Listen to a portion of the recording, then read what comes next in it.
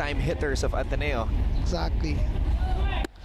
So these are the power hitters of the Ateneo teams. Nakaka-intimidate kasi when you see players of that size in a baseball team. Oh, definitely, Anton. Size matters in this game, no? Hitting-wise, talagang kayo lang yung mga players na merong chance to hit it outside of the ballpark, no? And so it's always a joy to watch a big batter doing his job on the plate. Hilario swings and was happy to just make contact with that ball, but he's really waiting for that big-time hit that will make that ball fly out of the park. So, kita natin sa screens ngayon yung Ateneo board rep, M. Hernandez, a alumni varsity baseball player for the Ateneo team also. Very solid Ateneo baseball program. 6th straight year in the finals now. And they're looking for their 4th championship in that span of time. Hilario makes contact, but it goes foul. Okay, so full count pa rin ang count ni Ryan Hilario. Again, UST pitcher Ventura pitching very carefully kay Ryan Hilario, just pitching either inside or the outside part of the plate and being very careful not to make that errant throw right in the middle.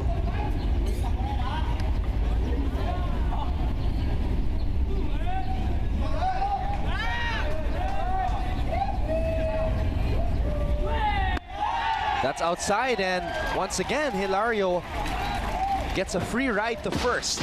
That's right. Well, that was a very close call by the umpire, no? Actually, maganda yung pukol ni Ventura, no? It would have gone either way. Pero pag nilocate niya pa yung pitch na yon ng mas maganda pa para lang maka-achieve siya ng strike, ang hirap kasi nga power hitter yung kinakaharap niya, no? So I think in that specific sequence, okay na sa kanya na malakad na si Ryan sa first base kesa to give up probably an extra base hit. Up next in the batting order is the captain, Renzo Ramos. Renzo Ramos had his best moment in season 79 in their finals clinching game against Adamson in the elimination round, wherein he tallied 6 RBIs. Wow, how Ateneo wishes that that game be repeated today, Anton. There we see the legend, the man you know so well, Coach Kiko. That's right, Coach Jeffrey, coaching for the UST Tigers team, hoping to bounce back for this game 2 and extend the series to a game 3. Sinabi mo nga, Coach Kiko, he won 5 championships in all of his 5 years in the UAAP. Yep. In recent memory, ang natatandaan ko lang na athlete to have been able to do that, yung sa Ateneo basketball, sina Justin Chua, Nico Salva, and Tonino Gonzaga. That's right. So nakikita natin, marami din tayong napaka-outstanding players sa ating UAAP na matatagpuan sa ibang sporting disciplines, Anton. Now Coach Jeff wants to bring back the championship they last won in season 73. Ramos pops that one up. UST trying to track that one down. And look at the effort of Marlon. Yep, ang gandang hustle ng pinakita ni Marlon, no? Muntik nang tinamaan yung cameraman. Yeah, he failed to make that catch, pero coaches should be happy with that kind of effort being shown by their players. There's Marlon Gonzalez. We actually highlighted Marlon's performance during game 1, no? Again, ang sigurong nagkulang lang si Marlon, yung Terry Senny, yung pag-guide niya dun sa first pitcher, si Ian Llave during game 1. No? He should have settled down Ian para hindi nagtuloy-tuloy yung mga based on balls no, inning number 3 Yeah, going that was back to game 1. No? That's when things started to fall apart for UST. Inning number 3, 3 consecutive walks, That's right. 3 consecutive runs awarded, and yes, Coach Jeff allowing his players to have a light moment. They're on TV. Ito nga yung unang TV appearance ng UST in the finals of the UAP baseball Ang tournament. nangyari pala, Anton, pinapaalis ng tournament officials yung mga photographers na muntik tamaan ni yes. Marlon kanina. Para nga naman, that's for the safety of both, no? The press people and the athletes as well. After all, nasa live territory ground yan. No? It's in the foul territory, pero that's still part of the playing area for baseball. Kanina pa natin nakikita si Lesmar Ventura trying to pick off the player at first base. That's right. Really just wanting to prevent the runner to be making a very big lead. No? So we just saw an errant sacrifice attempt by Renzo Ramos. So natin ngayon kung papaulit ni Coach Randy the same signal. We have doing the coaching chores on the third base side. Coach Randy Deser, the program director for baseball ng Ateneo, and over at the first base side we have their head coach, Coach Emer Barandok. You know what I just realized, Coach Kiko? This is the 20th year of Coach Randy as the program head for baseball with Ateneo. That's right. That's amazing. Oo. At yung 20 years na yun, na-highlight na itong last 7 years na talagang nag-invest sila during probably in the after 1 decade, and now they're seeing the fruits of those investments. Kasi yung pagka-program director niya, lahat, simula elementary, no? Ramos flown out at right field, and Hilario has to troop back to first base. Yep, that was a deep hit to the right field side, but Delos Reyes being able to, De La Cruz rather, catching it nicely over there at the right field side. That's the first out.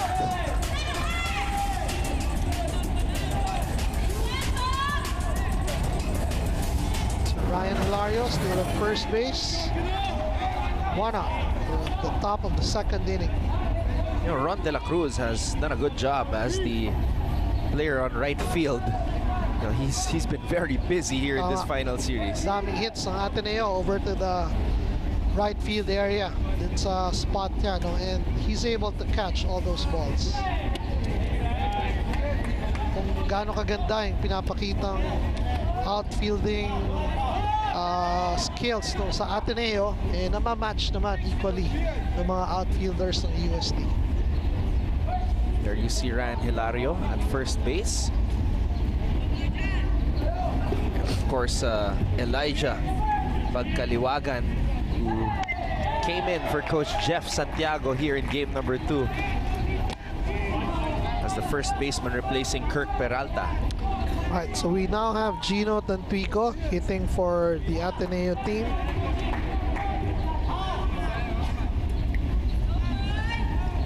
So Tantuico is a sophomore coming from the De La Salle Isabel School, nung kanyang high school, a prominent player for the Muntinlupa Little League team. Teammates at batchmates sila nung kanilang catcher, si Dino Altomonte.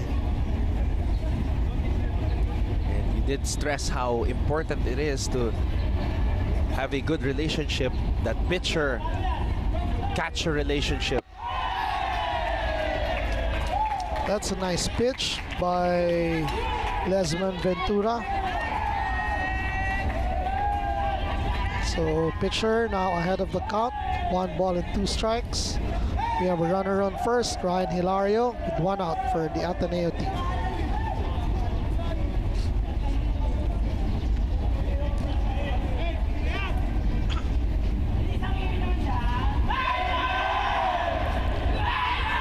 Lesmar still looking at Ryan Hilario. A pitch called ball, just a bit inside. Count now is 2-2 for batter Gino Tantuico.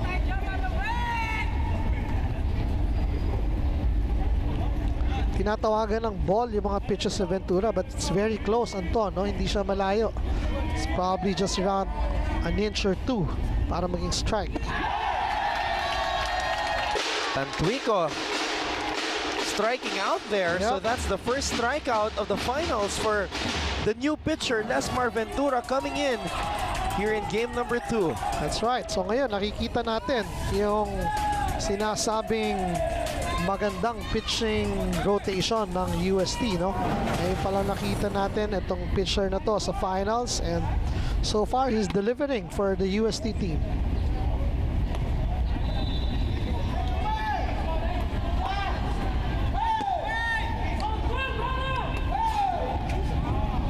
So we have Dan Laurel now at the box for the Ateneo team.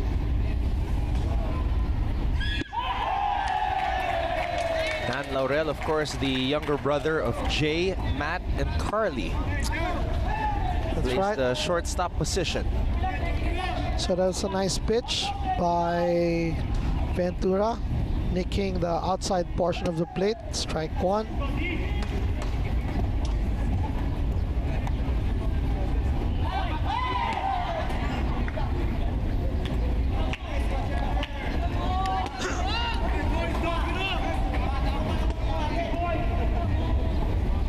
Imagine what it's like for Dan having to be the 4th Laurel brother playing collegiate baseball.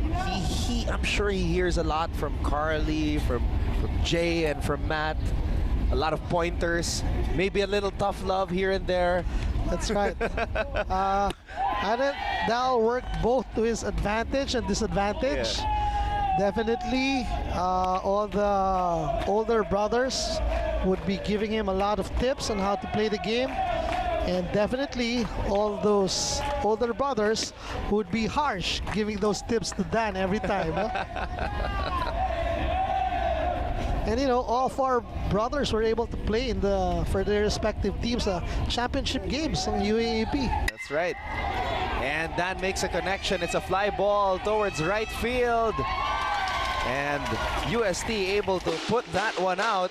Nice play by Noriel Valencia over at the center field on UST side. So Valencia and De La Cruz continue to play good defense, especially on that outfield. Here we see both of them very active. Noriel Valencia putting that one out and preventing Ateneo from scoring. We will head to the bottom of the 2nd when we return. This is game number 2 of the UAP Season 79 Baseball Finals.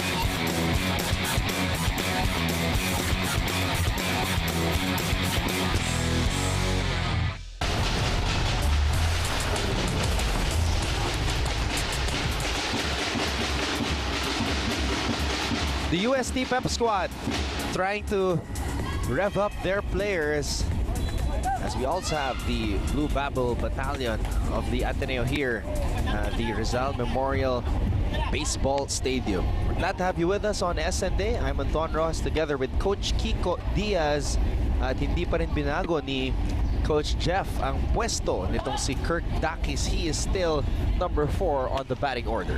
That's right. Kirk Dakis, the DH, still the cleanup hitter for the UST Growling Tigers team. He had 3 at-bats last game and failing to connect in those at-bats.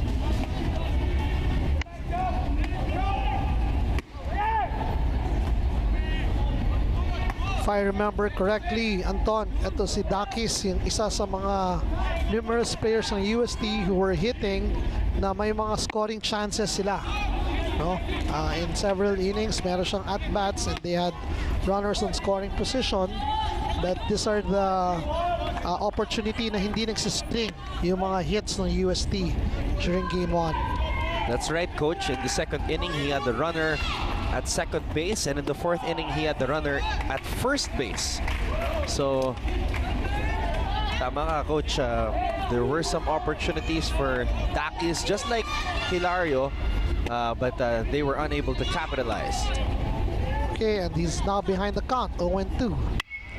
Dakis pops that one up high into the sky. Tantuico wants to get it. Oh, but he got bumped. He got bumped by Dakis. Well, the plate umpire called the batter runner out because I think the batter runner, in the decision of the umpire, clearly hit the defensive player while attempting that catch. Sinagasaan ni Kirk Dakis si Gino Tantuico. Right, pero kino-contest ito kay Coach Jeff, no? Although in this situation, advantage is always given to the defensive player. Kasi nakita natin doon, ang nag-initiate ng contact was the batter runner headed to first base, no? And Dak is apologizing as soon as he reached first base.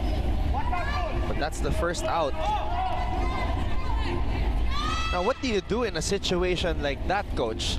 Na malinaw na wala kang ibang mapupuntahan, pwede mo bang ilagan ng konti? Tama, in fact, ilagan mo. Okay, pero kasi hindi nakikita mo yung defensive player na clearly nandun siya sa spot na yun, waiting for a ball, no? It would have been different kung nandun yung defensive player pero wala namang bola na mahuhulog exactly in that spot. So yun, clearly nakita natin at yun ang naging basis ng umpire. The defensive player was there because the ball was exactly headed his way. So because of the contact na na-initiate ng base runner, he was automatically called out.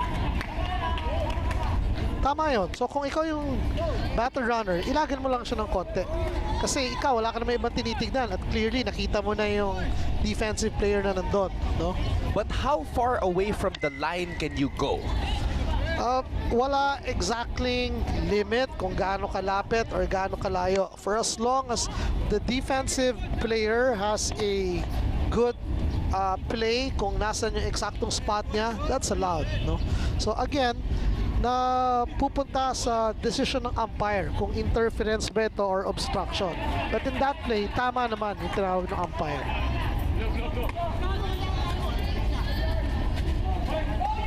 Siguro nagulat na lang si Dakis na wala siyang mapuntahan.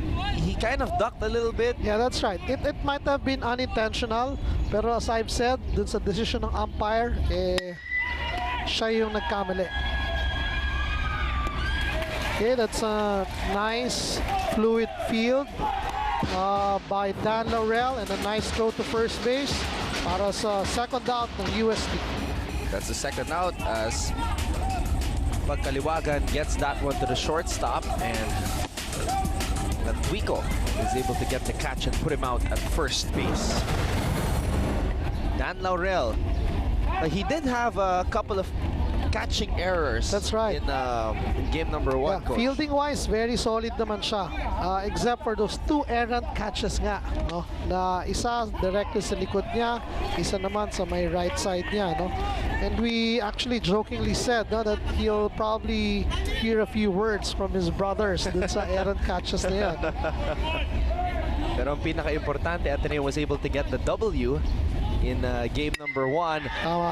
And we have a hit here from Vergara, Jefferson Vergara, but perfect timing by Renzo Ramos over at right field to make that catch.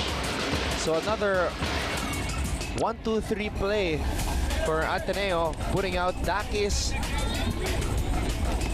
Pagkaliwagan, and Vergara. All right, still no runs tallied by both teams. We'll be back for inning number 3. This is game number 2 of the UAP Season 79 Baseball Finals.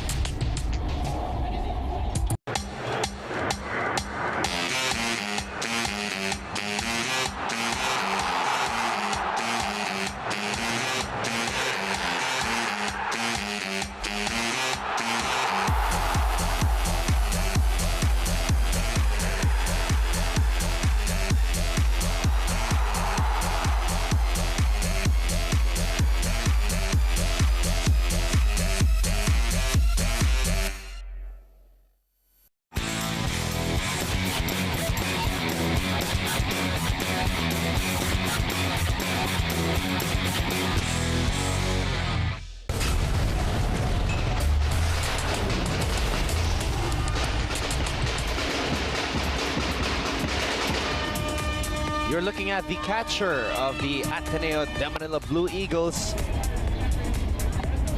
Dino Altamonte, the sophomore player from De La Salle Zobel.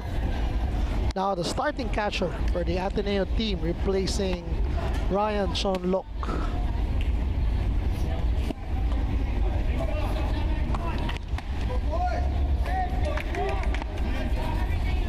Or you mean Dio Remolio? Oh, sorry, Dio Remolio. That's right. And that's not an easy role to fill, Coach. Tama, tama. Pero sabi naman natin, very rich in experience to mga to. Kasi kahit nandun pa lang sila sa high school team nila, napaka-competitive na ng mga nilalaro nilang games, no? Ano yan? Suki yan ng NCR team sa palarong pambansa. Coming from the Muntinlupa team. Here's Altamonte trying to see what Ventura will do. If first ball was pitched clearly outside, ball 1 count by Ventura.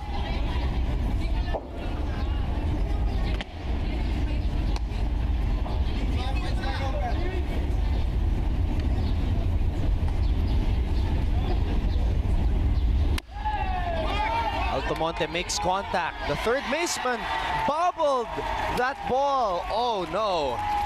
Mahirap yun, Anton. Actually, it was a slow grounder. Tama naman yung ginawa ng third base. He rushed forward. Pero ang hirap timingan ng field na yun, no? And that's the reason why he bobbled that field. It did bounce off funny on the ground.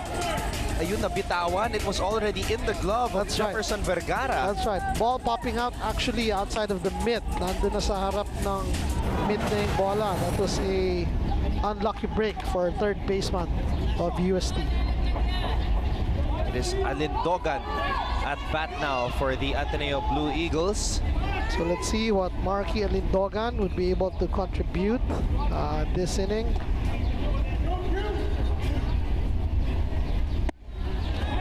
Okay, so that was a bunt attempt missed by Marky Alindogan, looking at Coach Randy Deser for some instructions.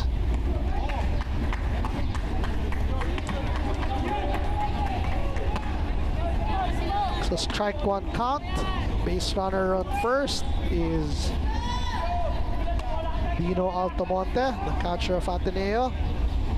Hitting now is their second baseman, Marky Alindogan. Who was the Pitcher. awardee for most stolen bases last season. That's right. So ang pinakamabilis at ang magnanakaw ng Ateneo team. He's got Altamonte at first base. So we're probably going to see another bunt attempt. That's a good pickoff move to first base. Coach Emmer shouting at this player to go back quickly to first base.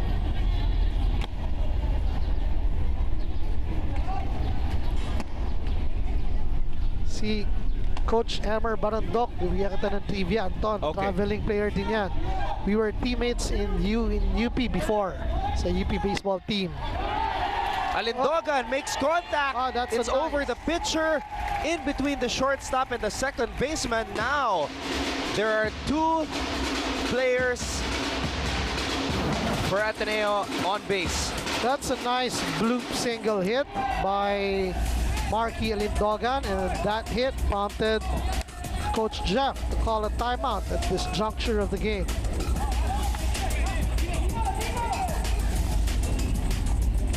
The Babalik first lang- time that Right. Coach Jeff called a timeout. That's right. So babalik ako dun sa kwento ko kay Coach Emmer Barandok, Anton. Yes. So we were teammates sa UP varsity baseball team. Half of his college life, he transferred to UST, played for UST. When he graduated in UST, he became the head coach of the UP varsity baseball team, had several championships for UP as well, and then eventually transferred and was recruited by Coach Randy to do the coaching job for the Ateneo baseball team. And is it true that he was Coach Randy's coach in Ateneo High School? High school, no, because he was a product of the Ilocos team. He's one of the teams na naglaro dun sa top international. It's a team that won an international tournament. No? They were then called the President's Kids. So that was the Ilocos Little League baseball team. Oh, but sorry, he was Coach Randy's coach for Ateneo High School. That's right, that's right. Before he was elevated to the college team, that's where he first started. And proving his worth, winning several championships para sa high school team, inakyat na siya dun sa collegiate team. So ngayon, dalawa ho ang base runners ng Ateneo. Nasa first at nasa second base. Mapalo, Radito Banzon, wala pa pong out. Bunt attempt there by Banzon. So that was a missed sacrifice play by Radito Banzon. Count now is just strike one with Altamonte at second base and Marky Alindogan, who made that nice bloop single to the shallow center field, now at first base. So the top of the third inning and potential runs now presented to us by the Ateneo team. And we saw Radito Banzon call the attention of the umpire as we see Alindogan there. And Altomonte. There's the bunt by Banzon. It's a sacrifice bunt.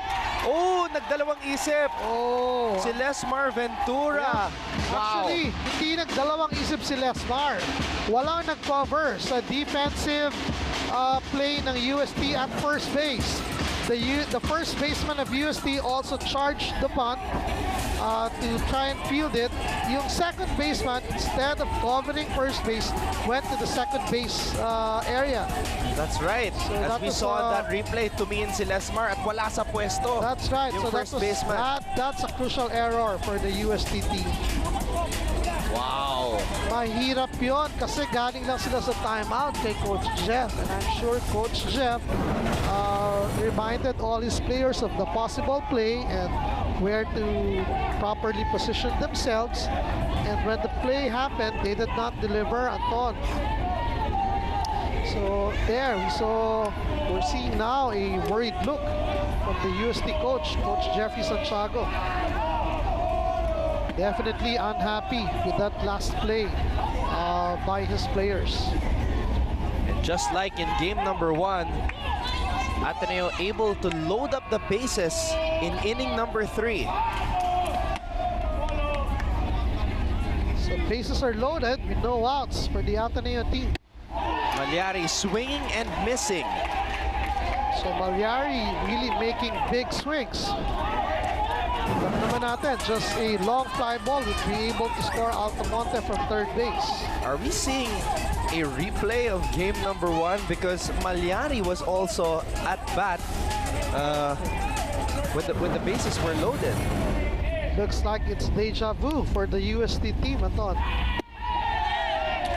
Dapat natin tignan ngayon kung magwo-walk ba or magkakaroon ng play. Kasi remember in that first game when Ateneo were able to load the bases, doon nagkaroon ng 3 consecutive walks ang UST. So makikita natin ngayon kung itong pitcher na to ng UST nakaharap ang Ateneo ngayon ay magde-deliver or hindi.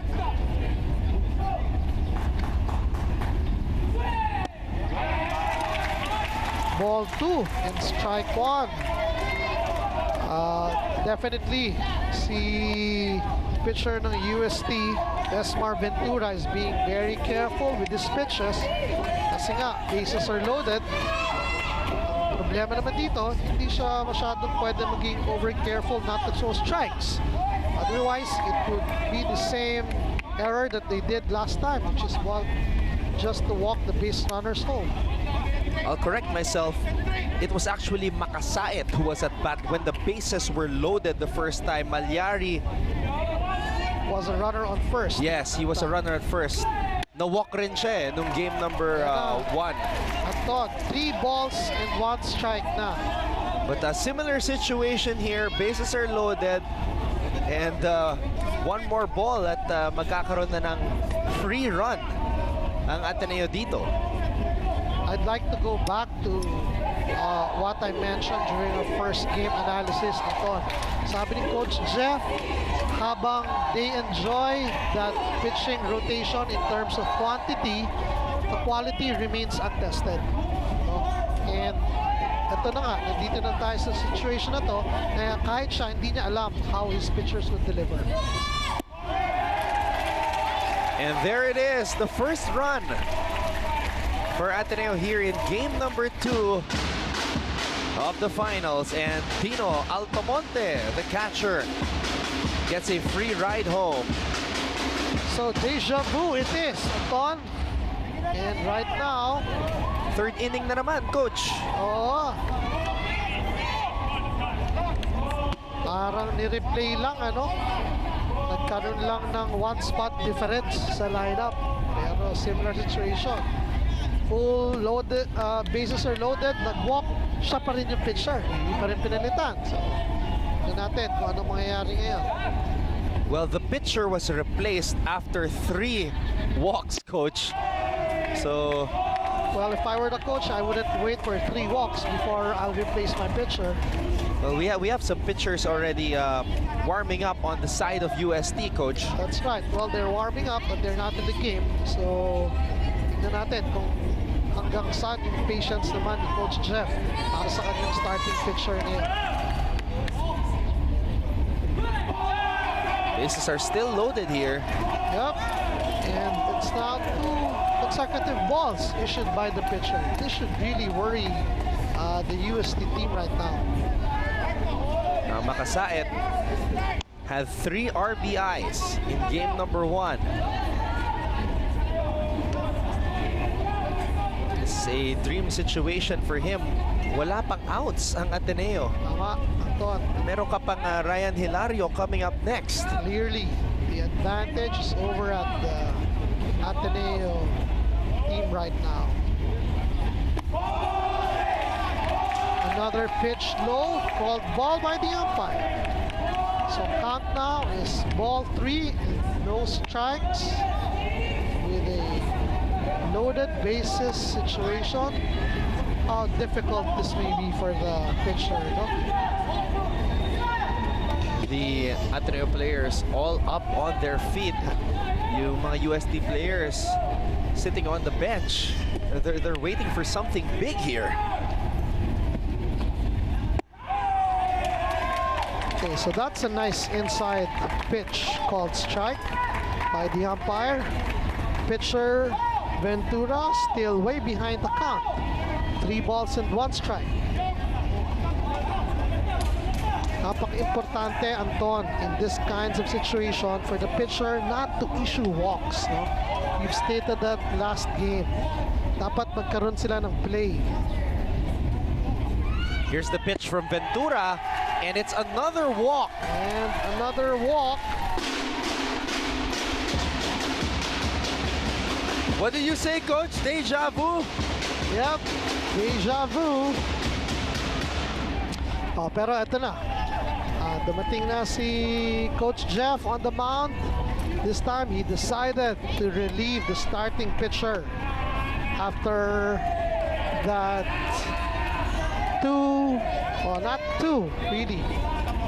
4 base on balls na consecutive. So, 2 runs tallied by Ateneo already. And it will be Max Mercado. Again, this is what we explained earlier. Shortstop Mercado was not fielded as the starting shortstop. Kasi nga, maaaring i-reserve siya ni Coach Jeff as a middle relief pitcher. And true enough, he's the guy that was pulled by Coach Jeff to take up the pitching cudgels for the UST team. Pero napakabigat ng situation na kinakaharap ni Mercado over at the pitching mound, no? Wala pa rin silang out. Bases are loaded. And dalawa na ang na-score ng Ateneo team. So definitely yung mindset na ipinasok si Mercado napaka-difficult para kahit na kaninong player. And a potential Grand Slam from happening here. Sino ba naman ang pwede maka-Grand Slam kung hindi yung pinakamalaking batter ng Ateneo, and you're looking at him right now.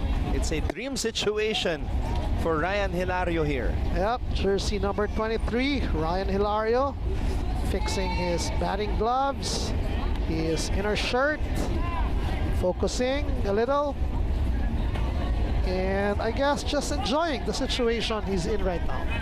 As a kid, this is the situation you dream about. Bases loaded, you're a big-time slugger, you're batting against one of the best players on the opposing team. You want to show him what you've got. It's Max Mercado, who's the team captain of USD. He's the pitcher. That's right. So nakita naman natin, maganda yung mga ginawa ni Mercado. No? He had a nice chat with his catcher just to make sure that all their signals are okay, and probably trying to convince each other that they have to get out of this situation without furthering damage to the scores ng Ateneo team. So it's the matchup between Mercado and Hilario. Bases are loaded. A chance for a Grand Slam for Ateneo. Here we go. Hilario will stay patient. He will see what Mercado will dish out. First pitch by Maxi Mercado, called in, and a ball by the plate umpire, Bernabe. Ricky Bernabe. Hilario makes contact. It goes right field but foul. And ball going to the opposite side of the field in the foul territory. So that evened up the count. 1 ball, 1 strike for big boy Ryan Hilario. Pressure definitely is on the defense right now. Wala pa rin hong out ang UST. At meron hong base runners, first, second, and third.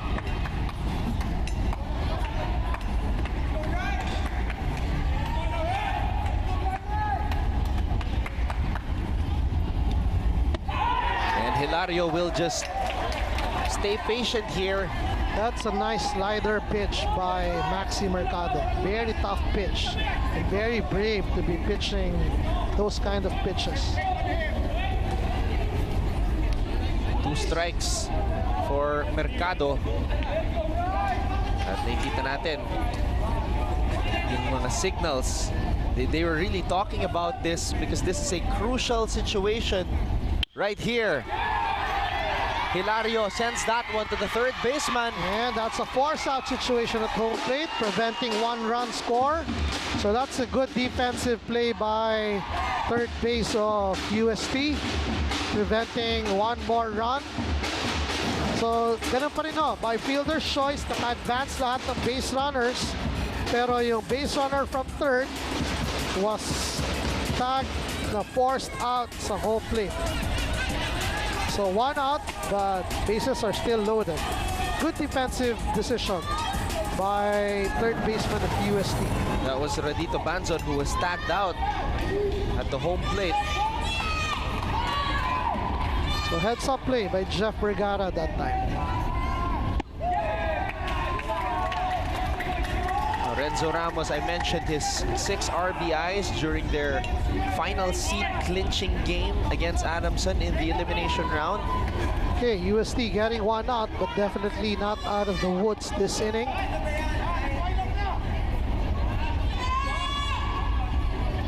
Mercado makes the pitch. Ramos sends it to the third baseman.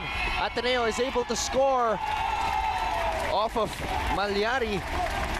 Okay, that time, Anton, malakas yung batted ground ball to the third base. And there was a little bobble in his fielding. So because of that, he just decided to make a force out to third base. Well, he tried to make a double play at first, pero that allowed another base runner for the Ateneo to score. Had third baseman Jeff Vergara not bobbled in his fielding, I'm sure he would have had another play at home plate and prevented one more run from scoring. So Makasaet was able to score there for Ateneo. And now one more out to go, and we've got Tantuico here at bat for the Blue Eagles. Two runners on base, and I believe, oh, wow! That's a nice pickoff throw. There was a little collision. It looked like Hilario got stuck. Yep. But being that he's a big man, tumama yung kamay niya dun sa plate. That's right. That was actually a close play at second base. No? So that's a good pickoff move by Maxi Mercado. There you see the throw to second base.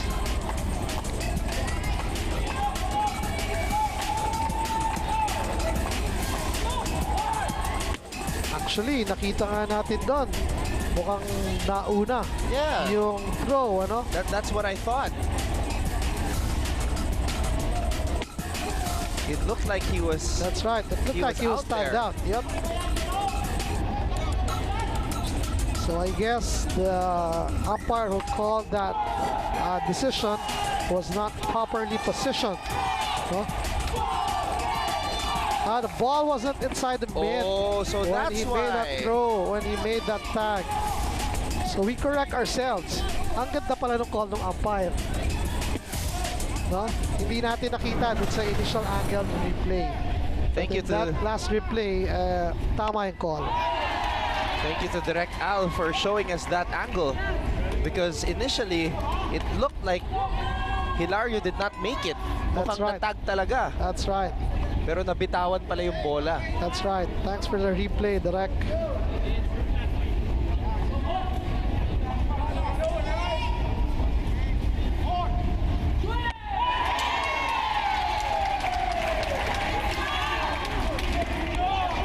So that's the first strike.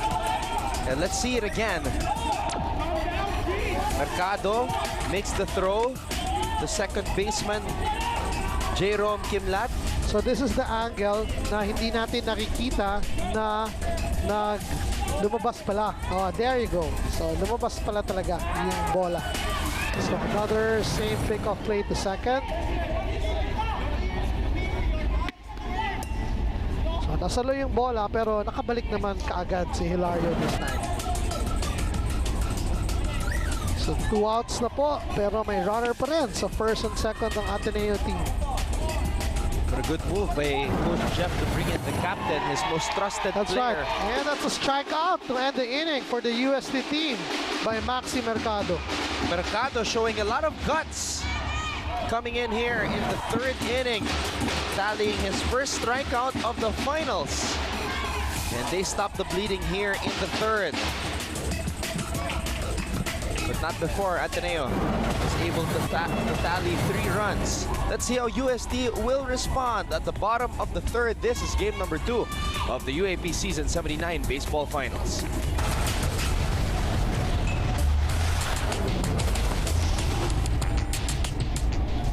Para sa akin, mas importante ang training kaysa sa laro. Kasi sa training, dapat mas mahirap siya Para pagdating ng laro, mas madali na lang. So minsan, kahit mag-isa ako, nag-train pa ako, syempre hindi rin madali i-balance yung nag-training ka sa umaga, pagkatapos pumapasok ka pa. Minsan, wala na yung utak mo sa eskwelahan, pero kailangan mo i-overcome yun dahil it's really part of being an athlete.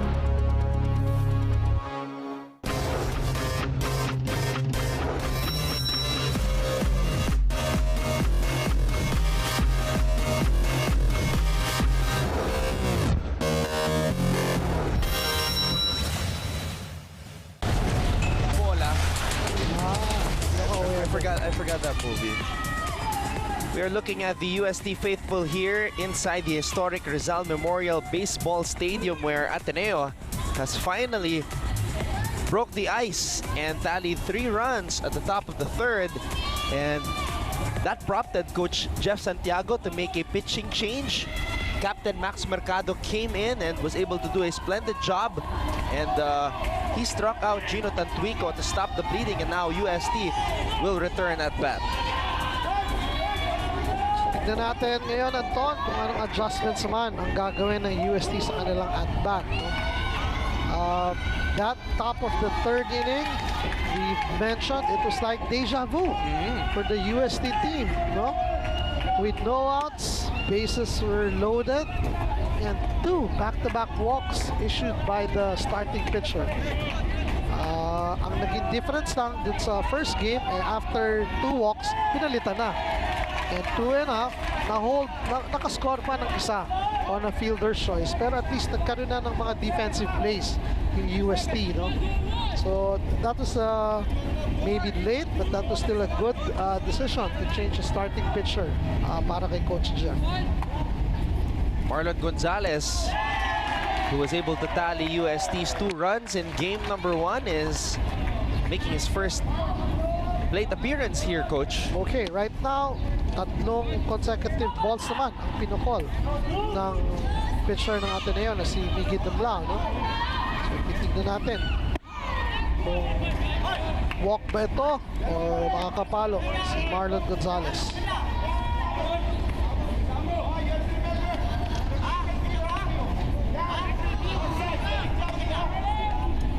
Bottom of the third inning, count on Marlon Gonzalez is ball 3 and strike 1.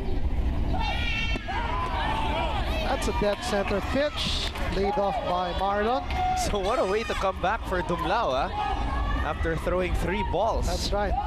So that's a steady pitching by Miggy Dumlao being shown to us. Former UAP Rookie of the Year. Gonzalez makes contact. Laurel throws it too high for Tantuico. Oh, a great job by Altomonte. Yeah, that was a great backup job by Altomonte, picking up the ball that bounced off the wall and making a great throw to second base. How did he get there? Did he teleport? Wow, that's very good game sense by Dino Altomonte. Probably knowing that there might be an errant throw, he covered the foul territory of the first base side, got that ball that bounced off the wall and made the good throw to second base, easily tagging out that advancing base runner to second base. What a play by Dino Altomonte. Very heads-up play by the Ateneo team. I-highlight ko yung play na ginawa ni Dino Altomonte. Not all catchers does that. Pero yun ang tamang hustle play ng mga catchers. On an expected play coming from the middle part of the infield area, you automatically covered the rear part of the first base. Para nga pag merong errant throw, meron pa rin kayong possible chance to pick off the advancing runner to the next base.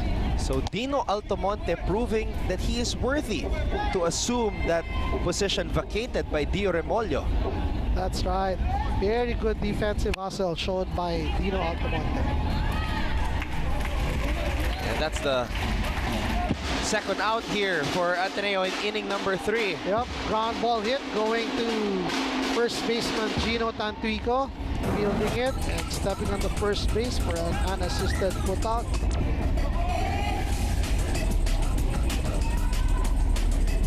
Now it will be Benedict Pedracio, who came in as the shortstop here in game number 2. Pedracio, one of those players who came in late in game number 1. That's right, and that was a good play by Renzo Ramos over at right field. Doubtful if he could get that play, pero nasalo niya, sliding to make that catch. Very good hustle play shown by Renzo Ramos over at the right field side of the outfield area. So Ateneo with yet another 1-2-3 play there. Their defense holding steady here in game number 2. We'll be back for inning number 4, so keep it right here on SNA.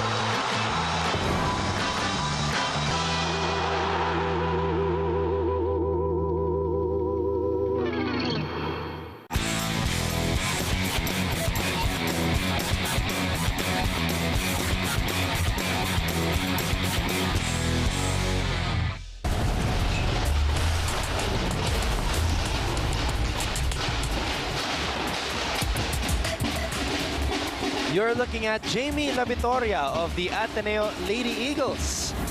And of course, she's here to support number 28 of the Ateneo Blue Eagles, Q Alindogan. So, baka meron mga hashtag JamieQ fans na nakatutok ngayon. May side story pa tayo Na syempre, kailangan yung mga players inspired, di ba, Coach? That's right. So we now have the first batter for the Ateneo team, Dan Laurel. So, mukhang may bago na namang sasabihin si Matt o kaya si Carly at si Jay dito kay Dan. First it was the catching, now it's the throwing. Actually, Matt is here watching his brother right now. So mamaya, sigurado. Meron na namang instant tips yan. You know me, Coach. Yeah, but that was a difficult play by Dan Laurel kasi he was running, making that field to cover the middle part of the infield, no? And really, that was just wonderful hustle job by Dino Altamonte to be able to convert that errant play into a good play. Laurel. Good hit. Let's see if he can get that over left field. Yes, he does. Dan Laurel. Oh, wow, that's a standing double. Making up for the earlier errant throw. Standing double by Dan Laurel to start the top of the 4th inning. Mukhang pinakikitaan niya yung kanyang mga kuya, Coach. Exactly. Right, so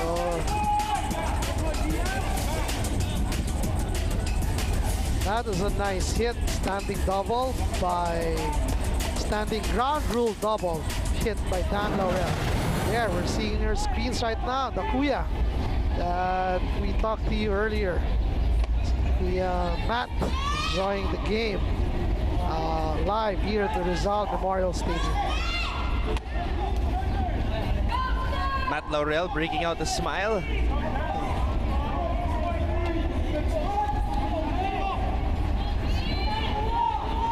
That was a ground rule double because it landed on the fair territory and then the ball bounced off the fence. No? So automatic, ball is called dead and the batter is awarded 2 bases. Altamonte. Will he get the first? Okay, That's the first out. That's a nice play by Pedracio on shortstop, delaying his throw to prevent the runner from second to advancing to third base.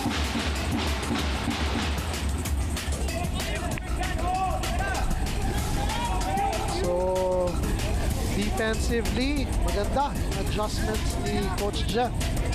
Kasi, deliver naman yung mga kanyang fielders. No? Okay, so we now have the motivated Q Alindogan hitting for the Ateneo team. You had to say the motivated Q Alindogan. And he's focused also. He's focused. You can see it in his eyes. You know, one of the fastest players we have here in UAP baseball. That's right. So Alindogan now batting for Ateneo with another scoring opportunity. That one goes foul. Okay, count now is no balls and 2 strikes for Ateneo's second baseman, Q Alindogan. So we're seeing on your screens the pitcher and the catcher for the UST team. The pitcher, Mercado, of the UST team coming from Tanawan, Batangas, a known producer of very good baseball players sa UAAP natin. He has several cousins who already graduated from UP, from UST, from Adamson team, and they are now the new bloods of the Tanawan team, showing their wares in the UAAP.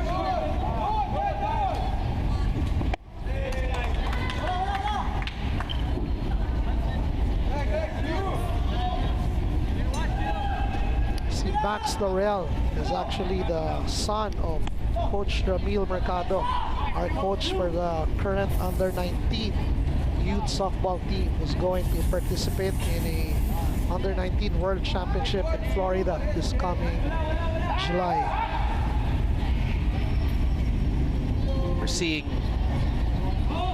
Max Mercado here trying to steady the ship of the UST Growling Tigers.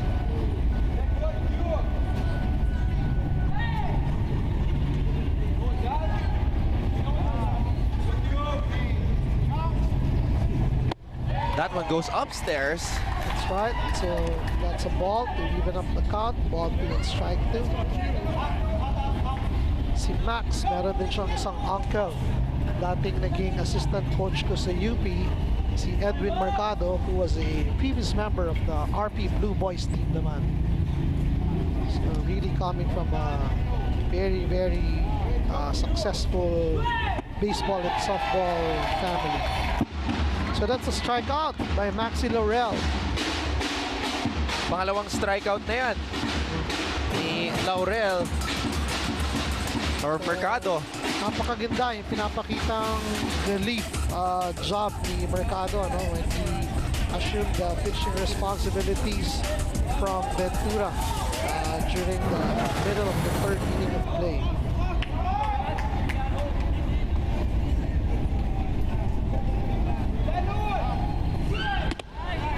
So 2 outs na po tayo. Ngayong top of the 4th inning. Score is 3-0 in favor of the team who's batting right now. They still have a potential run over at second base. And hitting now for the Ateneo team is Radito Banzon. A guy who we know can hit the ball very well.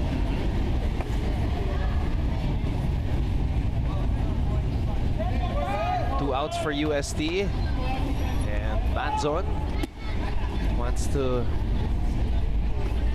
regroup here.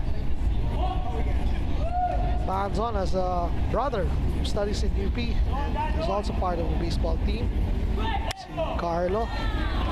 And my sister din siya, who was my player before in Little League Softball. Who plays the game also. Their dad, Rene Banzon, is very, very active in the Little League Baseball program of Uaap. Together with the dad of Paolo Makasaet, Sir Norman Makasaet. So that's a steal to third base and a nice throw by Marlon Guerrero, tagging out the stealing Dan Laurel at third base. So Dan Laurel talking to Coach Randy there. And Coach Randy seems to be in a good mood still, despite that failed steal attempt. So that's a good play by the catcher, picking off the stealing down Laurel to end the inning. All right, we'll be back for the bottom of the 4th. This is game number 2 of the UAP Season 79 Baseball Finals.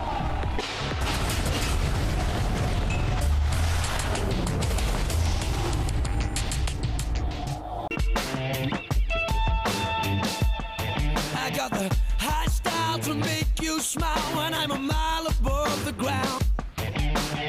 I wanna shake you, gonna take you way beyond the speed of sound. So come on, take up your wings and fly. Sky high, yeah, yeah. Sky high, yeah, yeah, yeah, yeah. Sky high, yeah, yeah. Come on, fly with me, babe. Sky high, yeah, yeah.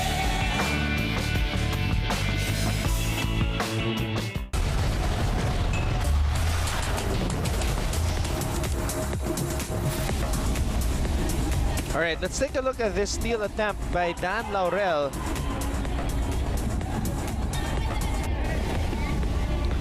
Anton, looking at the replay, you know what slowed him down was that he was still glancing at the catcher who was making the pickoff throw. If you were given a steal signal by your base coach, just run really hard, make the nice slide to the next base, and that'll increase your chances of being reaching safe kung saan ka mang base sa steal.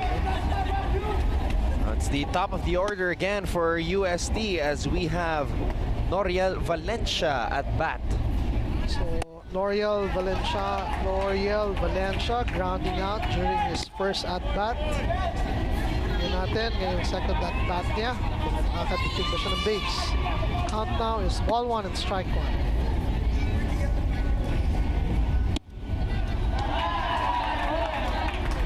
Now, what can you say, Coach, about Dumlao's pitching so far in the first 3 innings of this game? Well, somehow, meron siyang mga moments na nakikita natin na fall siya behind the count, no? Pero ang maganda, lumalaban siya, hindi siya nag-give up.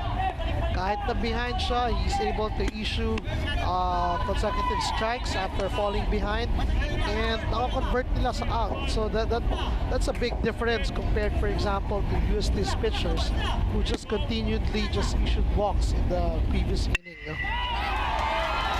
Valencia is able to get a fly ball towards center field and he reaches first base. Alright. Finally, UST showing us some offense. Exactly. So kakasabi lang natin kanina kung makakapalo siya ng maganda ngayon being the lead-off hitter of UST.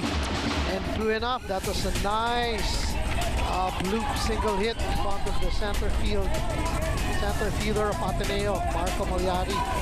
So potential run now on first base para sa UST Going Tigers. Marco Reyes now hitting for UST, their left fielder. Showing bunt and making that bunt to... Okay. Picking him off is catcher Dino Altamonte. That's a nice throw to first base to get the first out para sa koponan ng Ateneo.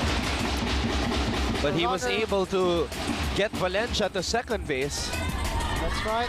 So the bunt was able to advance the base runner, and that's what the coaches can want every time they issue a sacrifice bunt play. Bonus na lang, of course, kung yung batter, runner na nag-bunt, makasave na ng first base. But he did his job right there. So, Coach, talagang nagsha-shuffle na ng tao si Coach Jeff. That was right. Angeles. Coming in for Reyes. That's right.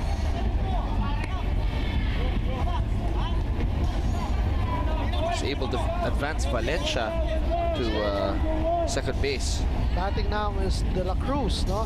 Na isa sa mga changes sa lineup ni Coach Jeff. Nilagay niya sa mas ibabaw ng batting lineup si De La Cruz. And the reason for that is that he's hoping that every time De La Cruz gets to hit the ball, merong runner sa scoring position, and right at this very moment, that is the situation for UST.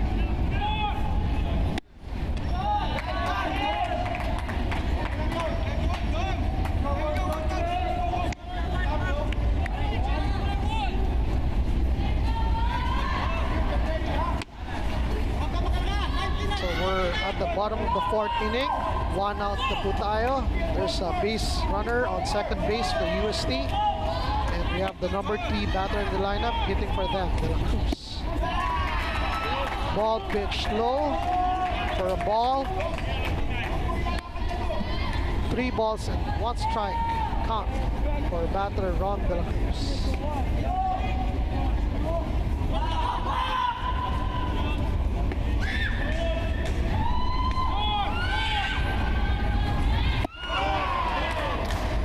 That's a nice dead center pitch. Laying off that pitch was De La Cruz, and probably wondering why he didn't hit that ball. You saw his reaction. And now the count is full. De La Cruz goes for it. That's a foul ball.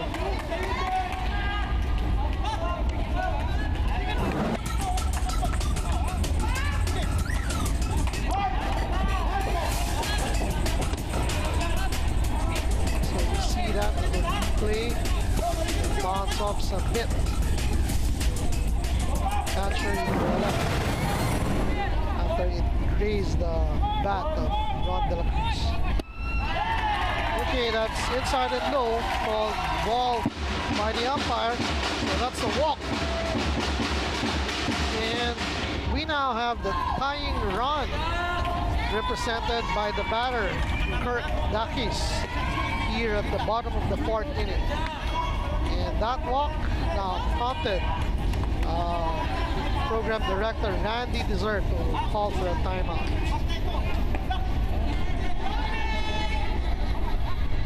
It's the first timeout called by Coach Randy. And we're here at the bottom of the 4th for game number 2 of the UAP Season 79 Baseball Finals. Once again, glad to have you with us on SN Day. Anton Rojas together with Coach Kiko Diaz as we see Coach Jeff Santiago here talking to the next batter, Kurt Dakis, because as you said, this could be the game-tying run. Okay, now we have wonderful scoring opportunity for the UST Growling Tigers team. Coach Randy calling a timeout, talking to his players just to remind them what the possible plays are and where to position themselves, which bases to throw at. Fly ball towards right field. Tantuico. Oh! And that's a foul ball. Missed chance by Tantuico. So just like in game number 1, nasilaw na naman si Gino. Yeah, but that time, Anton, swerte yung Ateneo because Gino was on the foul ball territory side. That's right. Had he been inside the fair territory and he missed that catch, then that would have been a fair ball call and surely advancing base runners ng UST that time. No? So, breaks going to the Ateneo side that time. Dakis sends that one long. And UST has a chance here to score. Will he make it? Altomonte missing the catch. Okay, very, very lively series of play we're having here. First, we got that nice hit to the left field side.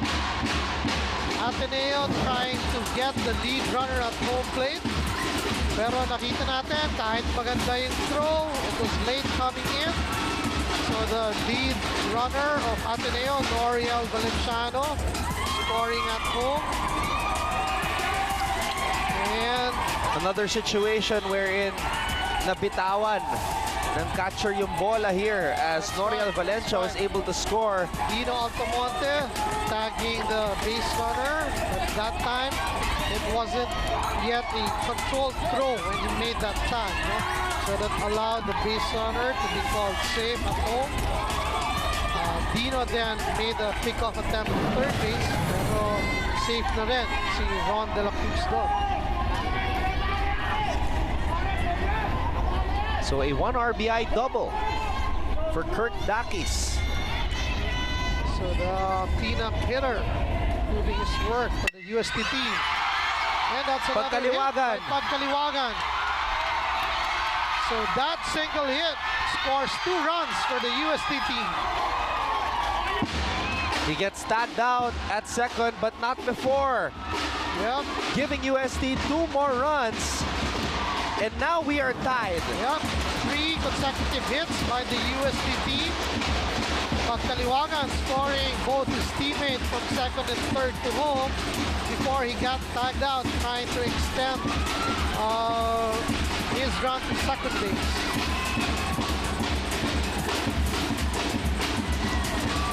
So there we're seeing in your replay right now the second base runner of UST scoring and that nice throw by Dino Altamonte to second.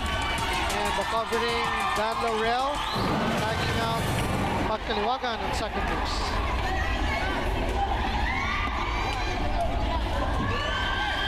So things just got interesting here in game number 2 as UST has tied things up. A 1 RBI double from Kurt Dakis and Pagkaliwagan is able to send 2 runners home.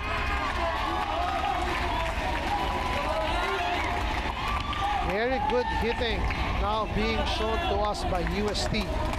Ito na yung sinasabi natin naman kanina, Anton, na their hits should sting to be able to make those runs. No? And Uaap, the hits came when needed most, and the batters were able to score their teammates home. There we see a very dribbling De La Cruz crossing home, and the sliding teammate Dakis to tie the game 3-all. So now we have a brand new tied ball game here at the bottom of the 4th inning. Back to square one, and UST applying a lot of pressure here. The fans have come alive, Coach. That's right. You can see now the UST supporters cheering and shouting their lungs out here at the Rizal Memorial Baseball Stadium. And I think, Coach, the adjustments made by Coach Jeff Santiago paying dividends here in this game. That's right. That's right. That's key now to UST's performance. So that's a foul ball hit. So again, we're seeing the brilliancy of our head coaches in terms of the decision making and the adjustments that they made prior to the start of the game 2. Ngayon naman, titignan natin kung sila Coach Randy and Emerbal will stick it out with Miguel Dumlao, having UST scored 3 runs off him as the starting pitcher. You can probably see that Miguel is slowly tiring out because UST now is hitting the ball a lot harder during this inning, and you know they tagged consecutive hits that time. Fly ball towards left field. And okay, that's foul ball, but that's a good attempt by Dan Laurel. Malayo na talaga yung bola, but it was chased down by Javi, Makasaet, both by Javi and shortstop Dan Laurel, but it just landed on the foul territory. Good effort. and there we see Dan Laurel making that effort. Hirap yun kasi behind his back net yung in-attempt nila catch doon.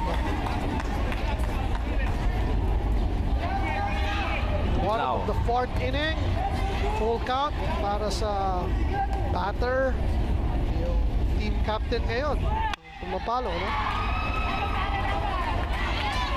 UST started to turn things around when their team captain Mercado replaced Lesmar Ventura That's right. Mercado at the pitcher's mound. Mercado really proving his worth both defensively and offensively, and more importantly, he brought some maturity and leadership when he was substituted back in as a pitcher. I think UST needed his leadership more than anything else during that time when they were starting to crumble and issue back-to-back runs via base on balls. So, tayo po ay nasa pang-ilalim ng 4th inning. Tabla na ho ang score. 3-all na po. 2 outs na ang nasa talaan at 3 balls and 2 strikes for the batter Max Mercado. And That's the strike. 3rd out. Yep, called strike. Striking out is And that's the first strikeout of the finals for Miguel Dumlao, and that's got to be a huge boost to his confidence. Let's take a look at it one more time. Mercado wasn't quite sure. It was close, but it was a strike. But not before UST was able to tie things up at the bottom of the 4th. We'll head back to inning number 5 after a few reminders.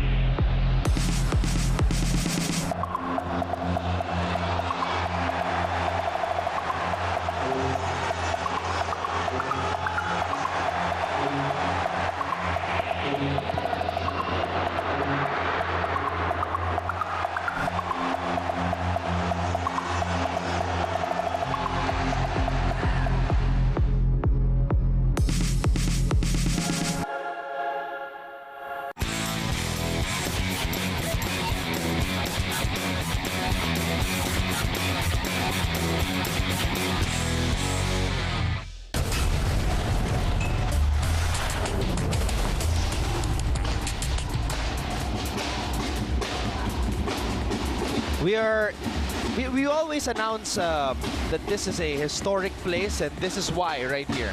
Wow, that's great history for this field, Anton. We see the name Babe Ruth right on your screens when he hit his second home run last December 2, 1934.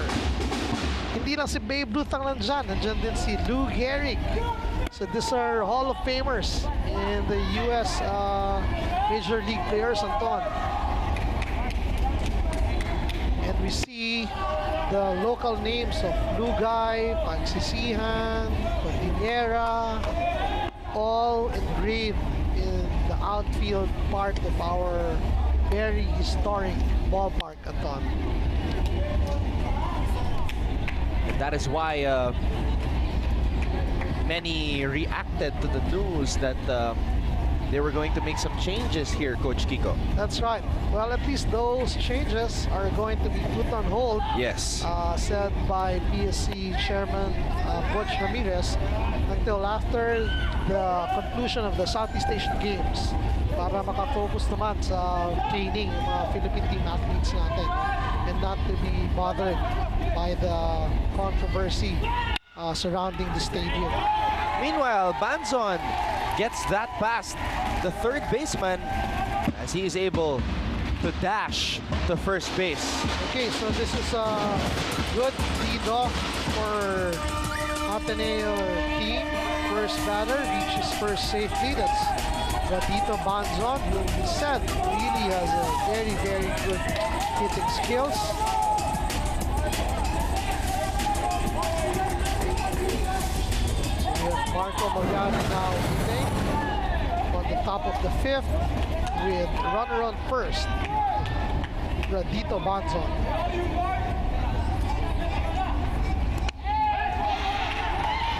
Okay, that's a pitch low and inside, called ball by the umpire.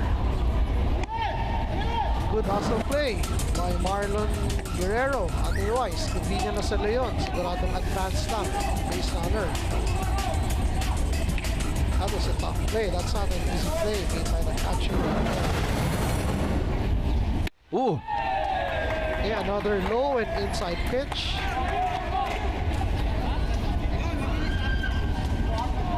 Mercado. So there we just saw the plate umpire signaling that the pitch was a little low.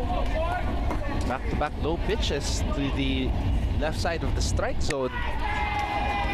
And going with the same pitch. This time Malyari made a swing and fouled the ball. So ball 2, strike 1 po ang count ni Marco Malyari against Max Mercado.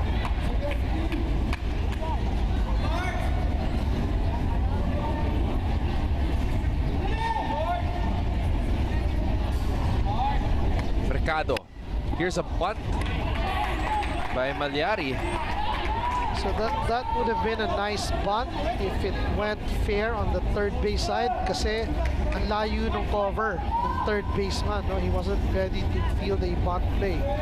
But very unfortunate that Marcos bunt went foul.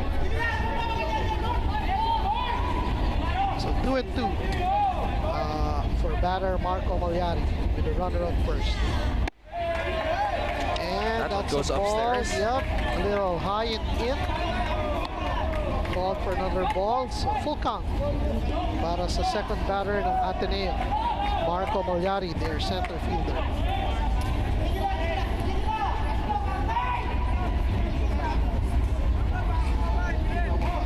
There we see Max Mercado, the captain of UST, and the catcher Marlon Gonzalez. Gonzalez trying to track this one down. Ooh! So a little confusion there between the third baseman and the catcher. No one really making a clear signal who's going to make the catch. Vergara and Marlon Gonzalez have to do a better job communicating there. Well, that time it should have been Vergara's ball because Vergara coming in nang nakaharap sa bola, eh, mas maganda yung chance na sa Leon kasi ang layo ng pinanggalingan ng catcher at nakatalikod siya when he made that attempt. So So these are the miscues na mapapakita sa atin ng UST. And again, going back to what Guerrero said earlier, it's a pre-game interview natin, sabi niya, they have to play consistent and really play as little error as possible during this game.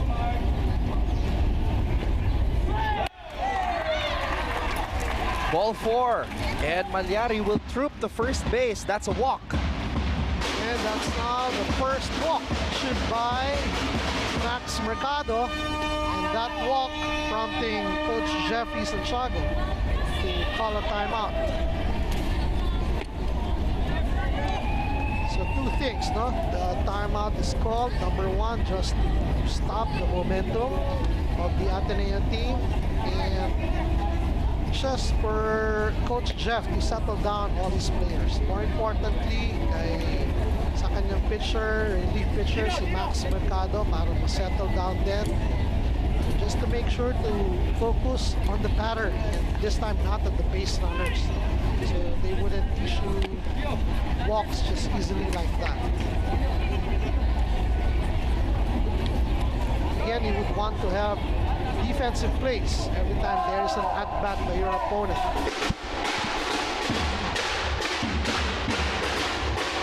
There's Coach Jeff talking to his captain.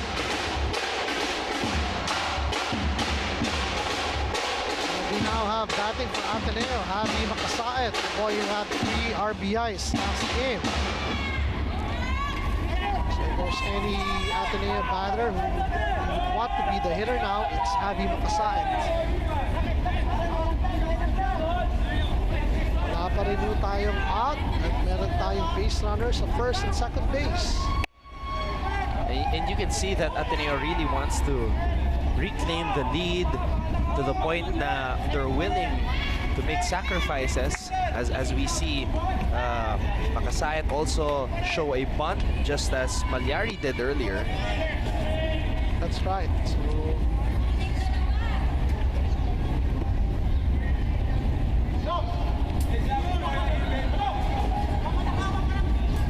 So again, we see Maxi Mercado talking to his umpire, Marlon Gonzalez.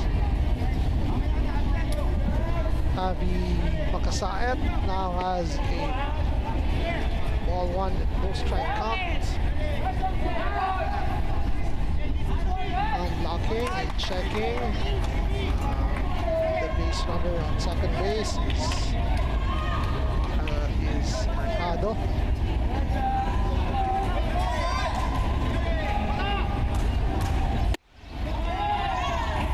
That's an attempted bunt, not converted by Javi Makasaet. Coach Candy giving the signals at third base. So, ulitin kaya nila sacrifice bunt attempt, or we see Javi making an attempt to hit that ball.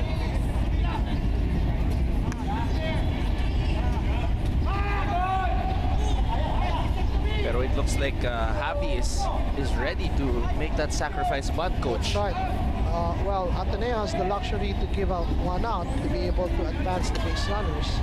So that's a good trade-off for them if they'd be able to do that. And there it is. The sacrifice bunt by Javi. And they decide to... Mercado decides to take him out at first base. That's right. So,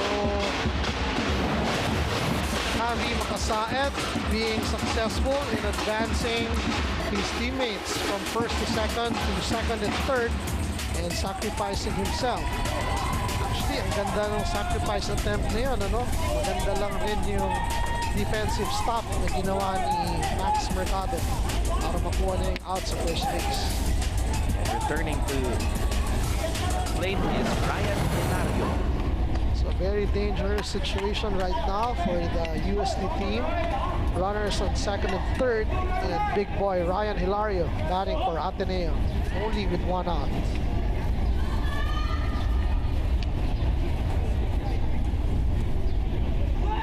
Hilario right in between the first baseman and the second baseman. So yun na yung matagal nating inaantabayanan na hit from Ryan Hilario. Dumating during the top of the 4th inning, Anton, para sa Ateneo team. Making that line drive hit between first and second base to score his teammate from third to home. So the plan executed well by the Blue Eagles. It started with the sacrifice bunt of Makasait to advance Banzon to third. And now a 1 RBI single from Ryan Hilario gives Ateneo back the lead. That's right. Very good sequence of plays coming from Ateneo. Dahan-dahan lang. Ikulungan talaga. And each and every player making their at-bat count. And just like that, they've scored the go-ahead run here at the top of the 5th inning. So 1 out with runners on first and third for the Ateneo team.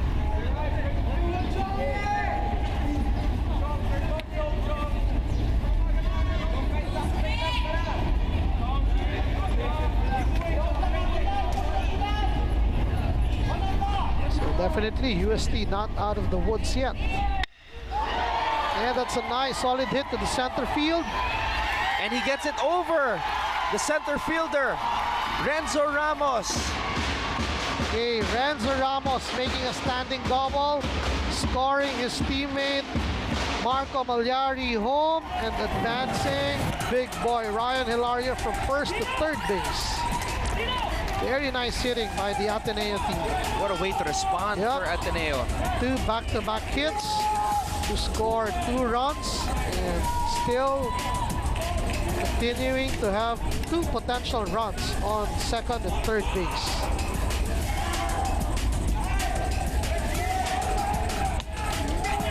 So 1 out pa rin. Tapos meron 2 base runner ang Ateneo. Si Renzo Ramos at Ryan Hilario on second and third base.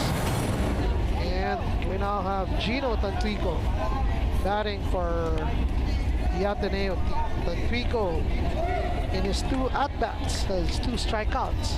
So tingnan natin if he'll deliver this top of the 5th inning. Can't get any motivated than that. He's got to break out of this slump. As Max Mercado has to compose himself, but si Papap de la Cruz ang pinasok na dito ni Coach Jeff. This is the second coaching or pitching change. That's right. So it's just a change of position. Mercado going to right field, and original right fielder Papap de la Cruz, who was the relief pitcher also in the first game, now takes the pitching cudgels for the UST team.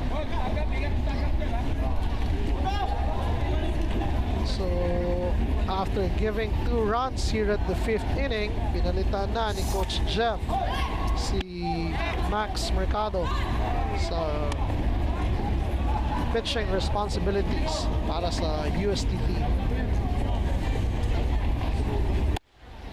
De La Cruz was the last pitcher to come in for UST in game number 1. That's right. I like the pitching mechanics and movement of Papap de la Cruz. No, he's very relaxed pitching. He doesn't overthrow his pitches. He has a nice target and is very consistent with his target.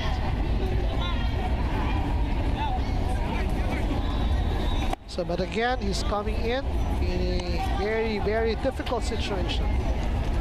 1 out pa lang, pero may 2 potential runners at run pa rin ang Ateneo, represented by Renzo Ramos at second and Ryan Hilario at first.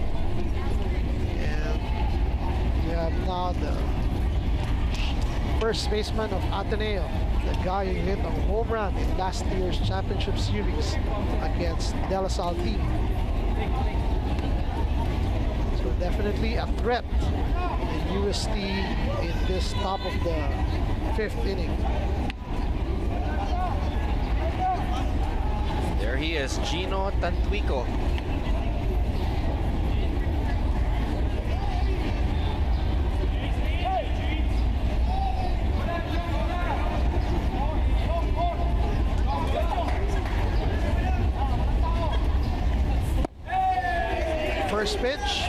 by reliever De La Cruz.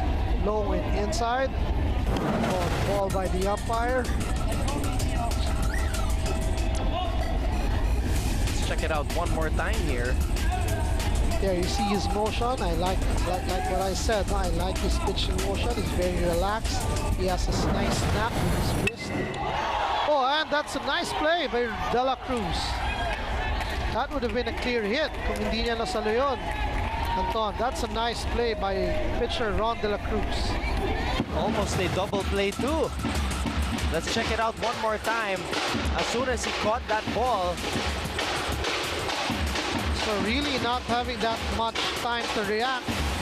Ball went almost right straight to his face. Made a catch and he attempted to make a double play at third base. Pero safe. Nakabalik na si Ryan Hilario doon. Nice play again by relief pitcher Uaap De La Cruz. so that's the second out after that catch by Uaap De La Cruz.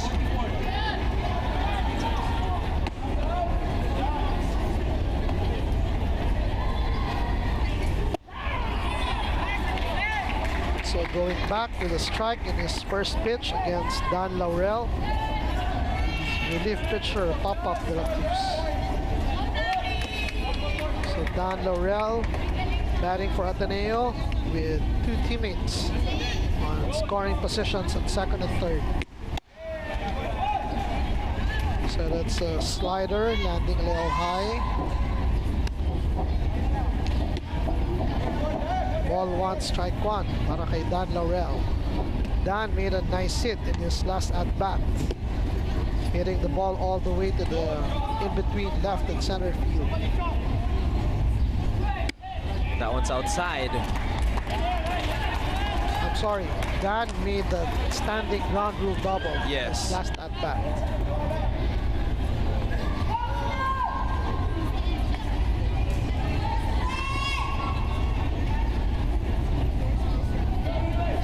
Now 1 for 2 in this at-bat. Count is ball 2 and strike 1.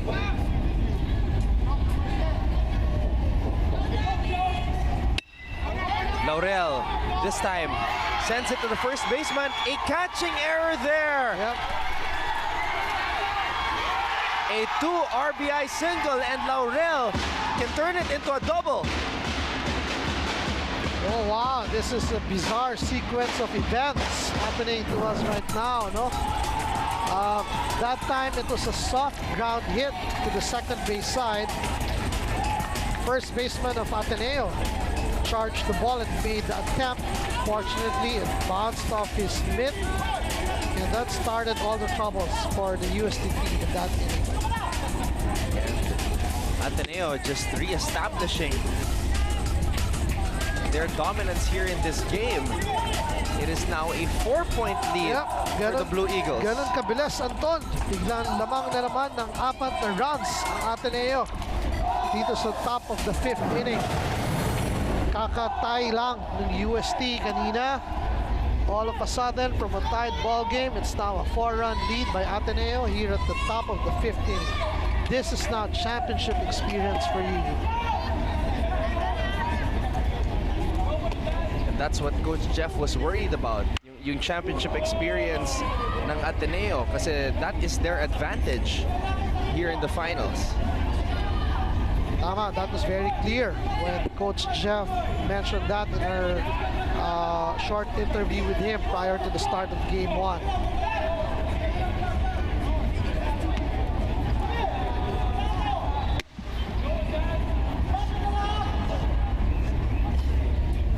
Ateneo scoring 4 runs here on the top of the 5th And inning. a steal here by Dan Laurel. That's a good steal by Dan Laurel.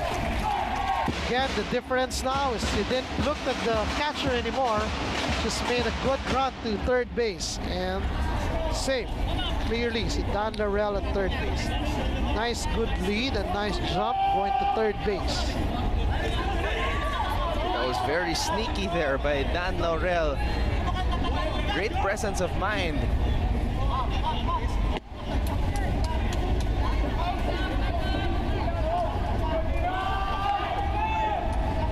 So So we're hearing some wake up comments from the supporters of UST, referring to their players to wake up.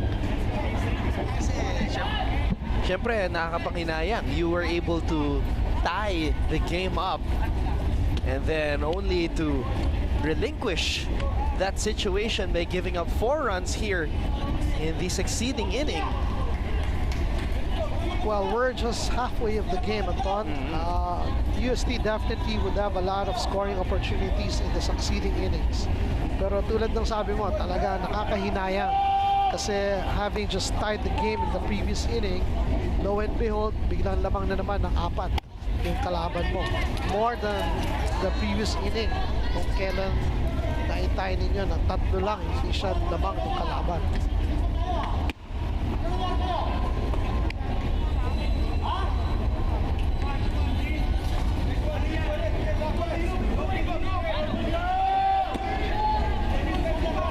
Balls, 2 strikes here. That is the situation as we have De La Cruz and Gonzalez.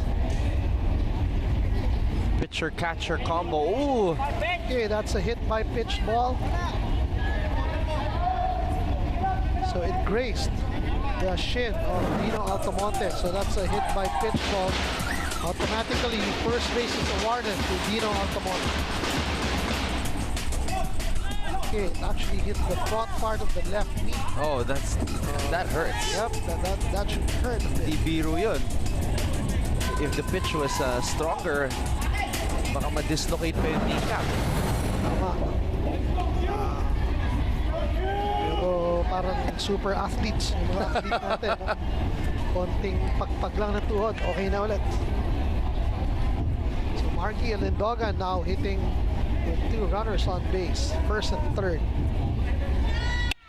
Alindogan. Oh! A catching error by the third baseman. Yep, that was a very poor fielding by the third baseman. He was already on his knees before the ball got there. So, nakikita natin sa replay, oh. So the ball bouncing probably around 1 or 2 meters in front of him, but he was already on his knees. So ball bouncing off the third baseman. Coach, score another run for Ateneo. yung hinirit ng isang UST supporter kanina na wake up, that was very accurate because right now, you know, these errors, these catching errors committed by UST in this inning, parang kulang sa tulog. Exactly. This is now really where UST should try to pick up themselves and rally and just get the third out, get out of the inning and start producing runs again during their at-bats. No? Ang problema, parang compounded na. Dire-diretso na yung hits ng Ateneo, masusundan pa nila ng errors. And this is now the reason why the Ateneo team leads the game with 5 runs, 8-3 here at the top of the 5th inning.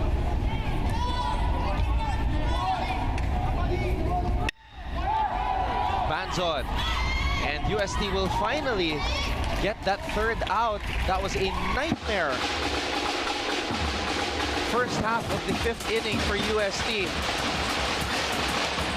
as they gave up 5 runs to the Blue Eagles. Okay, we'll see if UST get a few more runs during their at-bats in the bottom of the 5th inning. We'll be back.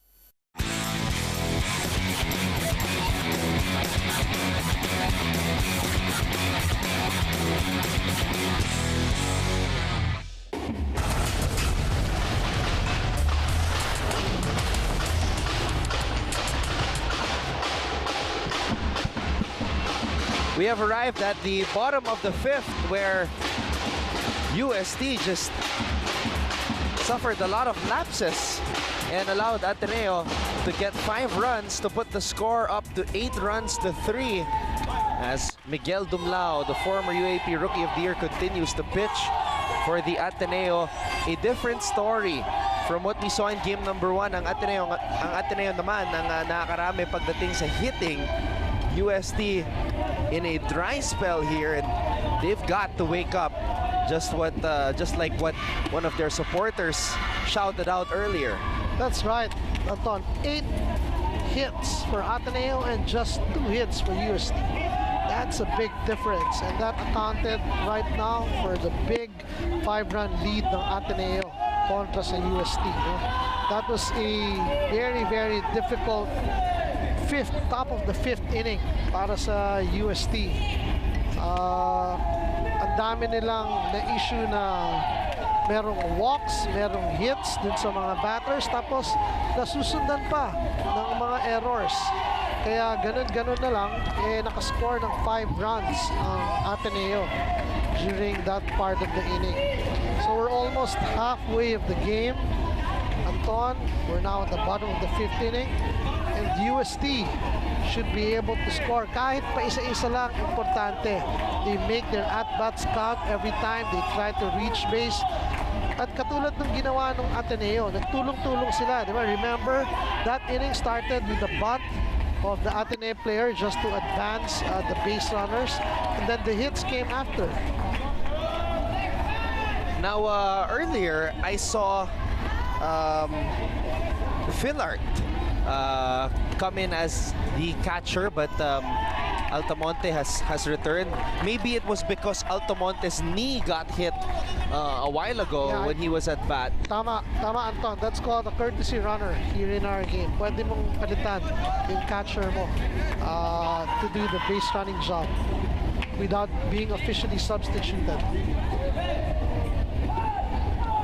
So Coach Randy deciding to stick it out with Miguel Dumlao here at the bottom of the 5th inning. The count is now even at 2 balls and 1 strike.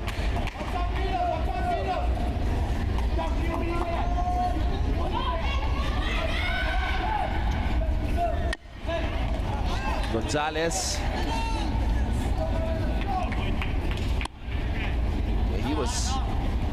He was out at second in his previous appearance at bat. Yung characteristic ng tukol ni Miguel, Anton, he delivers it very heavy on the batters. Hindi mabilis pero mabigat kung paluin. Kaya mahirap din, no? Kahit na kung titignan mo, parang mabagal yung pitch. Mabigat naman yung bola pag pinalo. So, ang tendency, hindi rin masyadong lumalayo pag tinatamaan. And meron siyang parang forehand na top spin na nakikreate dun sa bola niya.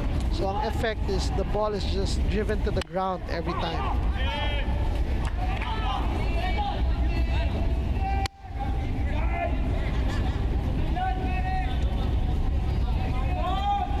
Again, we're at the bottom of the 5th inning. UST now hitting, starting with their catcher, Marlon Gonzalez. Ateneo now has the lead, 8-3. And that's another strikeout tallied by Miguel Dumlao against Marlon Gonzalez. Pangalawang strikeout na yan ni Dumlao dito sa game number 2. Tama. And yung kaninang strikeout was the last batter of UST during the top of the 4th inning. Or during the bottom of the 4th inning. So very nice, good pitch location by Miguel Dumlao. Again, not that fast, but very, very controlled and nice location. Now it is Kirk Peralta. Now, this is the first appearance of Peralta here at bat, Coach. Tama. He replaced, I think, Pagkaliwagan over at first base during the last inning.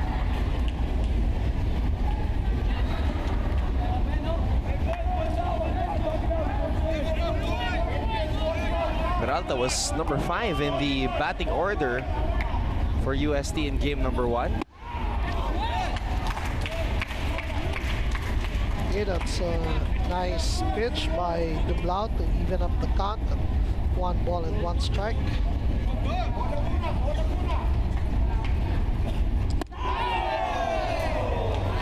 And that's a nice slider thrown by Miguel Dumlao. Ateneo fans liking that. Yep. Ball 1 and strike. And Coach Jeff Summons. Kirk Peralta here. Let's see if Peralta can make the proper adjustment. There's the breaking ball pitch, starting very high and then dropping just right top of the plate. Okay, this time Peralta fouls the ball hard to the net on the left field side.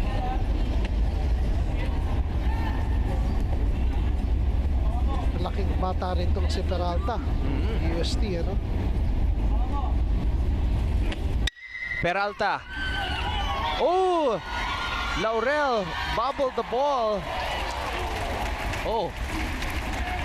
Peralta stumbling, coach. That's right.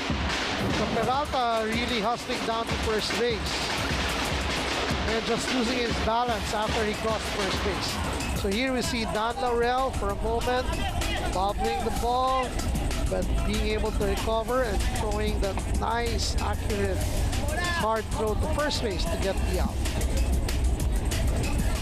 It's a great stretch there by Gino Tantuico. That's making right. sure his foot was still there on base. So there we see on the replay, not just when Peralta reached first base, he lost his balance somehow after crossing first base. That's the second out. Great recovery there by Dan Laurel. Earlier also at the start of the inning, we saw the proud parents of Dan Laurel, Arsenic and DP Laurel, watching and supporting Dan Laurel in this Game 2 Championships, the Season 79 baseball. And Laurel, oh, he dropped the ball. Again, that's a good stop, preventing an extra base hit, but somehow he lost his balance and was not able to make the throw to first base.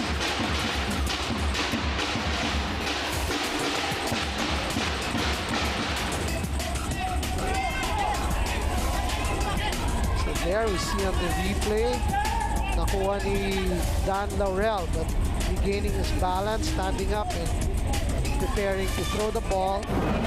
Wala yung control niya dun sa grip ng bola. So we have now a runner on first base for the UST squad.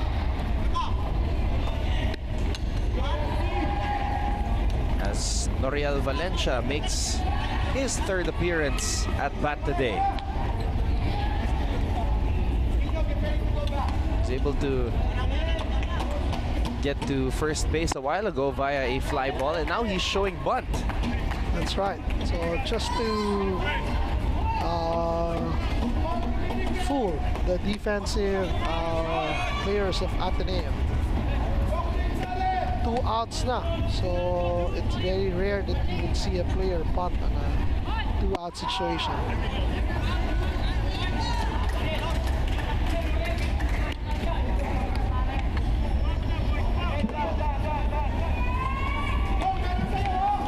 The batter of Noriel of UST, Noriel Valencia, now batting.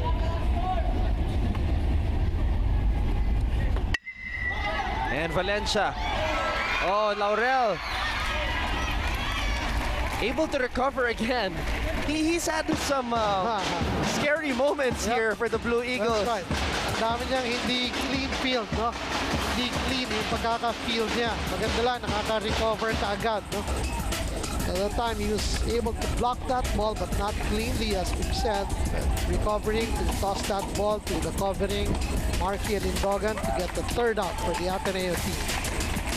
All right, we will be back for inning number 6, so keep it right here on S&A.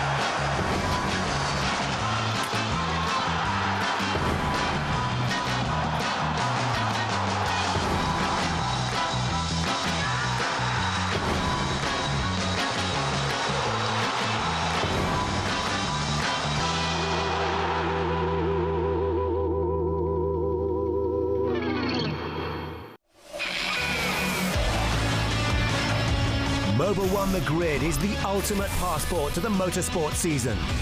The show that goes behind the scenes at the biggest races on the calendar, talks to the greatest drivers from around the world, and looks at the technology behind success in racing. All this and more on Mobil 1 The Grid.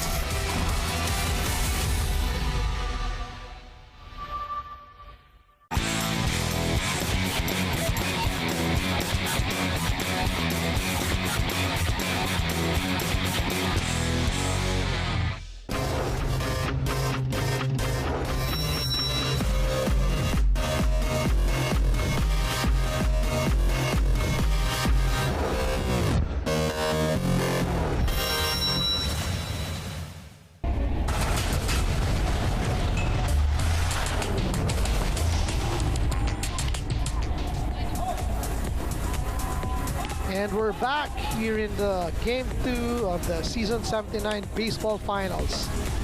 We're on top of the 6th inning. Ateneo now has the lead 8-3.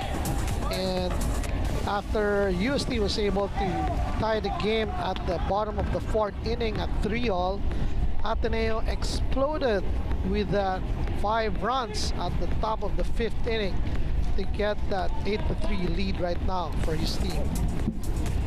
So papalo na naman si Marco Malyari para sa Ateneo team. And we'll see kung madadagdagan pa ba ang lamang ng Ateneo or mahuhold sila ng UST this time around.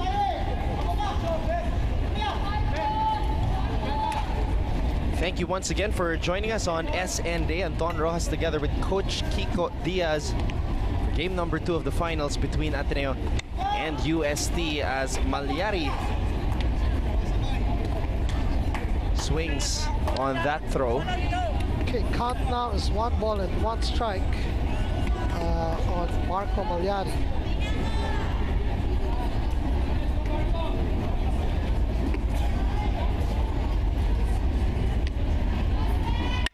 Malyari makes contact. Can he get to first base? And this time fielded cleanly by the shortstop, making a good throw to first base with that put out. 1 out para sa kapunan ng UST.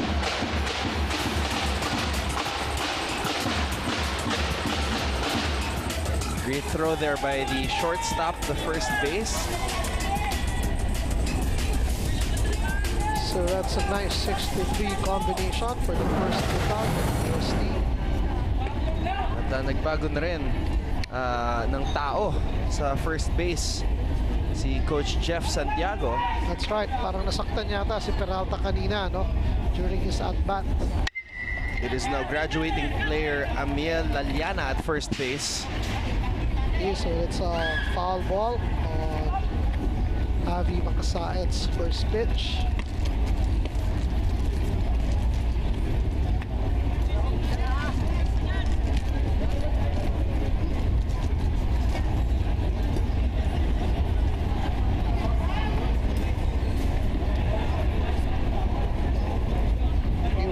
The screens, the third pitcher for Ateneo, for UST, Pop-Up de la Cruz. And that's called high and out. Ball 1 and strike 1. Para kay Avi Makasaet. Makasaet making that sacrifice bunt during the last inning, which led to 2 straight RBIs from Hilario and Ramos, Coach. That's right. This was what we were stressing earlier, that you don't have to do big things, just the little things count, and if you add them up, surely that's significant in the end. And a fly ball is able to give Makasaet the time to get to second base. The right fielder of UST was bothered by the sun right there. While chasing down the ball, he might have lost sight of the ball. And another costly error for the UST Tigers. They've been having trouble catching, Coach, in the past 2 innings, including this one. So again, right fielder who made the error, quickly substituted by Coach Jeffy.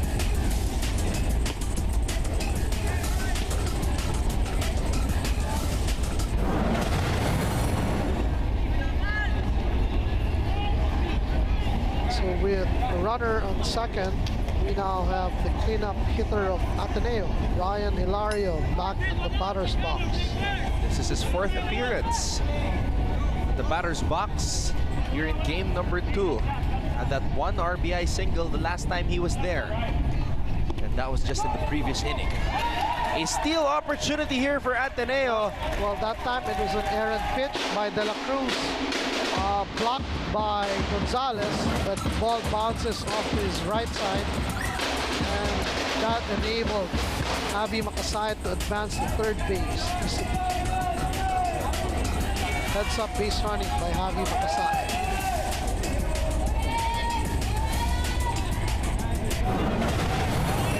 So Ryan Hilario hitting with a potential run at third base para sa kanyang team, Ateneo.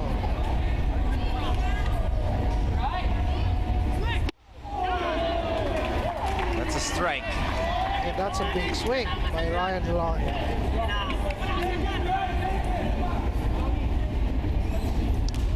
We see Ateneo playing determined to win the championship that they lost UST a year ago. You mean LaSalle, coach, a year ago? Yep, that lost to LaSalle a year ago. And a more determined Ateneo team right now in the championship series. Ito namang UST, the last time they won a championship and the last time they were in the finals was season 73, and that was the year before Ateneo established themselves as a powerhouse in UAP baseball. That's because right. after that, 6 na magkasunod na finals appearances na para sa Ateneo. That's right. And in those 6 championship appearances, they had a string of 3 consecutive championships won, just losing to LaSalle nga earlier. We mentioned last year. Makasayat is safe, but that was close. Yep, that was a close call at third base. Very big lead being made by Makasayat, going back just in time before he was tagged by the third baseman. That was really close. Even The tag just came in late, actually. He was able to sneak his foot on the plate, on the bag. look at program director Randy Beezer making sure his player Makasayat got there safely. Tumama! And that's another run for Ateneo. And that's a foul ball call, actually. That's the right call. It's a foul ball. Being called by the umpire. So runner on third, Javi Makasayat will have to go back. And Ryan Hilario would have to go back yet again for his team.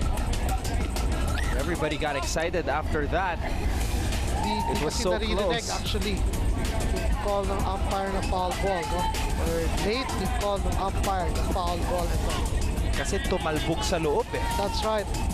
But bago tumalbog sa loob, tumama muna sa paa niya inside the batter's box. Kaya siya foul ball. Okay, so another at-bat for Ryan Hilario with a scoring chance and runner on third. Swinging and missing there was Ryan Hilario. And this time, Strikeout. pitcher pop-up De La Cruz, making sure that Hilario doesn't do further damage to their team. Making sure Hilario gets out with a nice strikeout pitch. De La Cruz getting his first strikeout here in game number 2.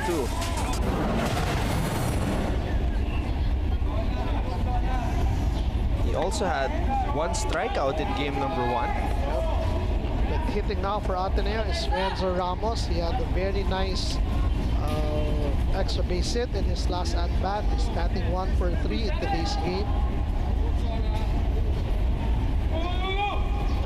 Ramos over the pitcher.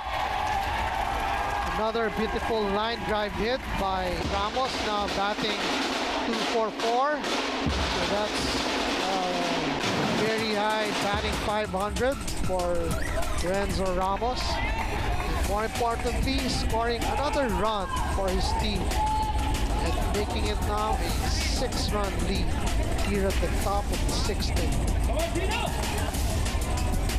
Ramos in the previous inning had a 1 RBI double. He follows it up with a 1 RBI single, sending home Javi Makasain. The captain, Renzo Ramos, delivering the goods for Ateneo.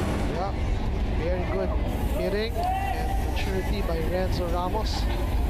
He will definitely want to end this season as team captain with a championship crown. Tantuico gets tagged out at first base, but not before Ateneo was able to tally another run. Let's take a look at this one more time. Tantuico with a ground ball. So nice, cleanly fielded by the third baseman. Nice accurate throw for an easy put out. Like what you mentioned, not before the Ateneo team scored another run. It's now 9-3 in favor of Ateneo. We'll be back for the bottom of the 6th. This is Game 2 of the UAP Season 79 Baseball Finals.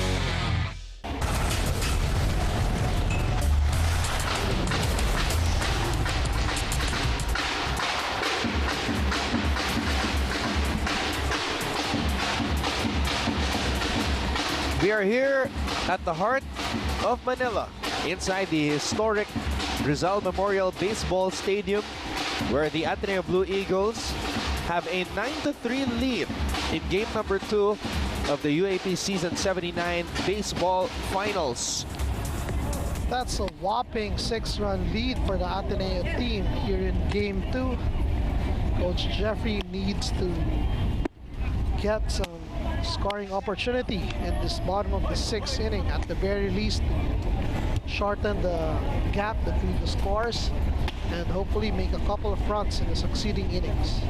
The rookie, Miggy Angeles, makes another appearance here in the finals. He came in at the top of the 8th in game number 1 and tallied 3 strikeouts. Tama, ang ganda ng relief job ni Miggy Angeles in our game 1, no? And inaasahan nila Coach Emmer and the Coach Randy that Miggy will do the same exactly in his relief job here at game 2 for the Ateneo team. Now, that was a long huddle by Coach Jeff Santiago. So let's see what UST will come up with as they come out here at the bottom of the 6th, desperately needing to get more points on the board. And new pitcher, Miggy Angeles, would want to get, I'm very sure, 3 quick outs. So they really can feel and smell that championship being won by his team in today's game 2.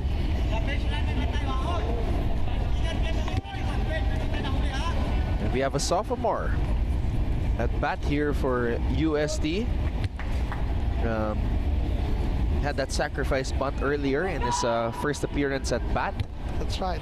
He replaced Marco Reyes. We now have Angeles batting for UST.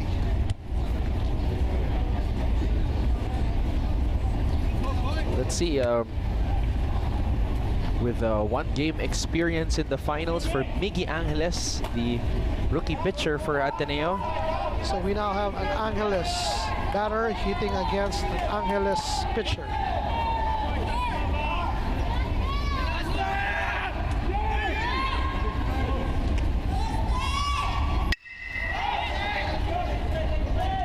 That one goes foul.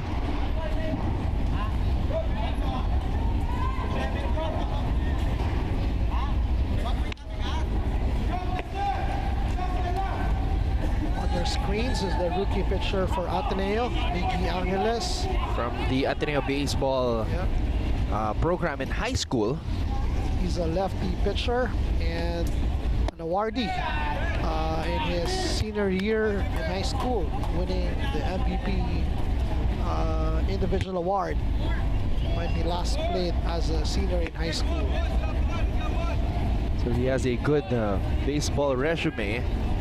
He joins the most dominating baseball program in the current decade. That's right, and that's a wonderful pitch by Miggy Angeles to be ahead of the count now. Ball 1 and strike 2. So that's a nice outside and low pitch, very difficult. USD batter Angeles trying to chase it down, missing completely. Swinging and missing. That's another strikeout for this phenom from high school, Yep. Miggy Angeles. You know, similarly in game 1, his first batter that he faced, he struck him out. And it's actually the same thing for Miggy Angeles, showing a lot of courage and maturity, even though he's a rookie player. What is it about rookie pitchers in the finals, Coach? I mean, last year we saw Lasal's Lozano. Parang walang takot, Coach. Gandang makita na ganito ang pine-perform ng mga rookie pitchers natin. Because this tells you that these kids are going to be a lot tougher and a lot stronger in the succeeding years. And that just tells you how promising the eventual seasons of the UAP baseball would be. And we're glad to showcase them all the games in the baseball finals here on SND. Oh, hit by pitch there. So that's a hit by pitch ball. At Angeles coming over to the USD batter, De La Cruz.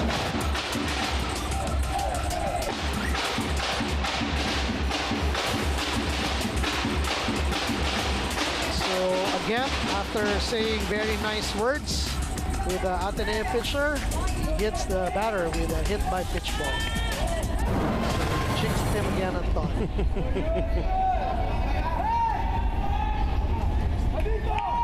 Dakis is up next at bat for USD.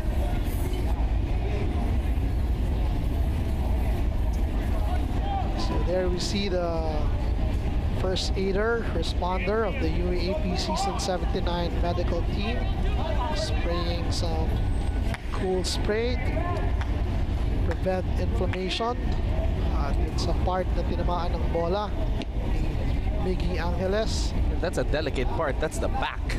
That's right. Pero at least that part of the body is full of muscles. So, mas maganda yon kesa yung directly bones yung tatamaan. Because it's the bones that gets fractured. At least the muscle just absorbs the impact of the ball. Hindi biro na matamaan ka ng isang baseball. Pag binato ng isang pitcher, I've experienced getting a swollen thumb after getting hit by a baseball at bat. Fresh na fresh pa yung pitcher na yan. So, ang lakas pa ng pukol niyan, sigurado ako.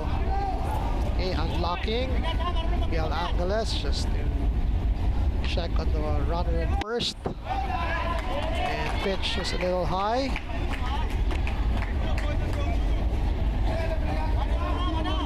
Sabi natin kanina, dahan-dahan, kailangan lang makascore ang UST ngayong inning. That's very critical para ma-shorten nila yung lamang ng Ateneo. And we'll see if they'll be able to do that this bottom of the 6th inning. The pace of this game is much slower than the pace in game number 1.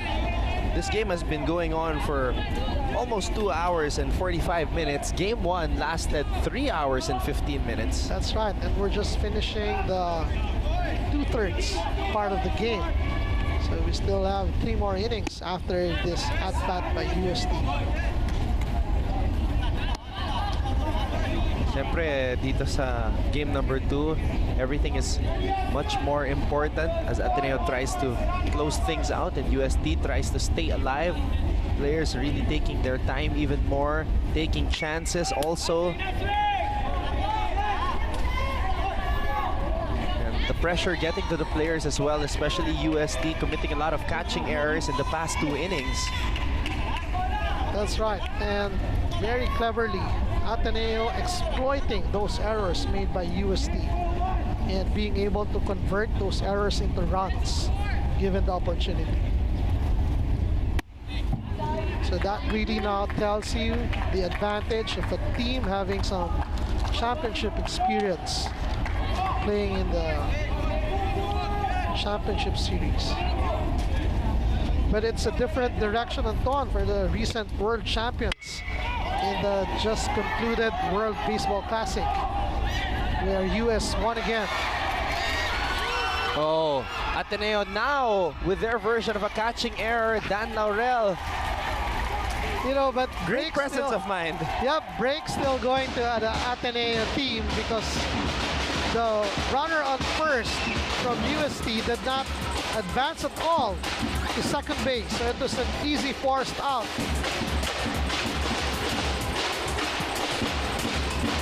You know what? Dan Laurel has made some catching errors and throwing errors.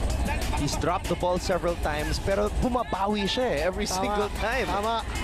Yung kaninang mga pagkakataon after a fielding error in his first at-bat, immediately after, double kaagad yung palo niya. No? So that means you have a very mentally prepared and mentally tough players out there. So Yeah, because sometimes when players make mistakes, nararattle sila eh. tama. And pag narattle, usually dire-diretso na na magsasuffer at magdidip yung performance nun, no? But not Dan Laurel. There you see a very animated program head for baseball for the Ateneo, Coach Randy Dizer. His 20th year with Ateneo, but he's actually a graduate from FEU. He played baseball for the Tamaraws, a 4-time champion as a player. He was a catcher, and so we've got some legends here. Oh yeah, he's a catcher for the Traders Royal Bank when we had that semi-pro league in the Philippines back in the 1980s. No? So numerous member of the Philippine team as well, and right now also the head coach of the RP Blue Girls team. UST sends that one long, and a chance for them. A nice bloop single hit. Oh, Altomonte unable to make the catch, and now UST's got 2 players in scoring position. Yan naman ang hinihintay ng UST. Yung mga breaks na mapunta naman sa kanila. And this Right in front of Banzon. That's right. That's a nice clean single hit. But when Banzon made the throw to the home plate, thinking that the base runner on third would go all the way to home, that allowed the batter runner to advance all the way to second base. So good base running also shown by this player.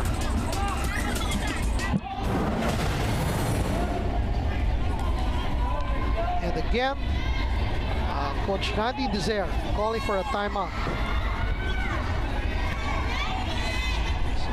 Coach Randy knows they have a 6-point lead. He wants his players to not step on the brakes.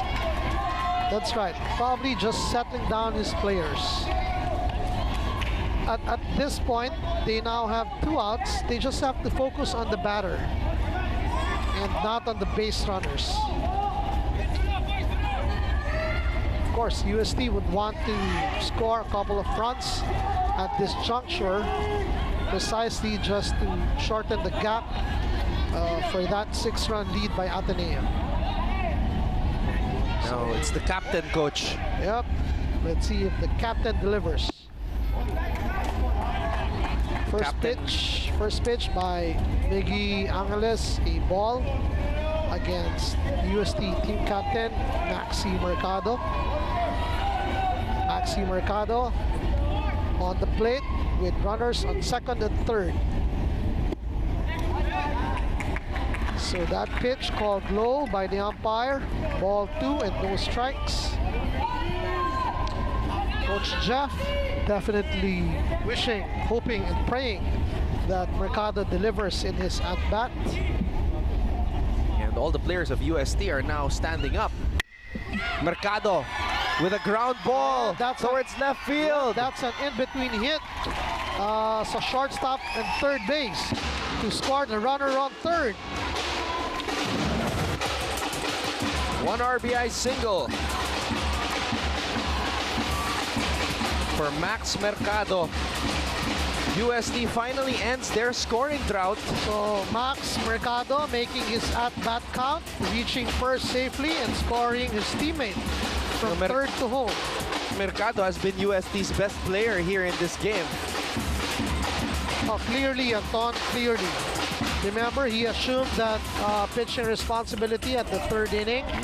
He prevented more damage being made by Ateneo. And right now, proving his worth on the offensive side of the game. So Marlon Gonzalez, their catcher, now batting for UST. Runners on first and third. Gonzalez makes a connection. Oh. It's over the shortstop. And that's a lucky break for Ateneo. That was actually a bad bounce, not an error. So breaks going clearly on UST's side right now. Scoring 2 runs.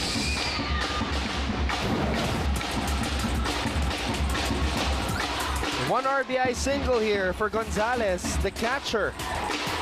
So tuloy-tuloy pa rin ang scoring chances na ginagawa ng UST at the bottom of the second inning. Sabi natin at the start of the inning, ito ang crucial para sa UST. Ma-chop off lang yung malaking lead ng Ateneo. After all, we're just 2/3 na parte ng laro. And marami pa silang chances dun sa tatlo pang darating na innings. So, malaking bagay na bawasan yung malaking lead ng Ateneo dito sa ilalim ng 6th inning para sa UST team. It is Laliana now at bat.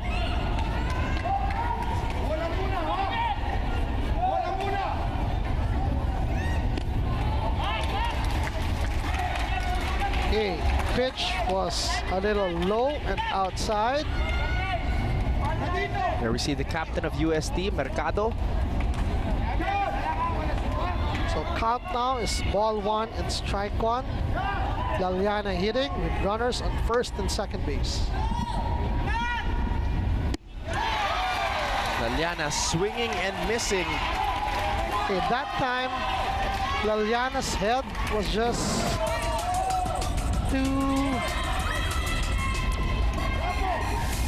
not focused on the ball as it's coming. So nakita natin, dapat steadier yung kanyang stance during his at-bat para hindi nawawala yung focus kanyang mata din sa bola.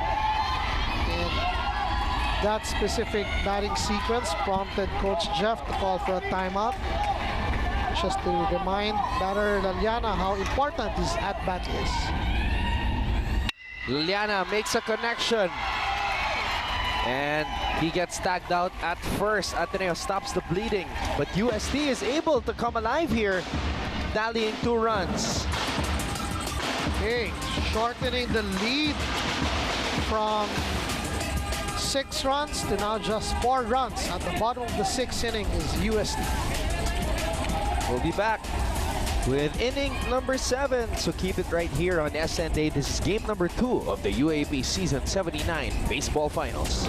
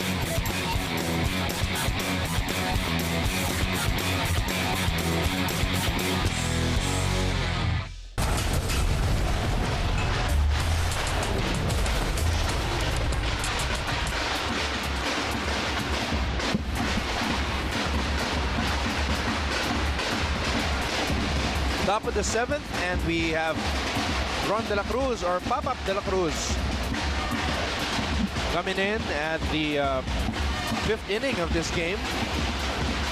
And it is Dan Laurel at bat once again for Ateneo.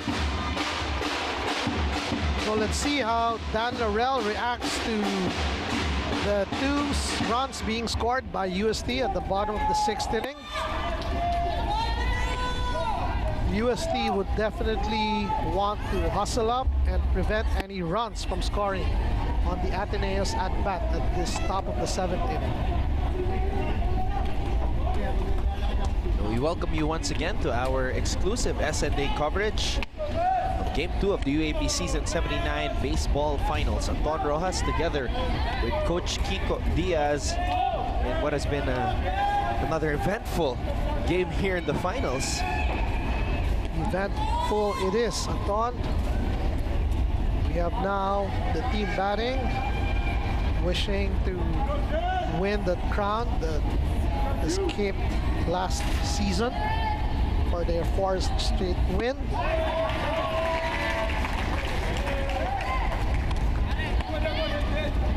So Dan Laurel swinging his bat, missing the ball.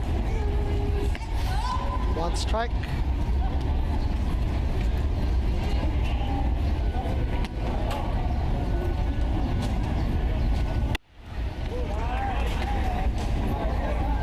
Ball soared high and outside. Ball 1 and strike 1.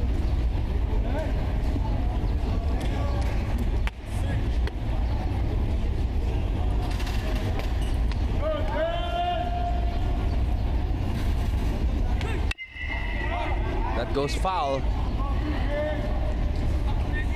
Okay, Pop-Up De La Cruz now ahead on the count. Ball 1 and strike 2.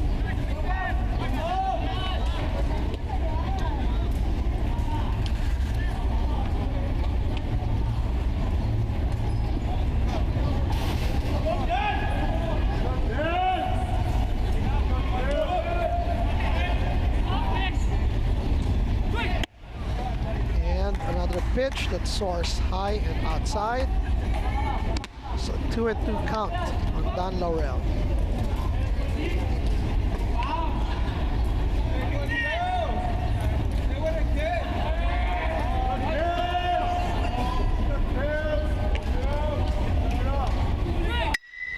Laurel makes contact. Will he make it to first?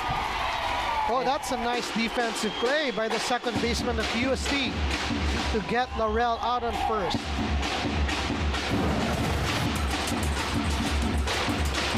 So second baseman almost stealing a hit from Dan Laurel in that sequence of play. Malinaw. Good call by the referee.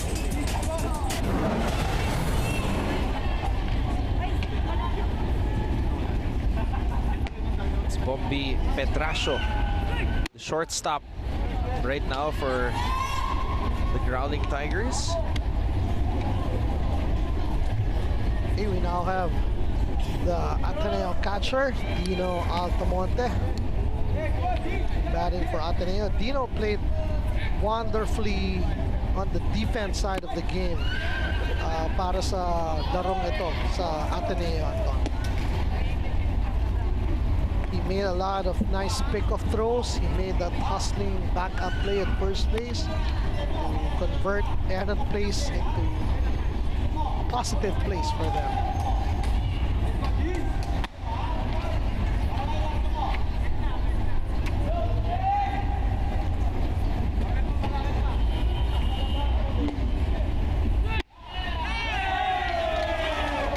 Okay, just soaring a bit high and outside. Certainly Pop-Up doesn't think so. Ball 3 and no strikes against Dino Altamonte.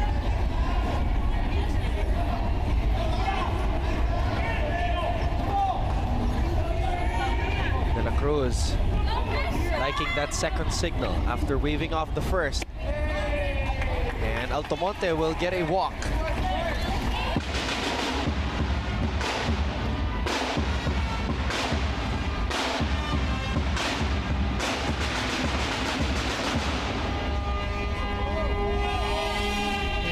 very early here in the top of the 7th inning. Ateneo putting another potential runner on first base. And making his first appearance here at bat is Rafa Balagtas.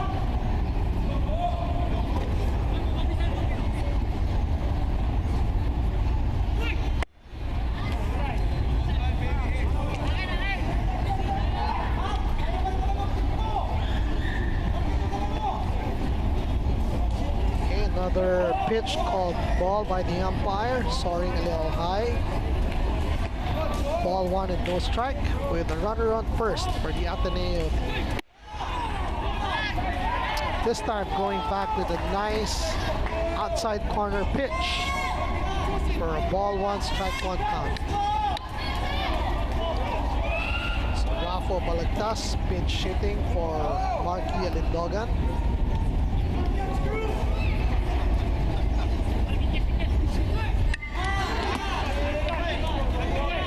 Swung at and foul. Count now is 1 ball and 2 strikes for Rafa Balagtas.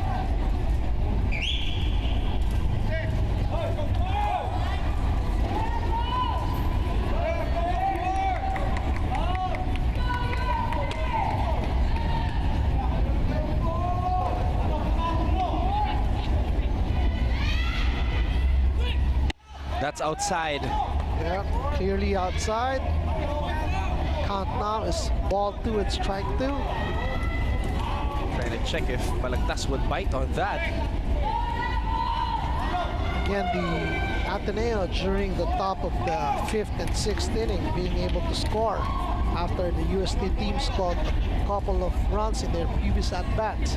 So we'll see if they'll have the same direction during this inning. A strikeout for De La Cruz. That's a nice pitch. Get the pinch hitter out, Rafa Balagtas. 2 outs now for the UST team. The second strikeout for De La Cruz here in game number 2. So, yep, first was Ryan Hilario during the previous inning. all in all, nakatatlong strikeouts na si De La Cruz dito sa finals. Okay, we now have the lead-off hitter of Ateneo, Radito Banzon, back on the plate.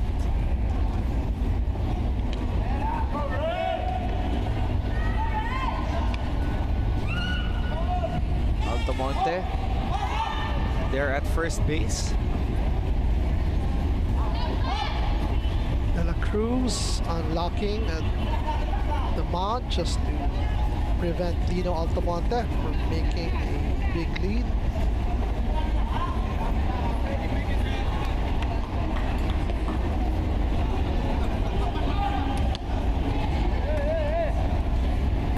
Okay, De La Cruz making a pickoff throw attempt. Dino Altomonte safely gets back to first base.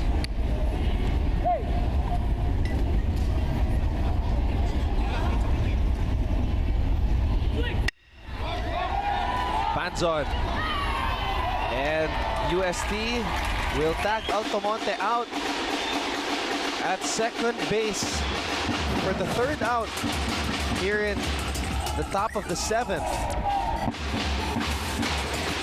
Okay, that's a good defensive run by UST, preventing any runs to be added on the Ateneo score. All right, we will be back for the bottom of the 7th. Don't go away.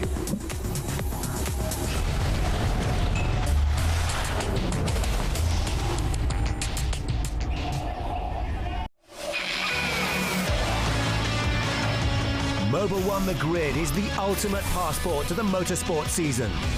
The show that goes behind the scenes at the biggest races on the calendar, talks to the greatest drivers from around the world, and looks at the technology behind success in racing.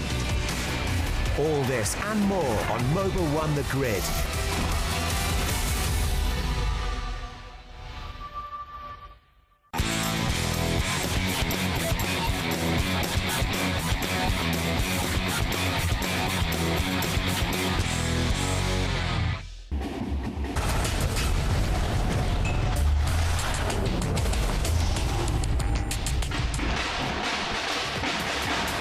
We're getting ready for the bottom of the 7th here in game number 2 of the UAP Season 79 Baseball Finals. Miggy Angeles,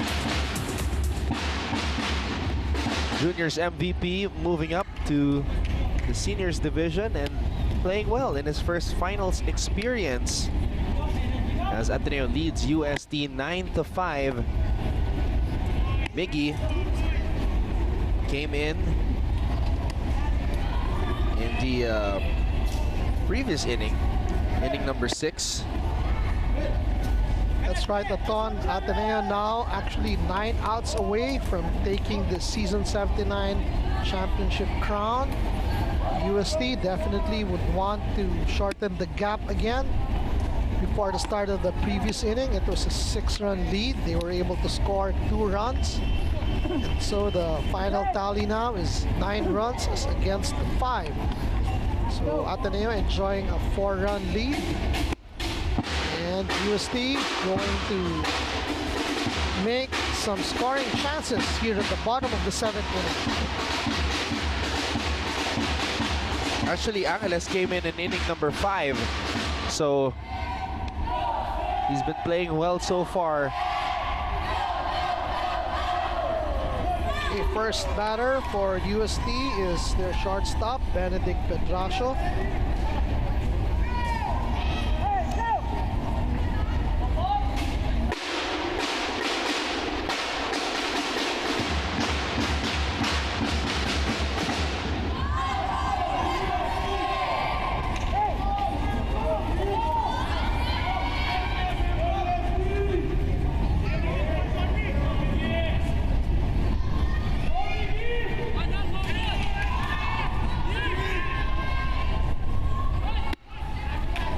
First ball by Miggy Angeles, low and outside.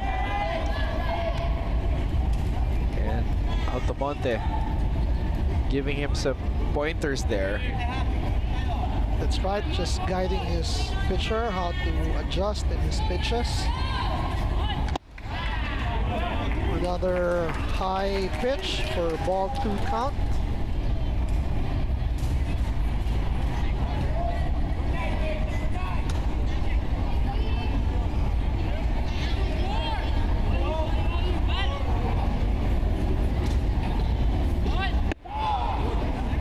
That's a good pitch for his first strike. Taking his time here is Pedracio of UST.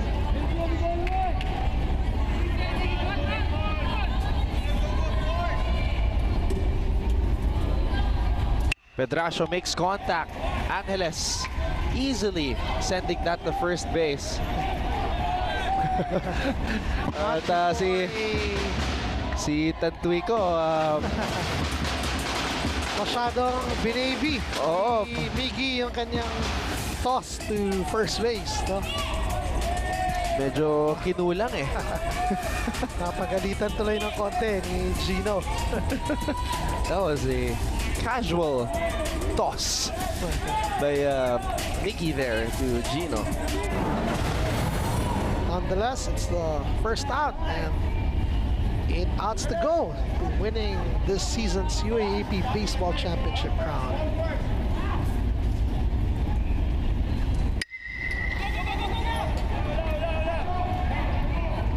Foul ball there on that hit by Valencia. So that's a foul ball on the right field side of the stadium. Noriel Valencia now on his 4th plate appearance. He's 1 for 3 in this ball game.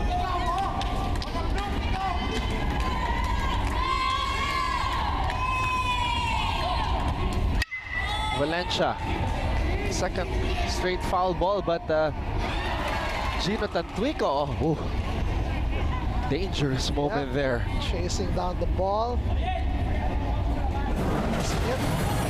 Of course, this is the attitude that coaches would want to see in their players.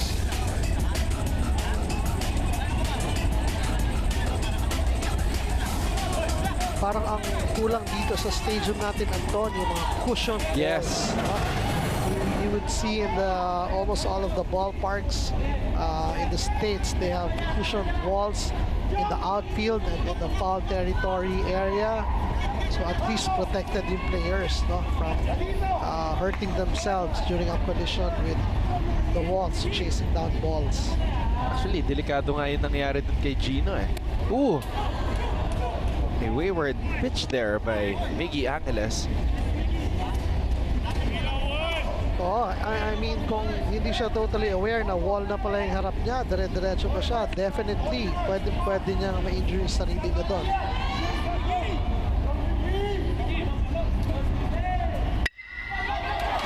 Oh, in between the legs there of Miggy Angeles, that ball went. So Valencia is able to get the first base.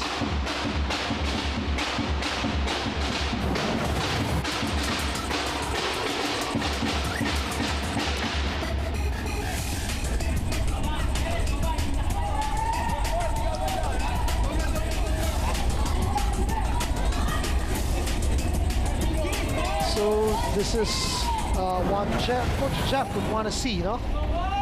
Lead-off batters reaching the base safely. And we now have the lead-off hitter of Coach Jeff, Noriel Valenciano, hitting for UST.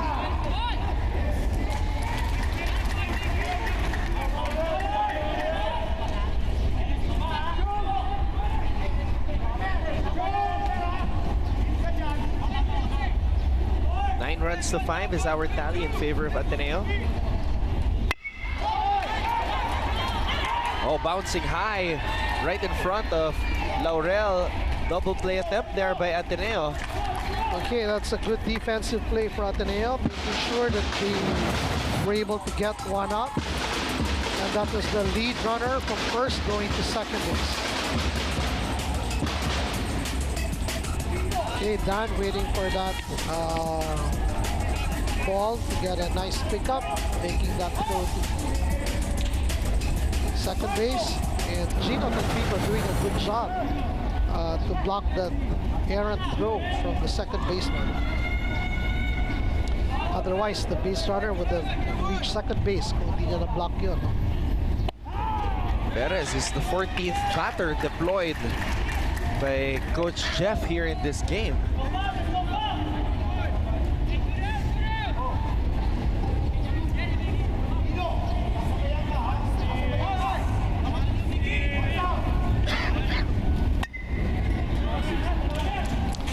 De La Cruz fouls the ball. No ball and one strike. With Perez now on first base on a fielder's choice.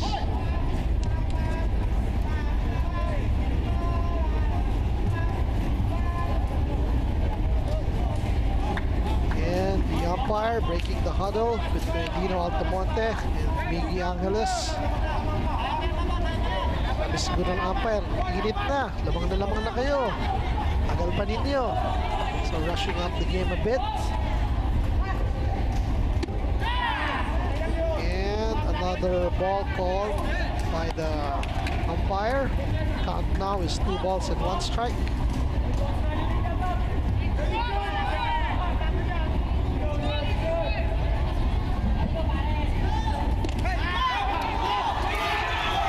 And a chance here to steal. Dan Laurel. Oh, okay, that's a good Perez steal. is safe.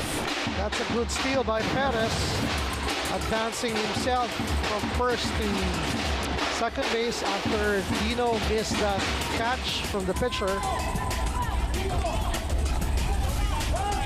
So yan yung sinasabi natin, Anton, no? You would want your base runner to focus on the base in front and not look at where the ball would be coming from anymore when you're running the bases, because that actually slows you down when you're running.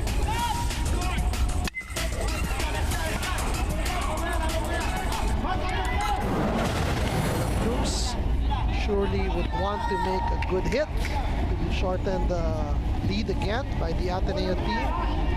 Still alive with a count 2-2 and a potential run at second base.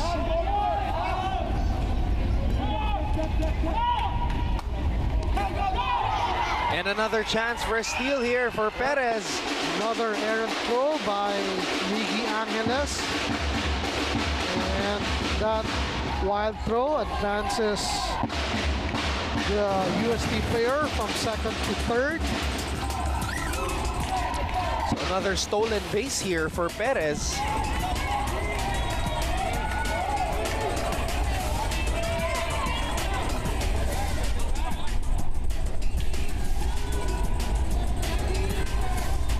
Gino Tagpico and Dan Laurel just telling their pitcher Miggy Angeles to settle down, and again really just to focus on the batter because it's 2 outs after all.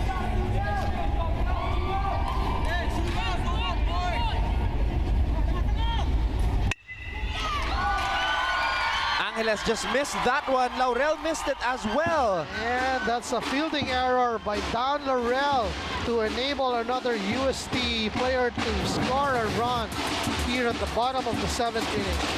At nakita natin, Coach Kiko, yung importansya ng dalawang stolen bases ni Perez. That's right. That proved to be critical. So without those errant throws, hindi makaka-advance ng ganun-ganun na lamang yung UST na nakascore, no? And we're now seeing the substitution for Dan Laurel at shortstop for the Ateneo team. So entering or replacing him is player number 6. Daya now replacing Dan Laurel at the bottom of the 7th inning. He's a rookie. Definitely Dan Laurel's effort was well applauded by the Ateneo supporters when en route to the dugout. But the effort of Perez and De La Cruz breathing life back into UST's campaign here, Coach. That's right. Very clearly, that's what we stated in the start of the bottom of the 7th inning. What UST have to do really is to cut the lead to a more manageable number. And right now, from 4, it's only just 3 runs. And they have a very big hit right now. Dakis sending that one long. So another standing double by Dakis.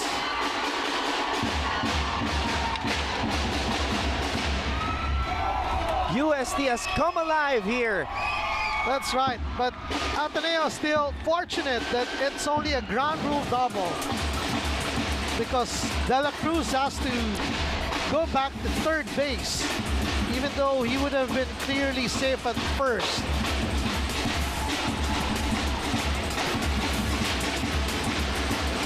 Kulang lang ng konti. Oh, pero pinapakita ng UST ang kanilang kakayahan na makabangon at lumaban. They are growling once again, Anton. What a moment for Kirk Dakis. Dakis had that 1 RBI double earlier in the 4th inning. And now, Dakis with that wonderful hit now sends the batter as a potential tying run. Kabang. This looks like a new substitute player again for Yes. UST. wow. Kalbag. And on the on-deck circle is the potential go-ahead run for the UST team. And none other than the team captain, Maxi Mercado. Nico Kalbag making his first plate appearance here for UST. Right now, so now the brand new player, Nico Kalbag, represents the tying run. 2 runners on base for UST, runner on second and runner on third. And the potential go-ahead run at the on-deck circle.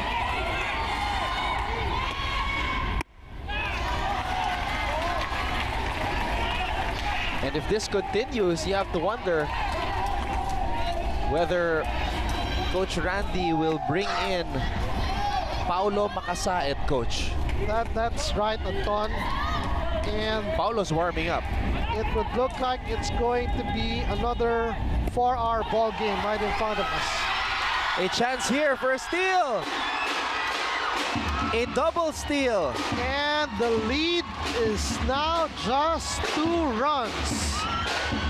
With that errant catch by Dino Altamonte, it's a passed ball and the runner on third scoring to cut the lead into 2.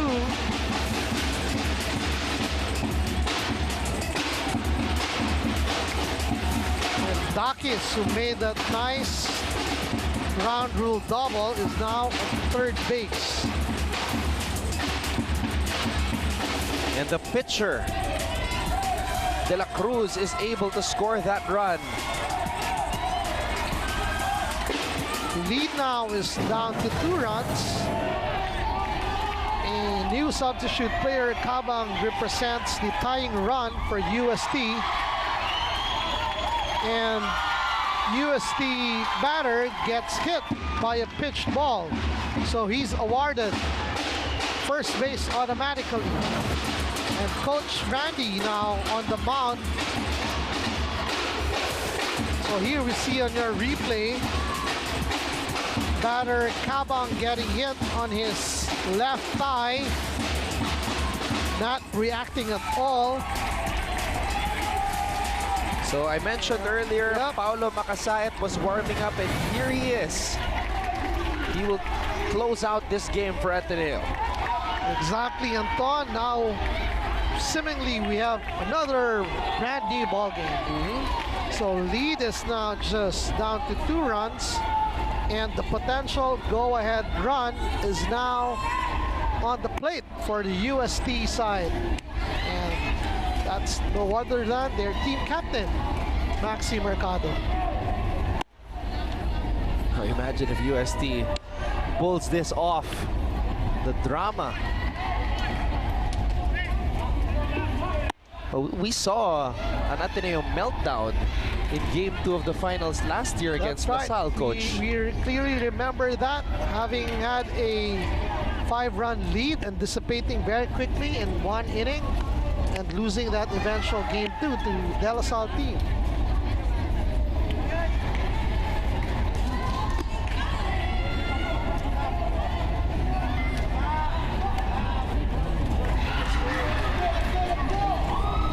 Nine to 7 is the run tally here, and now Paulo Makasaet, the third Ateneo pitcher here in this game number 2, has come on for the Blue Eagles.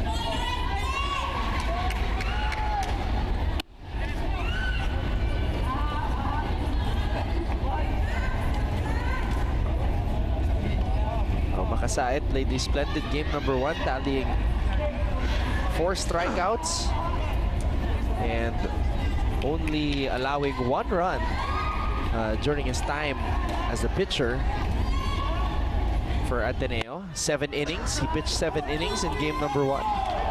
So the potential tying run for UST is now on first base.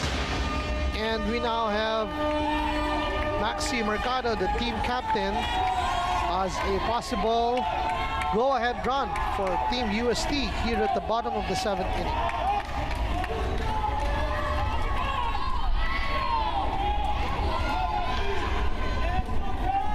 Anton, I'd like to take this opportunity to greet some friends. I think I have a couple of baseball alumni enjoying the championship game, watching the games on HD channel.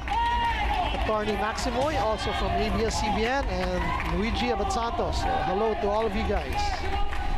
Thank you very much for tuning in to our coverage here on SNA, as we have a very exciting matchup between UST and Ateneo. Ateneo already had a 9-3 lead coming into the bottom of the 6th before UST came alive. A steal attempt here. There's the dive. And Wow. Ateneo losing focus and just letting the base runner on third score. Lead is now just down to 1 run. Heads up base running by the USD team. So that was a double steal situation played poorly by Ateneo. Look at that effort. So Andaya claiming that he tagged the base runner first. Umpire saying otherwise. And that pickoff throw to second allowed the runner on third base to make the run to home. And Ducky has clearly scored unchallenged at home plate.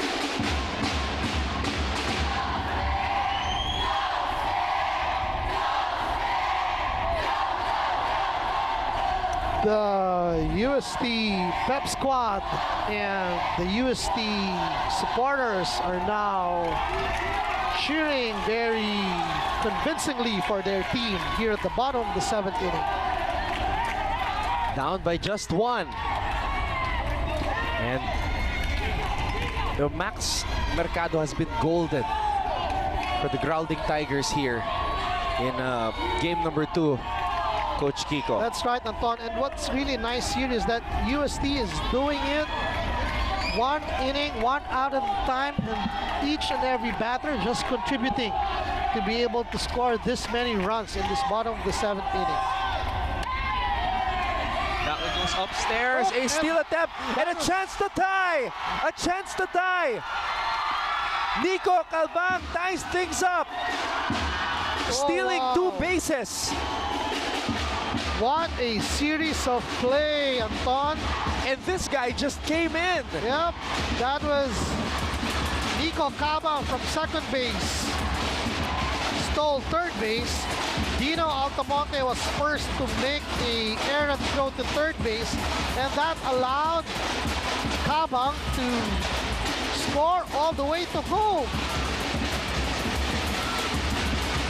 So at the bottom of the 7th inning, it's the Ateneo team that was tested. And now we see that they are now the ones committing errors like USD in the previous inning.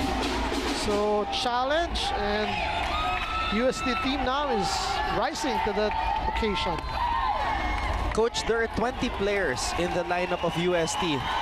We've seen 15 of them at bat. That's right, Anton.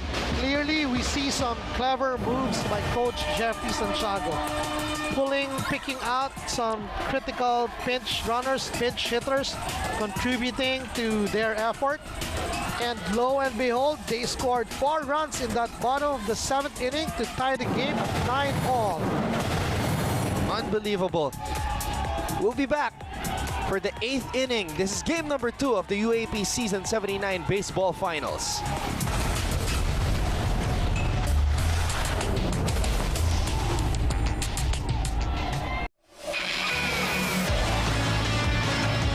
Mobile One The Grid is the ultimate passport to the motorsport season.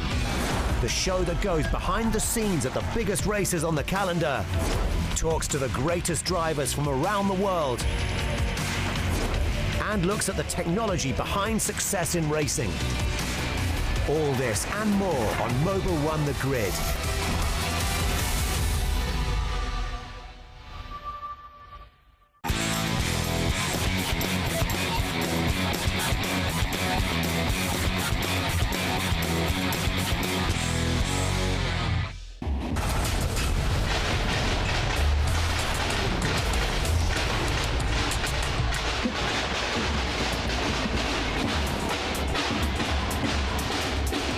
We heard the familiar chant from the USD faithful just moments ago. Go Uste!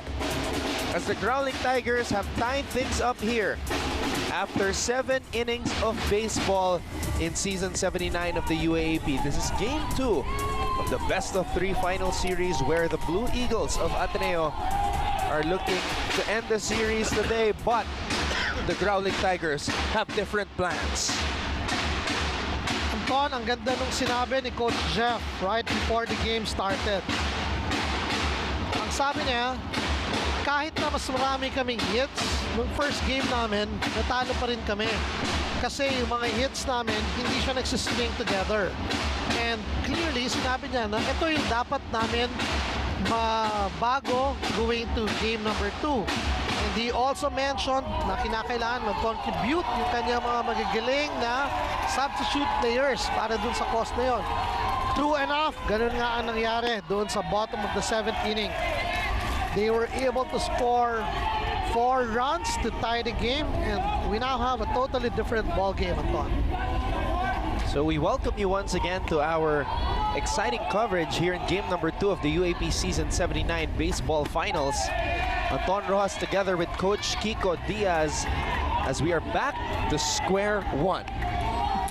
That's right. So we now have back-to-back balls pitched by De La Cruz. Probably still a little high in his emotions from the last inning. He has played a tremendous game here today. That's a good pitch, challenged by Marco Magliari. Foul ball. Count now is ball 2 and strike 1.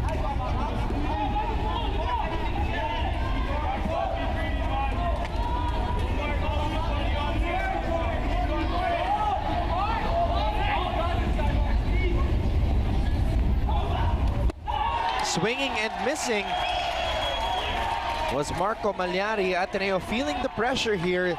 Yep, Ateneo has to play relaxed, Anton. Once they start playing with a lot more eagerness, they're hitting and everything. The mechanics started to get a little stiffer. The Ateneo supporters have gone silent here, Coach Kiko. That's right. Well, if you were up by 4 and all of a sudden ball game is tied, then it should affect you somehow. And looking at the USD crowd, all smiles at this moment. As they try to complete this comeback, we still have 2 innings to go. That is in case we don't have another run tallied here by either team. That's right, Anton. So we both have 6 outs to go for both teams, but we still don't know what's going to unfold right before our eyes. So the first batter faced by De La Cruz ends up in first base via a walk. Now these are the moments wherein you feel like you're so close to getting the upper hand and winning the game, but that makes it all the more difficult. And right now, really, composure would be the more important thing to consider for any of these 2 teams to win the game. So ang UST ngayon, nakita natin, after scoring 4 runs in the previous inning, right away threatened at the top of the 8th inning because of that walk issued by Pop-Up De La Cruz. Hitting now for Javi Makasaet. Hitting now for Ateneo is Javi Makasaet. And titignan naman natin yung tibay ngayon ng Ateneo.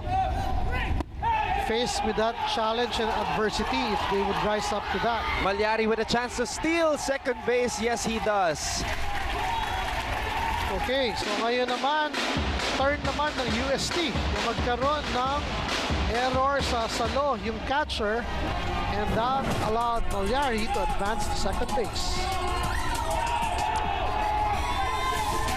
USD had some moments wherein they kept committing catching errors. They don't want that problem to haunt them once again here in game number 2. That's right. In that replay, we saw a nice throw made, but still an error. Makasaet gets tagged out at first. Oh, what? That's a nice play by Mercado on short.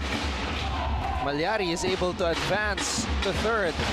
That's right. On a fielder's choice, Magliari advances to third, but importantly for UST was they got that out at first base. That was a nice running fielding made by Mercado, and a nice accurate throw to first base to get Javi Makasae out. You could see Mercado grimace as he saw that Magliari would be able to advance to third base, but he had to take makasa it out at first base. That's right, but that's a good trade-off. At the very least, their team was able to get an out. And lo and behold, another hit by pitched ball by Pop-Up De La Cruz. So now, 2 bases are loaded, the first and the third, That's as right. Hilario got hit. Ryan Hilario getting hit there in his left thigh. So automatically awarded his first base. Now, Renzo Ramos, 2 for 2 on his last 2 trips at bat, coach. So we'll see if the string of hits will continue for Renzo Ramos. Definitely one of the players that Ateneo would like to deliver, as he has proven that he delivers.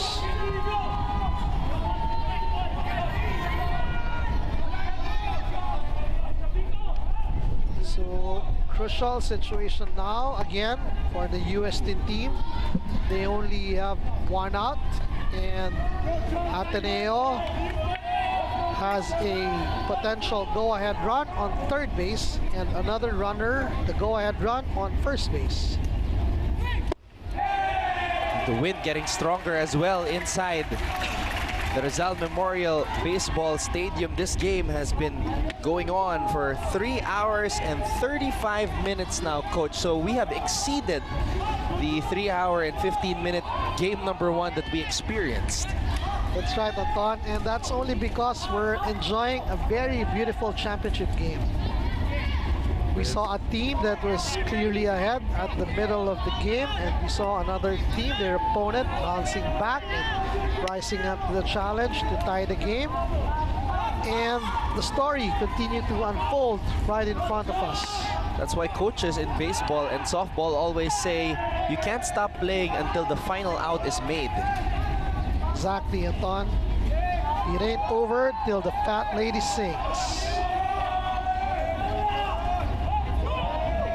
What a war it has been between the Blue Eagles and the Growling Tigers here in this final series. Ramos. Okay, that's a nice solid hit, but hit foul by Ramos to the right field foul territory side. So Ramos at bat with potential go-ahead runs on third base.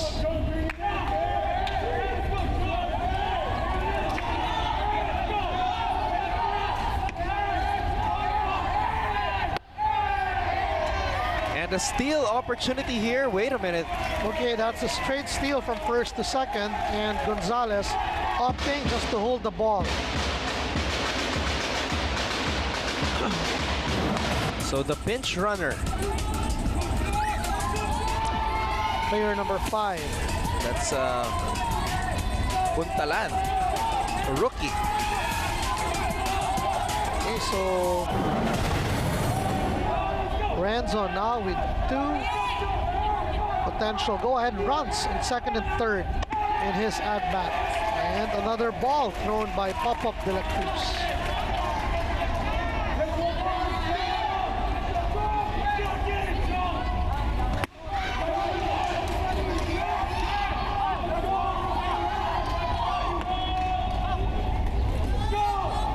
Now the pressure is also on De La Cruz here, as he's got 2 runners in scoring position and only 1 out. And Renzo Ramos has been the hottest batter for Ateneo as of late. Definitely, Anton, this is a pressure-packed situation for De La Cruz. This is a lucky break for UST here. That's right, it was just a pop-up fly ball to the first baseman To get for the second out. And De La Cruz breathing a sigh of relief there, as UST was able to take advantage of that looping ball, as Laliana was able to secure it. And there we see really Pop-Up De La Cruz appreciating that out Yeah. by Oriana at first. That relieves a lot of pressure from the emergent situation right now. But still, he's still not out of the woods. Runners on second and third. Gino Tantico now hitting.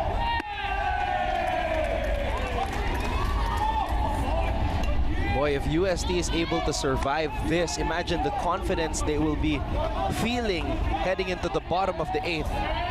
Clearly, we would have a shift of momentum, and it'll go to UST side if they're able to hold this at-bat by Ateneo. Tantuico hits it high into the sky. Can UST secure it? Oh, they don't! And that could be the most costly error of the final series. Oh wow, that is a very big error by the left fielder of UST. It was a fly ball to left field, and he just made an errant catch. When you saw those two players close to each other, Exactly. you could feel that there was trouble already.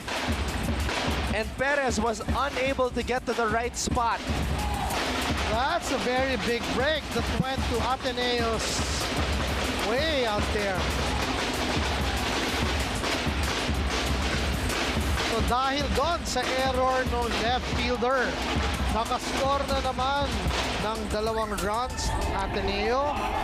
Lumamang po sila. 11-9 ang score. Yung inaasahang third out ni Pop-Up de la Cruz na i-deliver ng kanyang kakampi, naging 2 runs para sa Ateneo team. How costly is that, Anton? That might have been the most expensive mistake that UST has committed here in this final series. They were so close to getting over the hump, heading to the bottom of the 8th with momentum. But let's not take anything away from UST. It's not over yet. Yep, they still have 2 at-bats. They have the home plate advantage Yep, here. and they've shown that they can bounce back from any lead that Ateneo had in the previous innings. Of course, we just state the fact that that's a very costly error out there. Yes. Because for a while there, it seemed that UST was ready to just close it out, get the third out.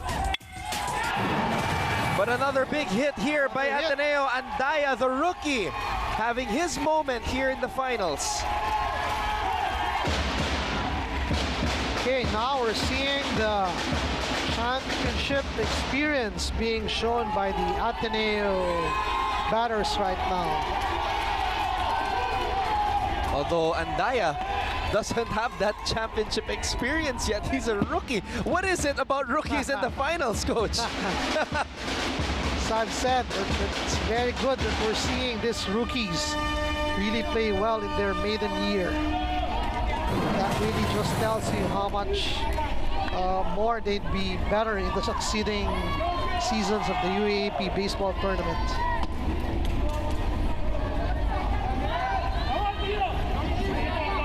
So Andaya, who replaced Dan Laurel at short, getting his hit and his at-bat.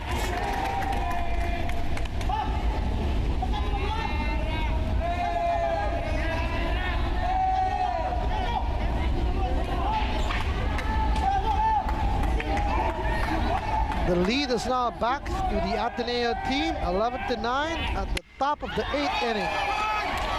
Altomonte sends it high up to center field. Not that time, says UST. And that's the third out for the UST Growling Tigers, but not after the Ateneo team scored another 2 runs to make it 11-9. That was Noriel Valencia who made the catch. Now the thing is, can UST recover after almost holding Ateneo scoreless at the top of the 8th? We will head to the bottom of the 8th when we return, so keep it right here on SNA.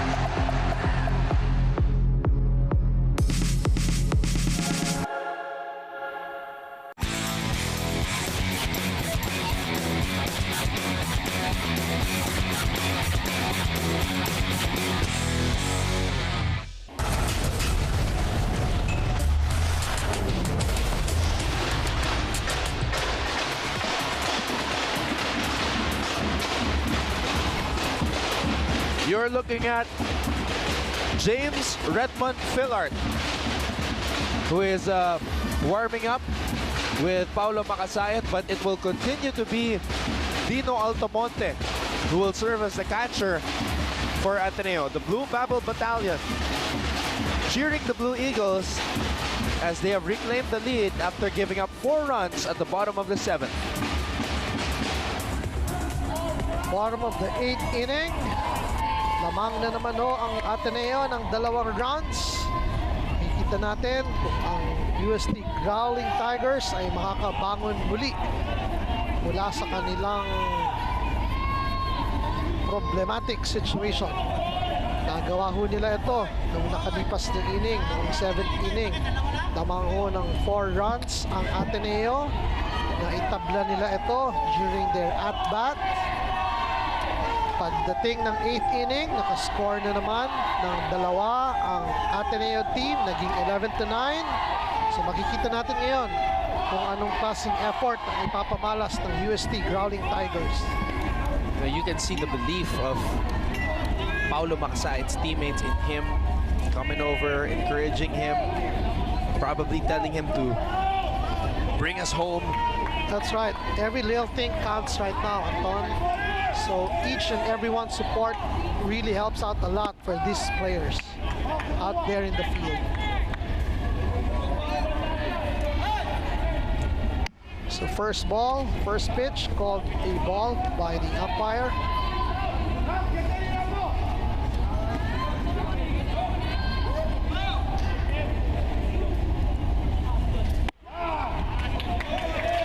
That's a beautiful strike pitch by Paulo Macasayat. He evens up the count, 1 ball and 1 strike. Gonzalez had a 1 RBI single though the last time he was at bat.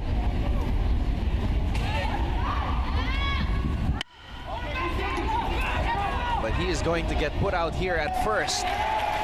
That's a very clean put out by the second baseman of the Ateneo team for their first out.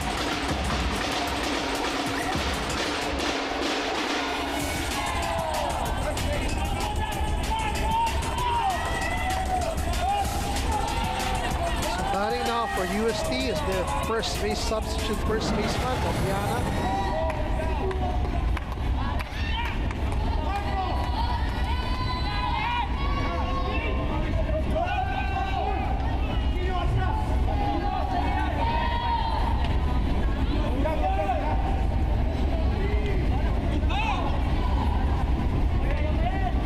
Ooh! Oh, that was a close pitch by Paulo Macasayat. Buti na lang, hindi tinamaan yung batter. Otherwise, automatically awarded naman ang first base.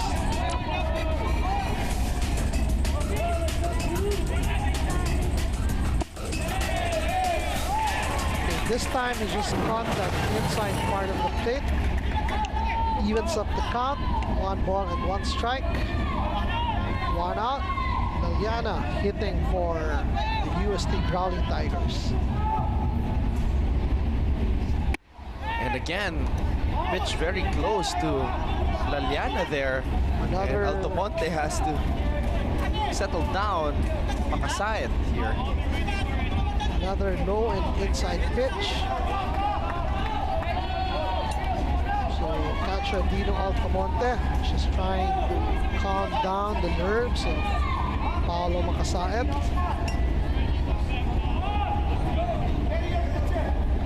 Count is now even, 2 balls and 1 strike. Makes contact. Laliana is safe. And Ateneo cannot believe it. The umpire deciding that it was safe at first because Gino Tanquico took his foot off the bag just about when he caught that ball from the shortstop. So here we see Andaya making the throw to first base.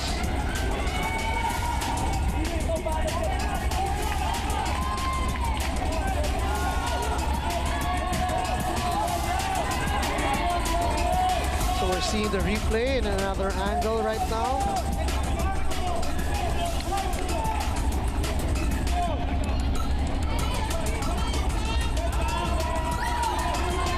It looks like it's a very, very close call made by the umpire.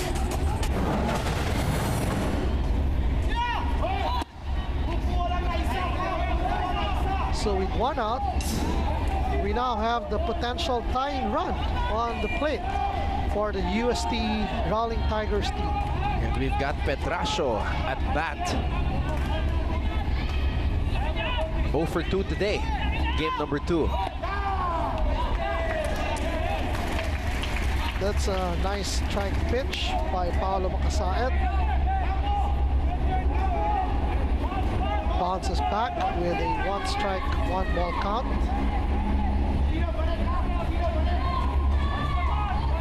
Coach Jeffrey definitely wanting a hit production from batter Pedrasio. Uh-oh. So The that's umpire here. That's an illegal pitch called by the umpire. So runner on first automatically advances to second base. There, the home umpire explaining to Coach Randy that Paolo Macasaet did not unlock in his pitching stance. And that was the reason why they called the balk.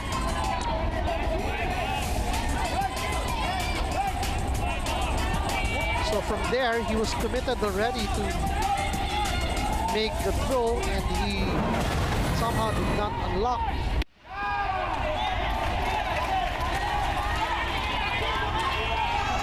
First pitch of Paolo Macasaet to Pedrasio is a strike, but not until an illegal pitch was called on him. So ball 2 and strike 1 for batter Pedrasio of UST. Contact is made here by Pedrasio. Can he make it to second? That was an errant field by Ramos on second base, on the right field side. And Pedrasio now safely on third with only 1 out. And the lead is now just down to 1 run. A 1 RBI triple Wow. by Pedrasio. UST rising up to the challenge. Here we see Renzo Ramos chasing down the ball, and ball going fast through him. So batter Pedrasio was able to reach third base safely in that sequence of play.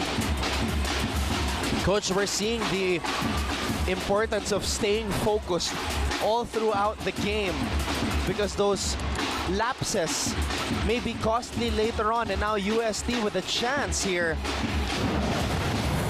to take the lead. Very timely that you said that, because we saw at the top of the 8th inning how the very costly errant play made by the UST left fielder happened before our eyes, and now we see the same thing happening on the defensive side of the Ateneo team here at the bottom of the 8th inning.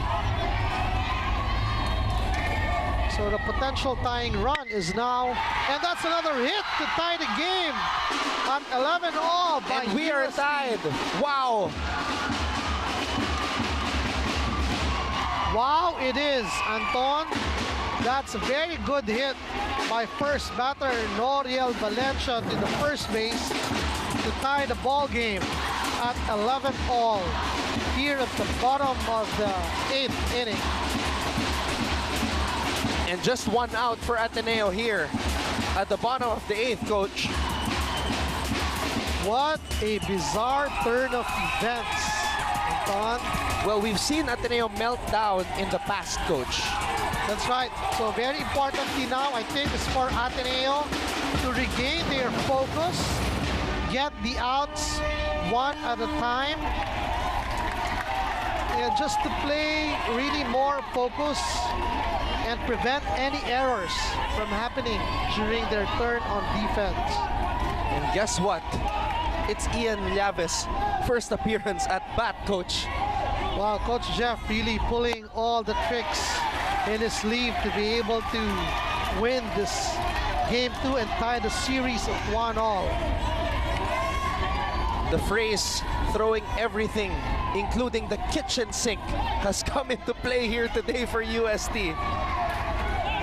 That's right. Game definitely is not yet over, Anton. UST Growling Tigers, after being challenged at the top of the 8th inning, responding and scoring 2 runs to tie the game. And a steal opportunity here. And an errant throw made by Dino Wow. Altamonte in second base. So that's safe on second base. Buti na lang, nakakover yung center fielder doon, Anton, si Marco Malyari. Otherwise, the UST player who stole second would have been clearly on third base right now kung di siya nakasupport dun sa play na yun. So that time, the throw missing 2 infielders of Ateneo. The pressure is definitely on now for the Blue Eagles. Only 1 out tallied here, and Coach Jeff Santiago is trying to address something here, Yeah, Coach. they're sorting out actually the count. So it's a strikeout for batter Liave because the head umpire ruled that he actually made a swing in that previous play. So, crucial break yun para sa Ateneo. Kasi nagkaroon sila ng second out with a runner on second. That's the second strikeout for Paulo Makasait here in game number 2. Well, it's now all in the hands of the pitcher of UST team, De La Cruz. Ground ball. Can he make it to first? No. Ateneo holds UST on that last out. So that was a good play made by Javi Makasait, charging in, getting that ball, and making a good, accurate throw to first base to get the third out for the Ateneo Blue batters. But not after the UST Growling Tigers scoring 2 runs to tie the game at 11 all. Woo! We will be back for the 9th inning. This is game number 2 of the UAAP Season 79 Baseball Finals.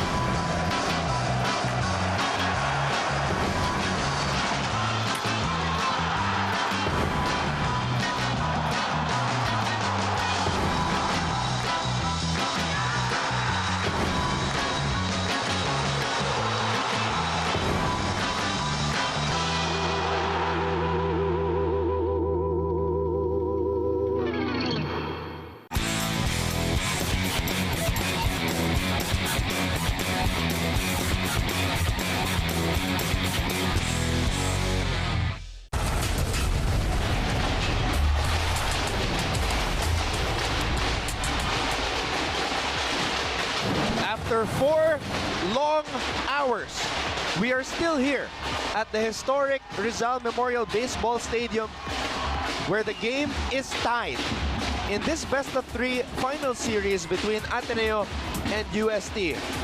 The Blue Eagles have tallied 11 runs. So have the Growling Tigers. So the question is, who will come alive here in what could be the final inning of this championship series? Will Raffo Balagtas and the Blue Eagles close the show, or will the Growling Tigers force a deciding game number 3? We welcome you to our SNA coverage of game number 2 of the UAP Season 79 Baseball Finals. I'm Anton Rojas, and we have Coach Kiko Diaz. Coach Kiko, what is going through the minds of these players right now as they have gone through 4 hours of eventful play here at this historic venue? Right, Anton, no? Grabe, yun nangyari nung nakaraang 8 innings. But right now, ang importante sa kanila ngayon is just to focus and give a lot of importance in their every at-bats that's presented to them. Importante ngayon, gawin mo lang yung responsibility mo na magkaroon ng magandang chance para makarating ng base, and let your other teammates do the job also to help you eventually move up to the second base and again to score another run from your successive teammates who would be getting their at-bats, no? So hindi mo pwedeng madaliin. Hindi ka pwedeng magkaroon ng error dito sa crucial juncture ng game na ito. Pareho, actually, ang importance na ito sa defensive team at sa offensive team natin. Kasi parehong last 3 outs na lang ang pinipresent sa kanila ngayon ng situation, no?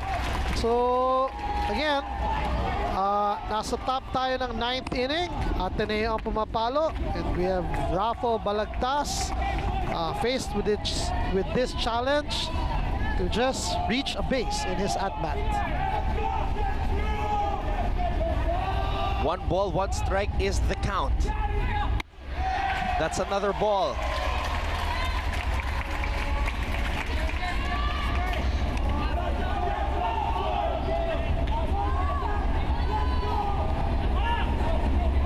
So Balagtas replaced Marky Alindogan. Previously, he's playing second base. He's starting the run for the Ateneo Blue Eagles team here at the top of the 9th. And UST with De La Cruz responding with a strike. Now he's ahead on the count. 2 balls and 2 strikes para kay Rafa Balagtas.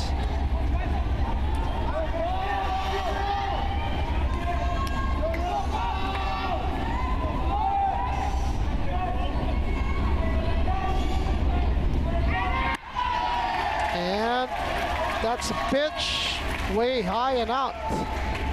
And Rafa not chasing it to make it a full count. 3 balls and 2 strikes. So again, kung ikaw ang defensive team dito, you wouldn't want to be just walking the leadoff hitter at the start of the 9th inning. You want him to be challenged. So tignan natin anong ipupukol. And he was challenged, and pitcher rising up to the challenge that time, striking out Rafa Balagtas. Back-to-back strikeouts by Rafa Balagtas, Anton. You know, we have to commend the job, the pitching job Ron De La Cruz has done here, Coach Kiko. Definitely, Anton. Tinatawid niya talaga yung kanyang sarili at yung kanyang team para ma-even up yung championship to 1 game apiece, no? Napakaganda ng kanyang relief effort nung pinalitan niya si Maxi Mercado halfway in the game. So another beautiful pitch for a strike 1 count.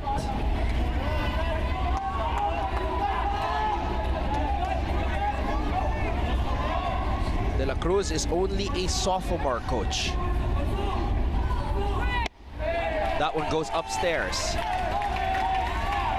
Wow, sophomore pa lang, ganito na kagaling pumukol. So, grabe pa. I'm very sure yung i-improve niyan pag naging junior at senior player na tong batang ito dito sa UAAP baseball competitions natin.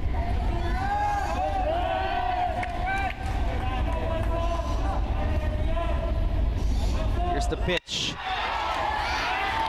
Banzon.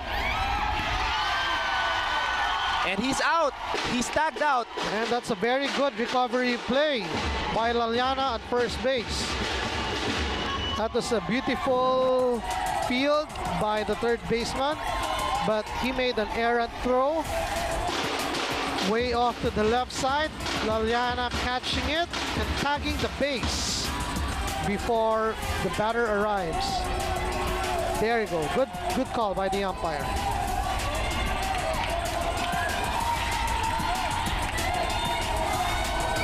And now it is up to Marco Malyari to try to get that go-ahead run here. UST's got the home plate advantage. So Marco Malyari now batting with 2 outs. First pitch is a ball from Ron De La Cruz.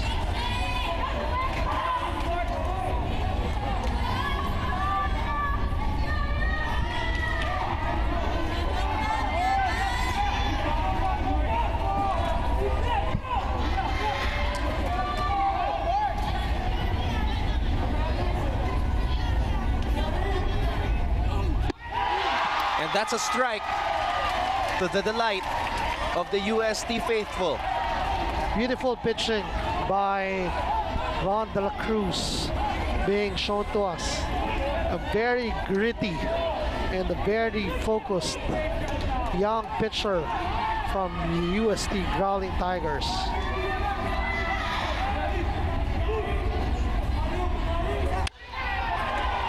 Malyari.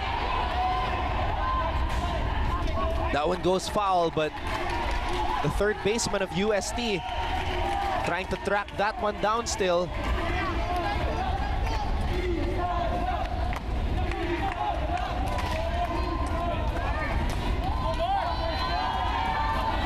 Tied ball game, Anton. Top of the 9th inning.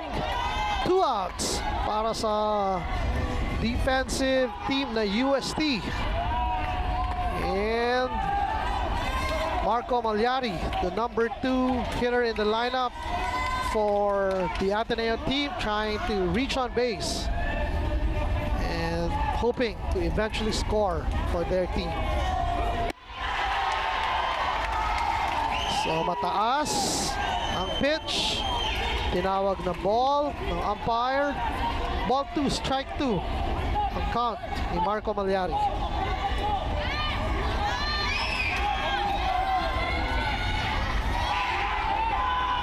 Before the start of the 9th inning, akala ko, Anton, may cheer dance competition bigla dito. Grabe yung ingay na ginawa ng parehong supporters at pep squad ng dalawang team.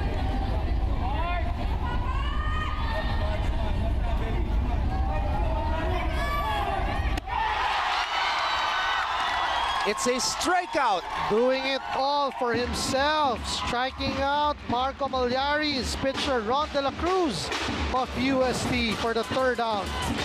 That's the 4th strikeout for Ron De La Cruz here in game number 2. UST's got the home plate advantage and an opportunity to force a deciding game number 3. We'll be back for the bottom of the 9th. This is the finals in baseball for season 79 of the UAAP.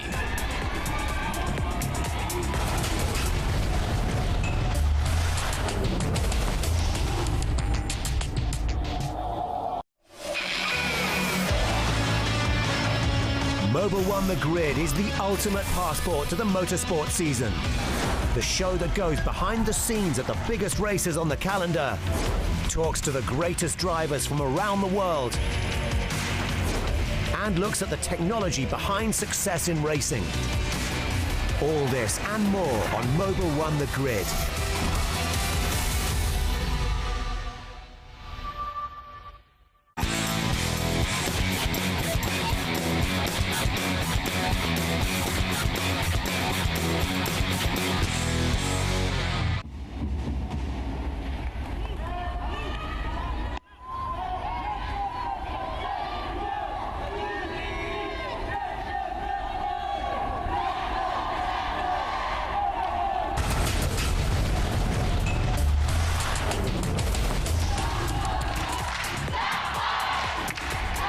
Earlier, you just told me, Coach Kiko Diaz, that entering the 9th inning, you thought that there was a cheer dance atmosphere going on here at the Rizal Memorial Baseball Stadium. And this is the situation we have. UST, bottom of the 9th, they have the home plate advantage. All they need is 1 run, just 1, to force a deciding game number 3. And we'll have to see in a couple of minutes, if that run would be delivered by the home team, the UST Growling Tigers. And guess who's up to bat? It's a cleanup batter, Kirk Dakis. Dakis sends that one high up into the sky, and it is caught by Marco Malyari at center field. Okay, so that's one out made by the Ateneo team. It looks like we're going to have extra innings in this ball game, Anton. We'll see. Not to jinx any team. Yep, we'll see. I do remember a couple of years back we did have some extra innings in the finals. That's right, Anton. We're just experiencing two very tough teams play the beautiful game of baseball right in front of us in this historic Rizal Memorial Sports Stadium. We have Nico Calbang who made things happen in the past couple of innings at bat right now. That's right, as a pinch hitter, he was very successful in his at-bat when he pinch hit for the UST team. So, Paolo Makasaet, very focused in his pitch delivery. And good pitch, swung at and missed by Calbang. So he's now behind at the count. 1 ball and 2 strikes.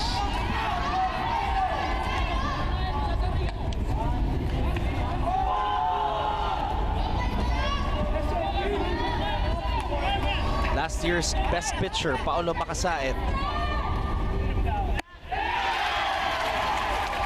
And that is the second out.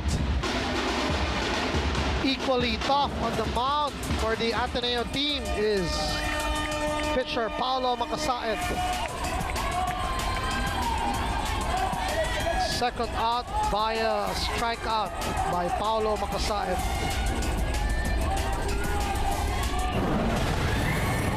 So the possible last batter, coach, guess what? It's the captain, Max Mercado. Can he be the hero for UST? Mercado going for it. Yep, certainly that was a home run swing by Maxi Mercado.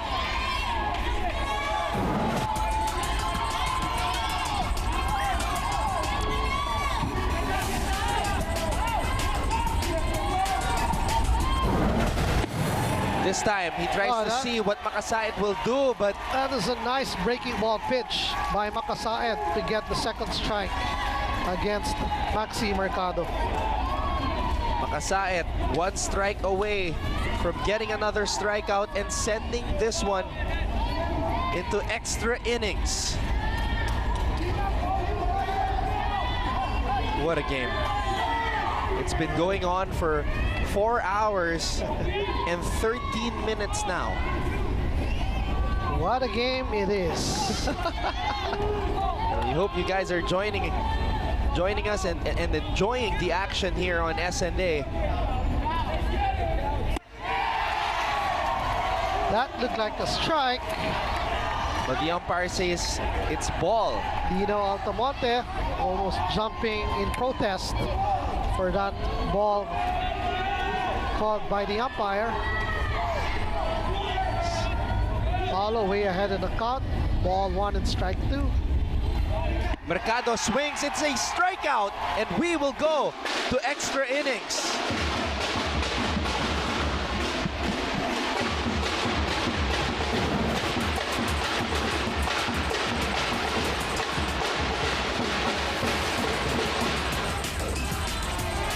UST had their chances. They had their cleanup hitter, Kurt Dakis, on the plate. They had Nico Calbang, who was hot in the past 2 innings. They had their captain, but they were unable to deliver a run. So we will go to extra innings here in game number 2 of the UAP Season 79 Baseball Finals.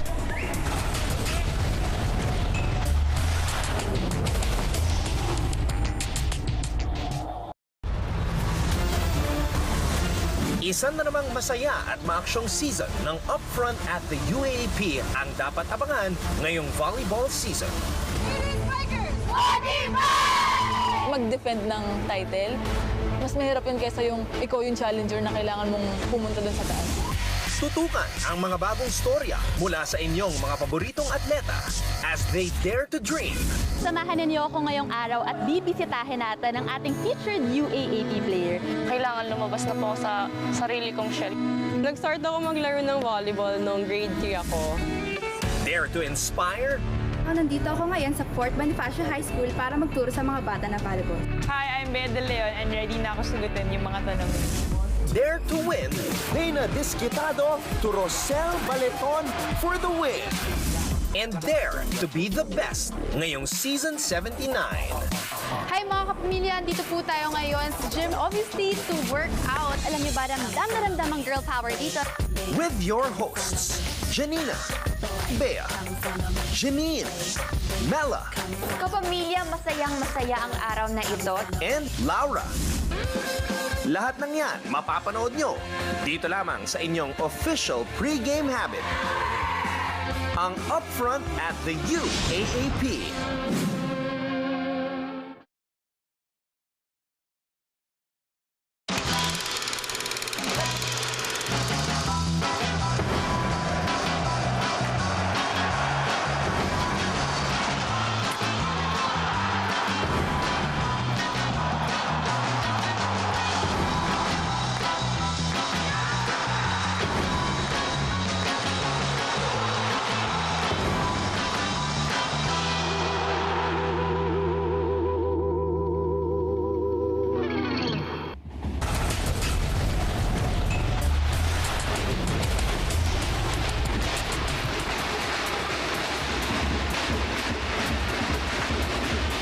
The Ateneo Blue Babel Battalion continues to cheer because the Blue Eagles were able to avoid disaster and prevented UST's top players, including Dakis and Mercado, from tallying a potential game-winning run. So now we have arrived at the first extra inning of this exciting game number 2 between Ateneo and UST. Glad to have you with us on SND. Anton Rojas alongside Coach Kiko Diaz.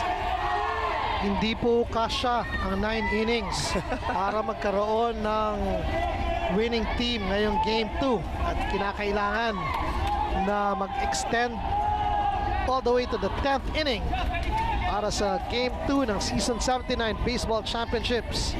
Ladies and gentlemen,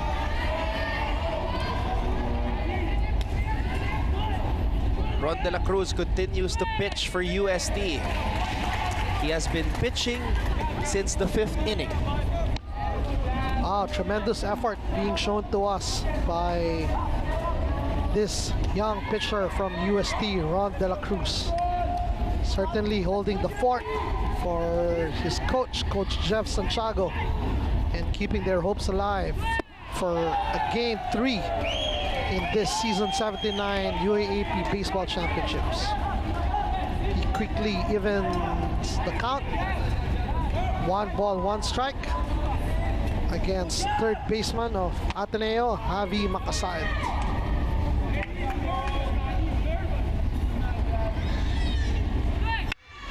Makasaet makes a connection, but it goes foul.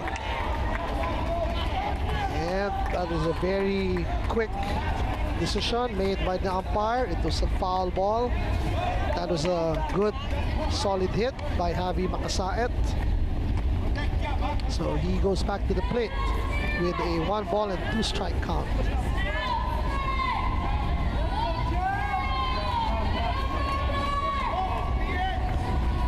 Sa baseball, Anton, ang extra innings, unlike in the softball games, walang nilalagay na base runner at second base, no? So talagang tsatsagain mo ulit para magkaroon ka ng runner sa base at ma-score ang iyong mga kakampi. Kung hindi man, i-home run mo na lang para score ka kagad.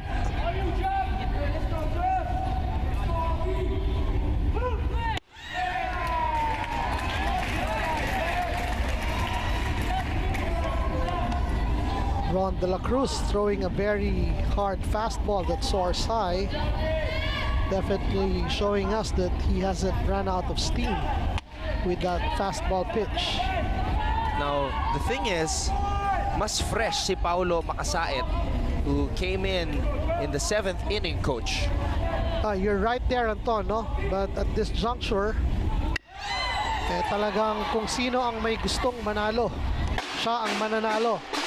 And so far, Ron De La Cruz really is telling us that he wants to win this game and even up the championship games at 1 game apiece.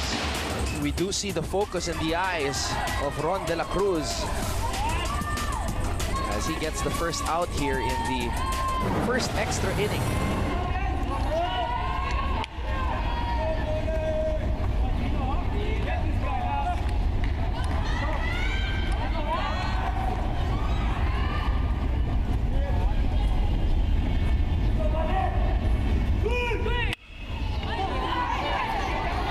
Fly ball towards left field. Oh, USD makes a catching error again. Alanganin na naman yun, Anton. Ganon-ganon. Actually, yung error na nangyari noong 8th inning para sa kanilang koponan.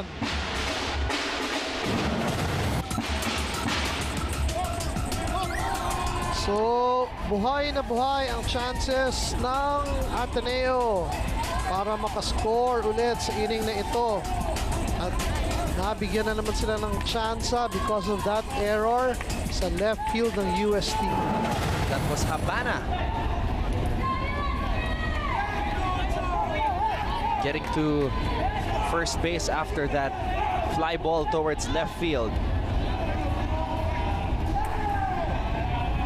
Now Renzo Ramos returns at bat for the Blue Eagles. 2 for 3 si Renzo Ramos. Taas na batting average yan for today's game.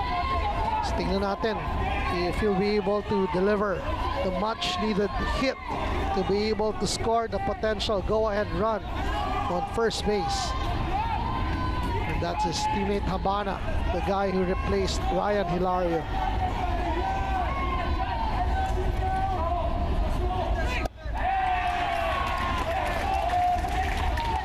First pitch, a ball.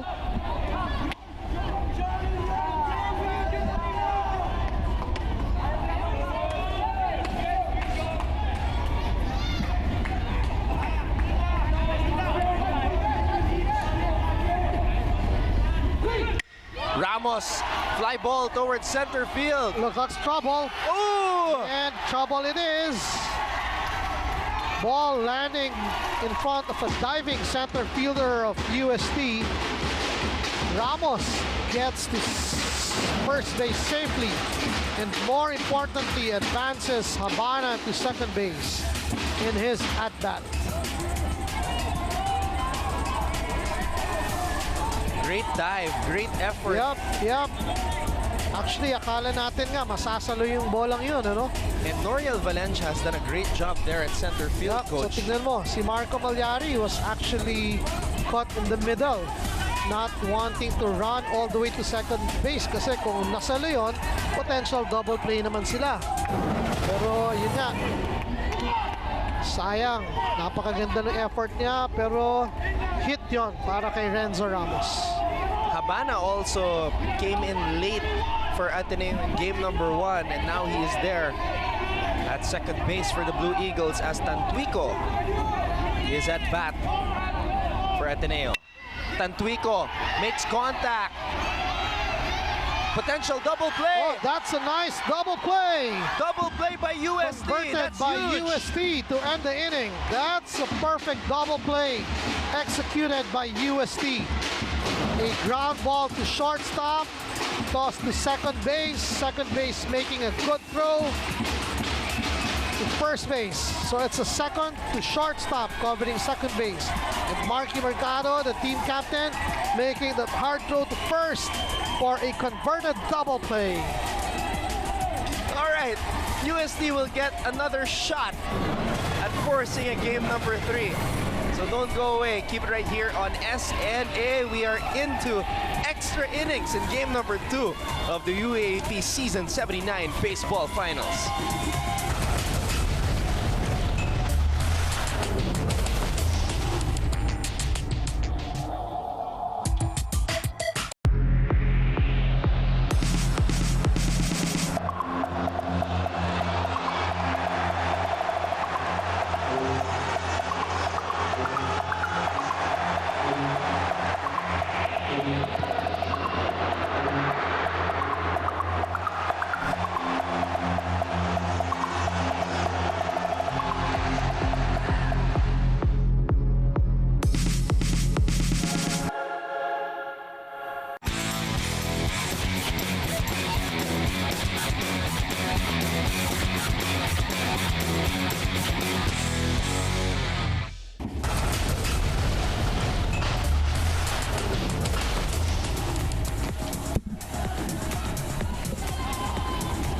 Let's take a look at what happened here. A double play completed by the USD Growling Tigers. His foot is still on base. We're talking about Laliana. That's a good call by the first base umpire, Anton. Una talaga. Una na nasalo at clearly nakakontakt naman yung paa ni Laliana sa first base before Gino Tantuico landed his foot on the first base. And now we have the catcher, Marlon Gonzalez. We were able to get an interview with him earlier. And UST with an opportunity here to force a deciding game number 3. All they need is one more run. That's a very nice first pitch thrown by Paolo Macasaet.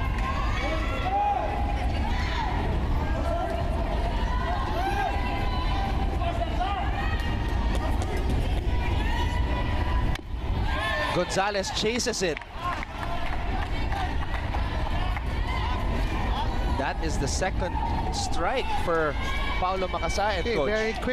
very quickly. Paolo Macasaet way ahead of the count. Parang nagmamadali ng palo si Marlon Gonzalez. Chasing down corner pitches thrown by Paolo Macasaet.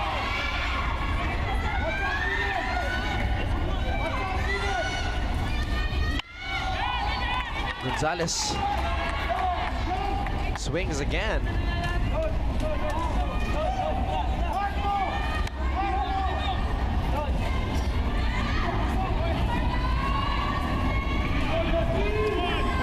Tayo po ay nasa bottom ng 10th inning, ang extra inning natin. At tablaho ang ating score, 11 all. At tutunghayan natin ang palo ng Adamson, ang home team ngayong Game 2 ng Season 79 Baseball Championships ng UAAP. That goes upstairs. Ball 1 and strike 2 count for Gonzalez. Gonzalez makes contact. Catching error there by Balagtas, and he gets the first base. Yep, that's a crucial fielding error made by Balagtas. He was going laterally, fielding that ball. Somehow, he just took off his eyes dun sa bola, and there you go. Lumusot kay Rafa Balagtas. And the first batter of the UST is on first base as the potential winning run for our home team, the UST Growling Tigers. And we've got Amiel Laliana, who made that catch to secure that double play, to complete that double play. Laliana very mad at himself, just attempting to bunt the ball but bunting it foul. Again, as the home team, what you would want right now is to just advance the base runner from first to second base and wait for a hit from your successive players to score that winning run from second base to home. So that should be the script in Coach Jeffrey's mind. Let's see if the execution would be the same.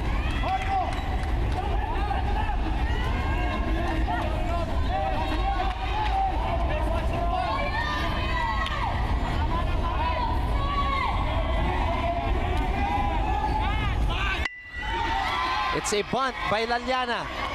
It's a sacrifice. So as the script written down by Coach Jeff is followed by Laliana, let us see now if batter Pedrasio makes the all-important game-winning hit to score his teammate from second base and win the game and tie the series at 1-1 for the UST Growling Tigers.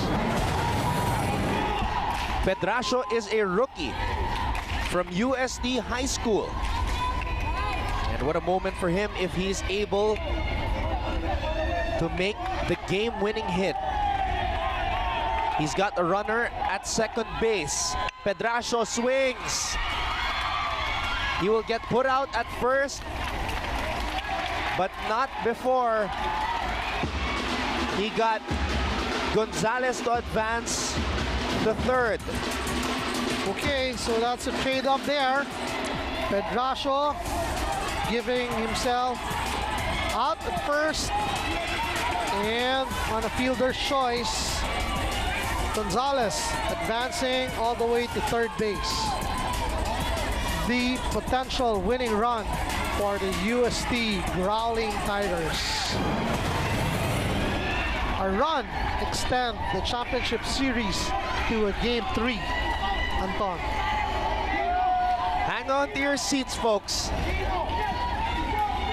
And guess who's at bat? We've got Noriel Valencia. Yep.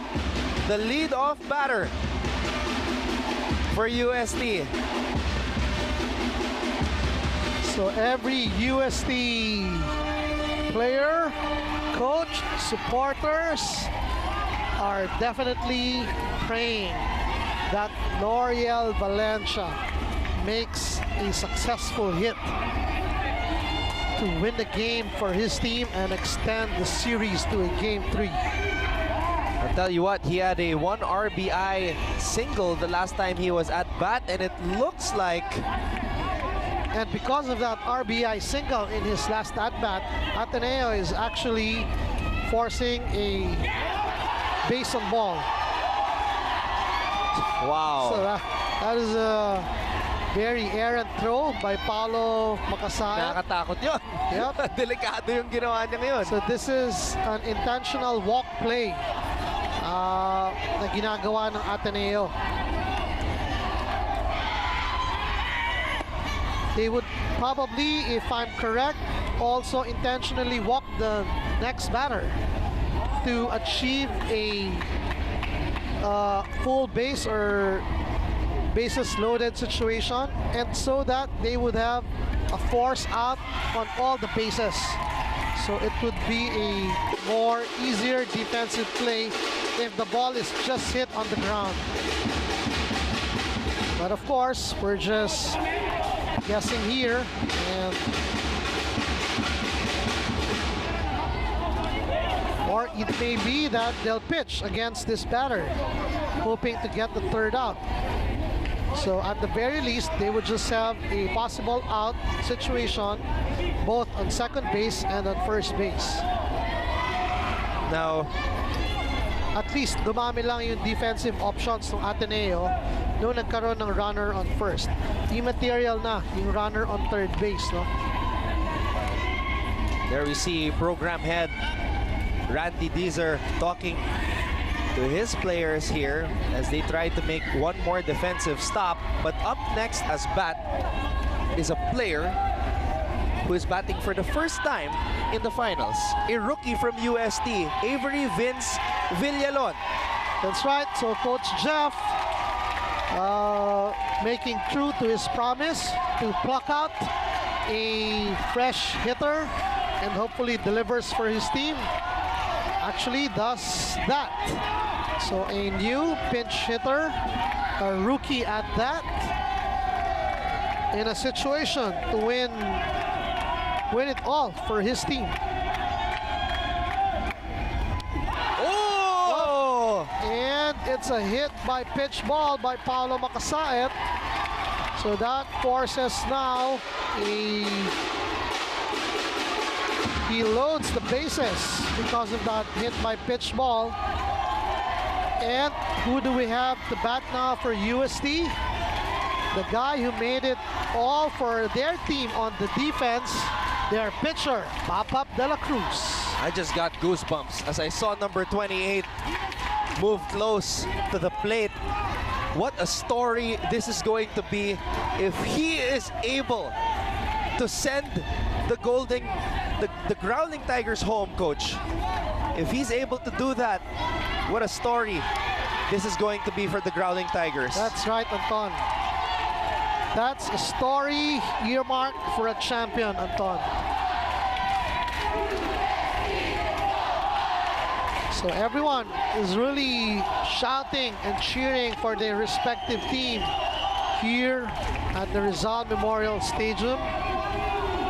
2 outs with a bases loaded situation, but the runners on second and first really doesn't matter here because only 1 run is needed by UST to win the game. De La Cruz, he's staying patient, coach. He wants to see what Makasaet will do before he makes a move.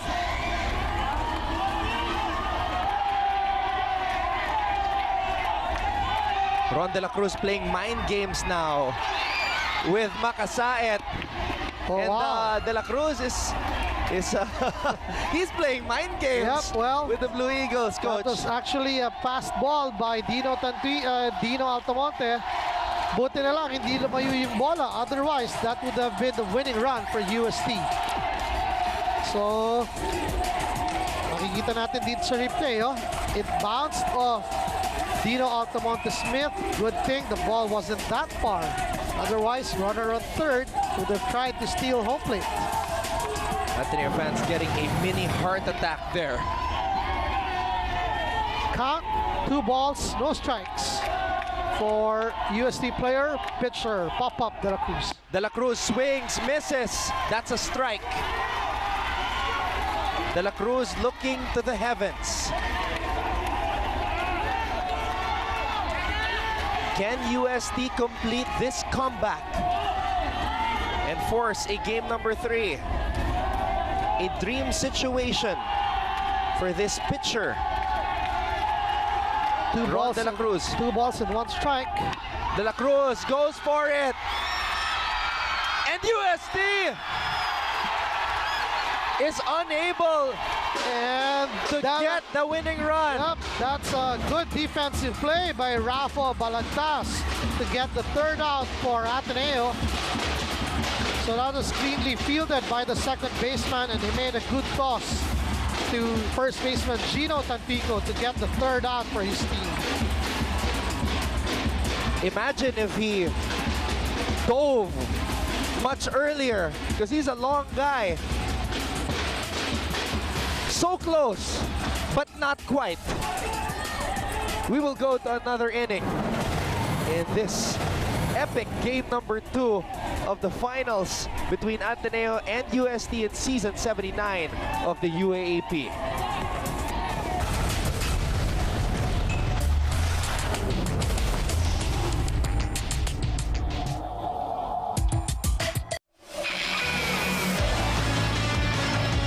Mobile One The Grid is the ultimate passport to the motorsport season.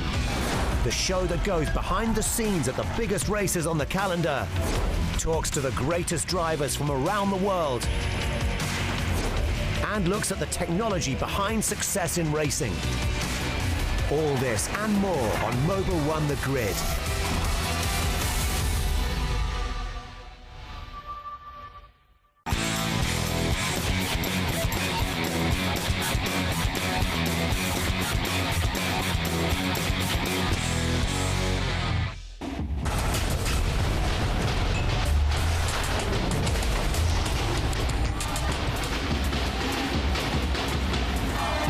We head to another extra inning in this epic battle between Ateneo and UST in game number 2 of the UAAP Season 79 Baseball Finals. Glad you could join us, Anton Rojas, together with Coach Kiko Diaz in what has been a battle of attrition between Ateneo and UST.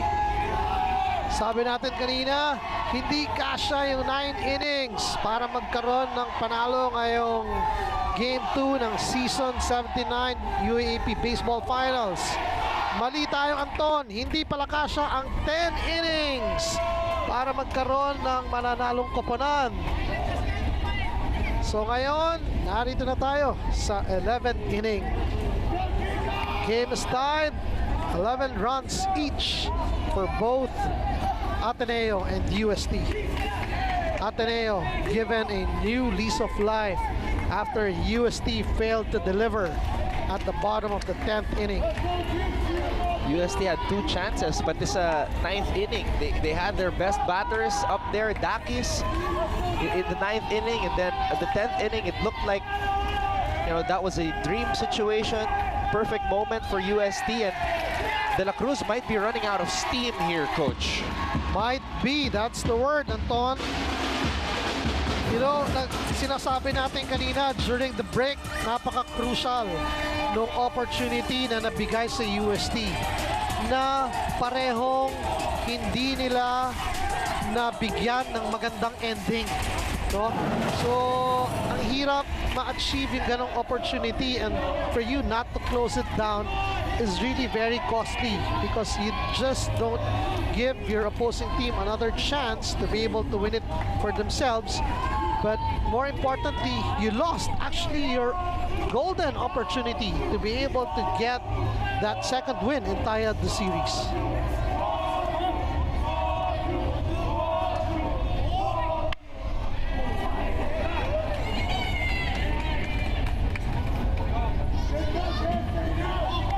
And he just said earlier, Anton, that Pop-Up De La Cruz might be losing some steam here. He's been pitching since the 5th inning, Coach. But not before a perfect pitch. But there's a confusion here. Naka-dead ball situation. So no play. Nag-pick off kasi yung pitcher. Tinawagan naman ng out ng umpire. Yung plate umpire naka-dead ball situation actually. So yung series of play na yun, out dapat yung runner ng Ateneo. Pero hindi rin aware yung umpire sa first na nasa dead ball situation sila. So nullified yung play na yun. And he was a very animated umpire as well. So tao rin yung mga yan, nagkakamali rin. Kinorek naman kagad nung kasamahan ng mga umpires na nasa dead ball situation tayo. So no play should emanate during a dead ball situation. We are all excused, Coach, because we are all going the distance here. Yep, pagod na. And we are social media, na-experience pa natin yung equinox today. Diba? So talagang yung init na dinanas ng mga yan nakaka-affect rin definitely sa katawan nila. De La Cruz. Wow, that was a nice pitch. Yep, and that was a nice swing as well. Pero dito namaan, Dino. Showing us na may asim pa siya, Coach.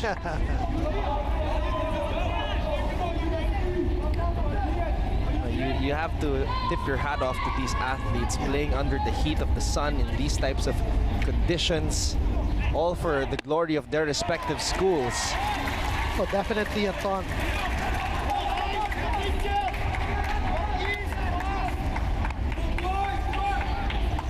So 2-2. Ayan, yung mga umpires natin, pinapakita natin ngayon, no? So we have your plate umpire, Rica Bernabe at home plate. Stanislao in first, June Cruz in second, and Roland Sacor on third base. Saludo po kami sa inyo. Altomonte swings. Foul ball. Coach, we have been covering this game for 4 hours and 45 minutes. Happy and delighted, Anton, but certainly a little tired. But this is the game of baseball. Oh, wow. And we see De La Cruz get a strikeout. Ang ganda ng pinukol ni Pop-Up doon, striking out Dino Altamonte para sa kanilang first out. That's the 5th strikeout here in this game for De La Cruz. Dun sa replay natin, parang knuckleball yun, no? Nakikita mo, very nag-decrease yung spin ng bola coming into the batter. Very nice pitch by Pop-Up.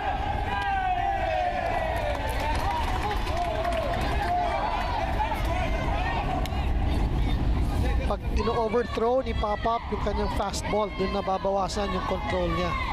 So that time, the ball soared a little high and out for a ball 1 count. Rafa Balagtas, one of the fastest players here in UAP baseball at bat for the Ateneo. UST has got 1 out. Balagtas swings, misses, to the delight of the UST crowd as De La Cruz was able to get another strike. That's a very good pitch by Pop-Up De La Cruz, challenging Rafa Balagtas with a low inside pitch. We thank everybody watching right now on SNA HD and to those watching via live streaming as well, as Balagtas attempts a bunt. Laura Lehman is actually tuned in, and she's asking if this game has been going on for 4 hours and 45 minutes. How did we go to the bathroom, Coach? Nakaw naman tayo ng mga chances sa bathroom break. Well, congratulations to Laura for covering her first game as an anchor this morning with Ricky Flores Reyes. Our birthday girl, Ricky Flo Reyes, my previous player in UP. Oops, and that's another strikeout. Back-to-back strikeouts. Logged by Pop-Up De La Cruz. This is unbelievable how De La Cruz is able to extend his energy here. Kaya lang, tulad ng sabi mo, Anton, kanina, baka kung nag-dive siya ng last at-bat niya sa first base, baka hindi na siya kailangan pumupukol ngayon, ano? Wow, really sigh of relief from Pop-Up De La Cruz. Do you see how he spread his arms out? Hindi kasi pwede niyang isipin yung moment na yun eh. What if? At mawalan siya ng loob dito, but patuloy siyang lumalaban para sa kanyang kupunan kasi sayang din naman. You're already here, you have a chance to win the game, force a game number 3. Why not go the extra mile? You know, credit this boy. Being a sophomore, he's really playing like a senior at that. A chance for a steal here, and he's safe. That's a good steal. Andaya is safe at second. That's a good steal by Andaya to position himself as a possible go-ahead run for the Ateneo team.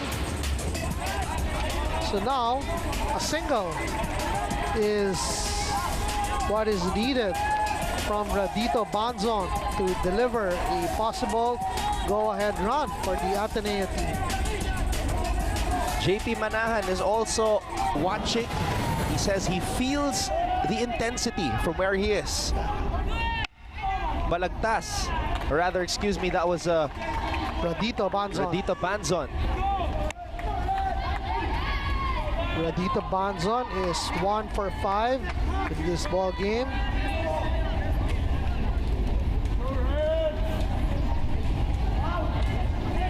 My wife, Anton, MJ, is enjoying the game. Magandang hapon po. On SNA H&D. Hello, MJ. I'm sure people who are reading about what's happening right now, especially on social media, are like, seriously? This game has been happening for almost 5 hours? It must be something huge. And there you go, Anton. Oh my Strikeout goodness. number 3 for Pop-Up De La Cruz. Wow. To end the top of the 11th inning. Coach, I have to ask you, how does one get 3 strikeouts in the 11th inning? This is just pure courage, Anton. Courage being shown to us by UST pitcher Pop-Up De La Cruz. Incredible baseball, and we are all witnesses to it. We'll be back for the bottom of the 11th here in season 79 of the UAAP.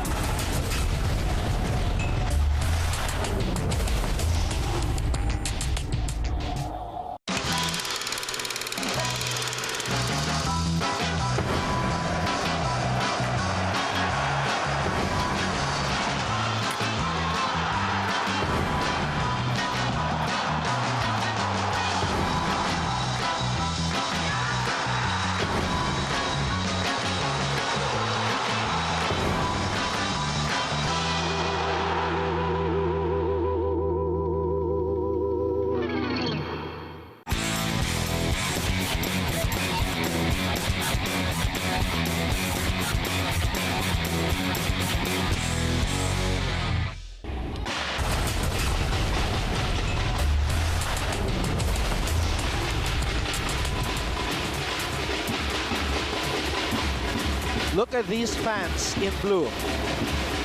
Some of them have been here since before 12 noon. We've been here since the morning, Coach. Checking out the softball finals kung saan nanalo ang Adamson Lady Falcons against the University of Santo Tomas 3-1. And congratulations to Coach Ana Santiago and the entire Adamson community for capturing their 7th straight softball championship. Coach Ana, her 10th championship as the head coach of the Lady Falcons. And overall, ang Lady Falcons have 16 championships already. What a wonderful record established by the Adamson University softball teams and by Coach Ana. Ay kinuwento mo, no? Unmatched yun so far. Wow. Sa UAAP softball competitions. Of course, in the past, they had that magical run by FEU, winning 19 crowns. But Adamson definitely not far from erasing that old record by FEU. Again, congratulations to the Adamson University community and to Coach Ana for bagging the 6th straight UAAP championship. But hats off also to Coach Baredo, Sandy Baredo of UST, and the rest of the Golden Tigresses, because lumaban sila even without their ace pitcher, Ann Antolejao. That's right. Very unfortunate what had happened to Ann Antolejao, no? I believe she's going to undergo ACL surgery tomorrow to repair the injured ligament. So we're wishing the best also for a full and complete recovery for Coach Ana. And congratulations as well to Coach Sandy Baredo and all the UST softball players. Now we've got Kirk Dakis. This is his 2nd opportunity, Coach, to try to put this game away. Ayoko naman i-jinx, Anton, pero wala pa tayo nakikitang home run ngayong araw na ito. Totoo, Coach. Ayoko naman i-jinx, ha? Wala pa sa finals, Coach. Wala pa tayo nakikitang home run sa finals. Sabi nga natin previously, sino ba naman ang nakaka-home runs kung hindi yung mga number 4 hitters sa lineup nila. Right now, on the plate is the number 4 batter, the cleanup hitter for UST, Kurt Dakis.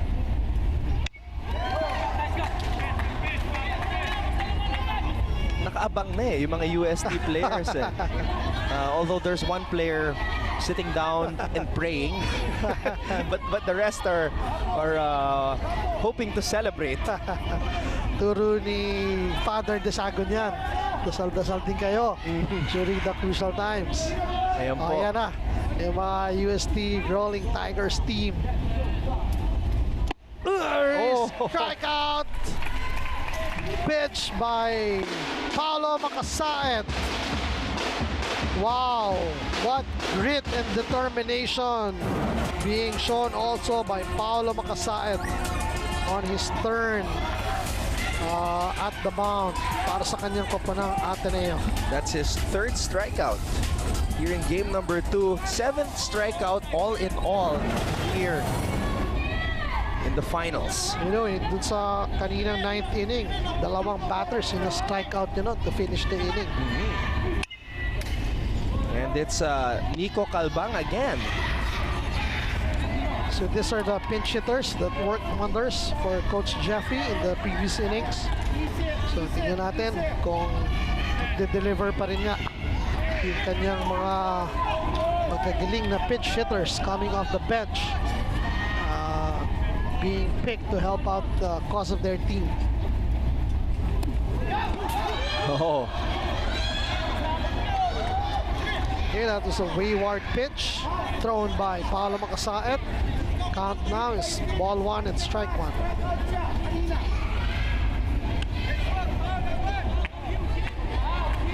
Nico Calbang with Max Mercado warming up. The captain is next, but he's hoping Calbang can do something.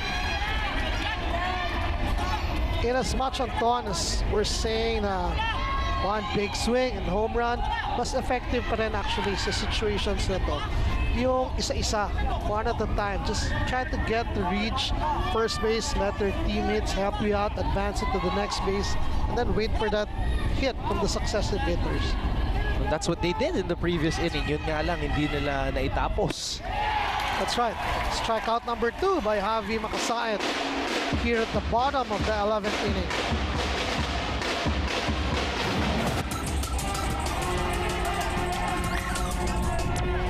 So sa lahat ng mga nandito, sa lahat ng mga nanunood via live streaming or sa SNA HD, marami kayong may kikwento sa iyong mga kaibigan bukas.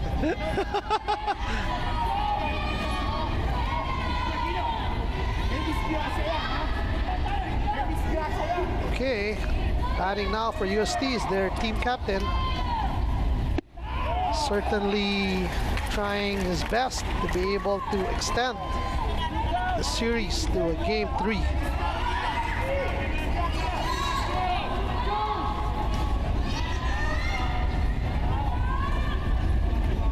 Paolo Makasaet, last year's best pitcher.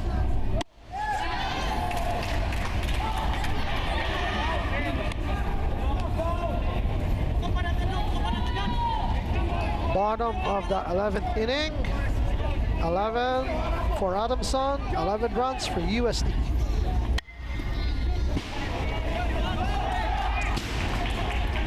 Ball 1 and strike 2 count.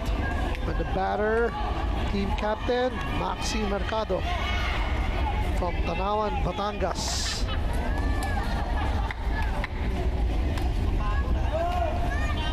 Yung game 1, kakwentuhan ko, Anton, yung tatay nito, ni Max Mercado. Sabi niya, pag manalo daw sila, ang premyo daw na ibibigay ng tatay niya sa kanya, kotse. Oh, wow! Siguro dapat inire-remind sa kanya ngayon yun. Ano? Kailangan, coach. Now, the thing is, you know, with already 2 outs, the percentage in terms of home runs for UST is not good. Yeah, but hindi kailangan ng home run. Kailangan niya na makatungtong ka lang kahit with 2 outs. Marami nangyari. Pero, 3 batters, 3 strikeout para kay Paolo Makasaet. So he just matched what De La Cruz did a while ago. Bottom of the 11th inning, 0-0. Score is tied, 11-all. Did he say he would give the car even after just winning game 2 o kailangan yung final series? Hindi malinaw, kaklarify na lang. Okay. All right, we will be back for another inning. So stay with us right here in season 79 of the UAP on SNA.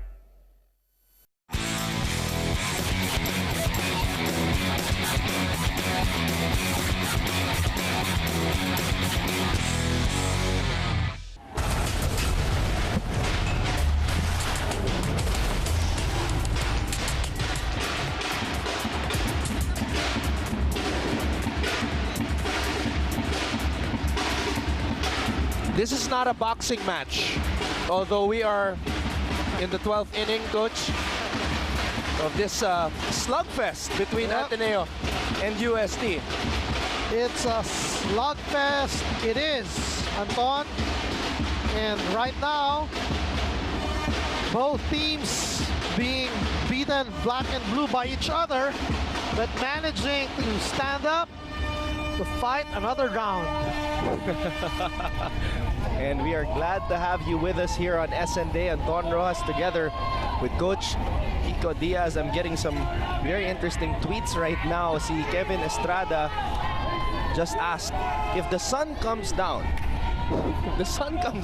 will the game be called and resumed the next day? Probably not the next day, but rescheduled to continue where we left off. Pero it's only 5 o'clock, so Yeah. 5 o'clock, 5 Mahaba-haba hours. pa. 5 hours na tayo Siguro, nandito, Coach. summertime na, may mga good 1 hour of sunlight pa tayo. Wag naman sana.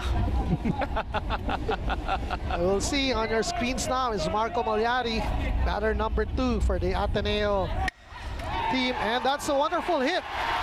Over the shortstop. Yep, And Malyari is able to get the first base. a bloop single hit in front of the left fielder.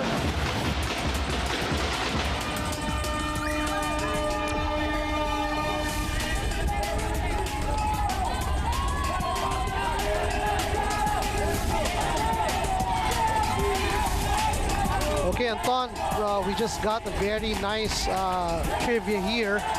The longest game we had this season was a 12-inning game between UST and Adamson University. So, will this one Natapos. surpass that? Oo. Oh! Safe because it was a dive. A dive by Malyari. Now imagine if De La Cruz dove like that earlier, Coach. In hindsight, kung nag-dive siya, baka nanalo na sila at wala na tayo ngayon. And what a story Yep. that would have been. Yep, pero hindi siya nag-dive dun sa kaninang attempt niya. Look at this dive. Doing everything for his team right now is Marco Malyari. After that nice hit, that was a good run to steal second base. And we have a very aggressive Marco Malyari here, threatening to steal another base. That's right, Javi Makasaet showing bunt right now. But if I were the coach, I'd have Javi swing already, because one single would probably score the base runner on second for that much needed go-ahead run by Ateneo. Kaya lang, hindi naman ako yung coach eh. So, okay lang rin. Pero 3 balls. Actually, pwede rin namang nagbabunt stand siya just to ruffle Uaap De La Cruz, no? Para yung concentration niya mabawasan pa. And there you go, 4 balls. Walk issued by Paolo against Javi Makasaet. Now, UST has played great defense in the past 3 innings, Coach, but now they're beginning to slip. That's right. That's a crucial base on ball issued by Uaap De La Cruz. Sabi natin how important it is for you to have a defensive play every at-bat of an opposing player. And that time, it did happen. First base was offered for free by Uaap De La Cruz.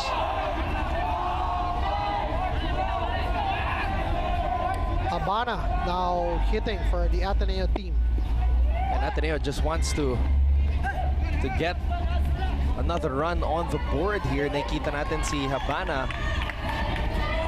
So showing bunt and taking 1 strike from pitcher Uaap De La Cruz. There, now Coach Randy signaling swing away to Habana. Swing and a miss there for Habana.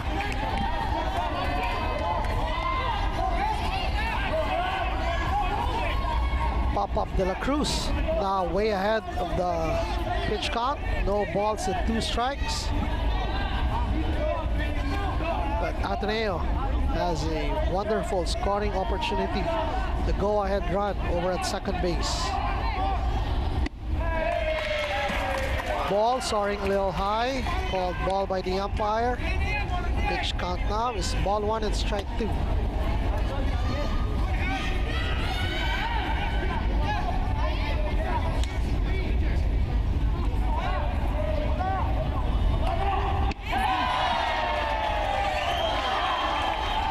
And that's a strikeout by Uaap De La Cruz.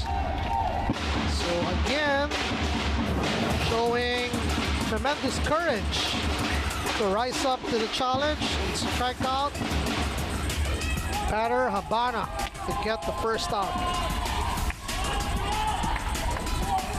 So nakatawid ho ng isang out si Uaap De La Cruz all on his own via strikeout, pero may 2 runners pa rin po para sa koponan ng Ateneo. Nasa first at second base. Mapalo ngayon si Renzo Ramos, ang kanilang right fielder na nakatala na ng 2 hits para sa araw na ito.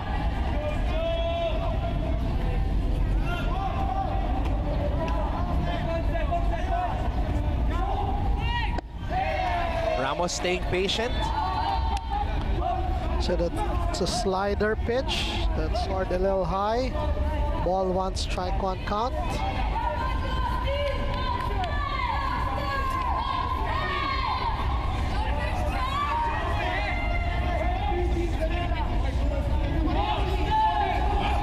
Ramos makes contact, sends it high towards center field. And base runners has to go back. Coach Randy very disappointed there because he could have tagged up right away at second base and tried to advance to third base after ball was caught by the center fielder. But that didn't happen. So tignan natin kung critical base running error ba yun or hindi. Clearly, Ateneo needing a hit to be able to score the go-ahead run at second base. So, Gino Tatuico would be given that opportunity here at the bottom of the 12th inning. Can UST get over the hump here? Tantuico makes contact. It gets past the third baseman. Ateneo with a chance for the go-ahead run. And look at that dive by Marco Magliari. And here is run number 2. And he is safe. Javi safe. Makasayan is safe. Javi Makasayan scoring the second run for the Ateneo team after the wonderful hit by Gino Tantuico, reaching second base. A 2 RBI double by Gino Tantuico here in the 12th inning. As we've stated, when it's needed, Gino Tantuico delivered. Look at this dive. Making sure. And here's another one.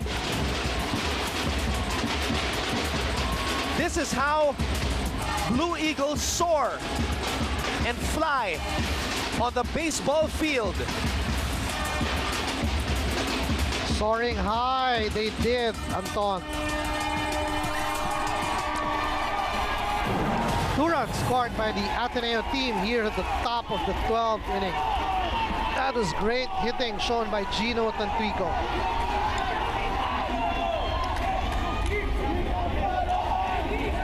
Ateneo fans are off their seats right now, Coach Kiko.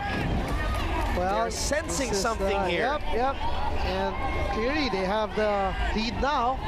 And that's a very, very significant 2-run lead being enjoyed by them right now.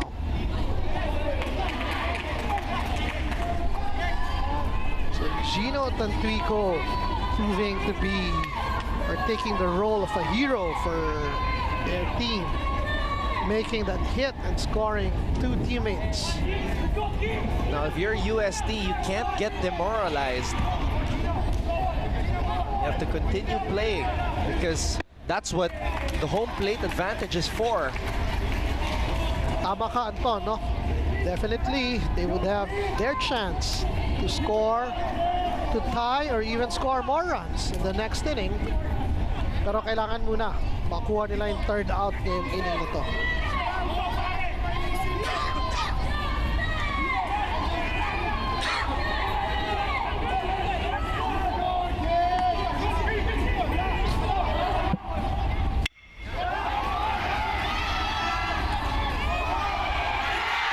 And it's over the first baseman.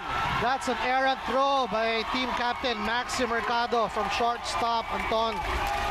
Wow, costly error. This is just fatigue setting in now, Coach. I think so too, Anton. I think so too. So there we see a very jubilant Ateneo team hugging Gino Tantuico, who just crossed the home plate for a 3-run lead para sa kanilang team. Ang Ateneo lamang ng 3 runs. Ngayong nasa ibabaw tayo ng 12th inning. Very costly errant throw made by team captain Maxi Mercado.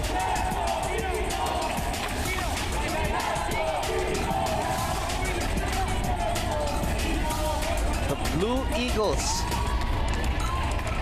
sensing that the title is within their reach. Altomonte having a conversation there with his fellow catcher, Gonzalez. That's right, Pop-Up De La Cruz being substituted now, and everyone from both teams actually giving a very warm round of applause for Pop-Up De La Cruz. He could have been the hero. That's right, Anton. He had some heroic moments, coach, and that is why even the Ateneo crowd acknowledged that. That's right.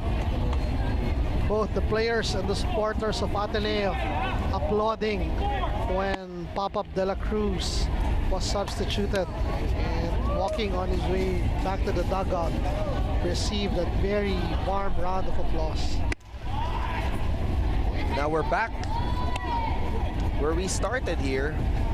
It's now a clear 3-run lead by the Ateneo team here at the top of the 12th inning. Acuna will pitch for USD.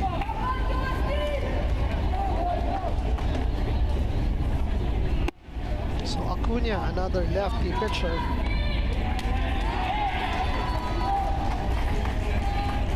Now if you're USD, you have to wonder how much fight do you have left in you? Because you still have to get that last out here to stop the bleeding. And then you return at bat.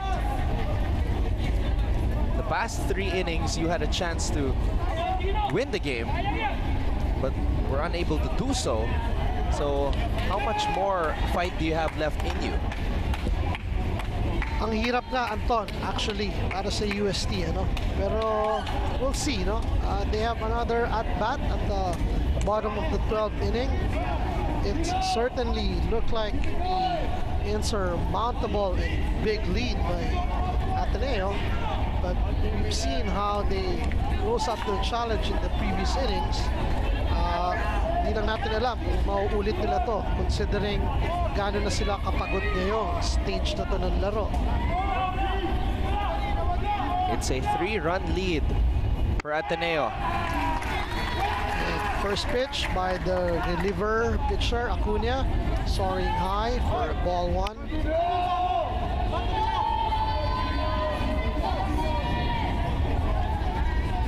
This is the 4th pitcher now, sent in by Coach Jack, or Coach Jeff, excuse me.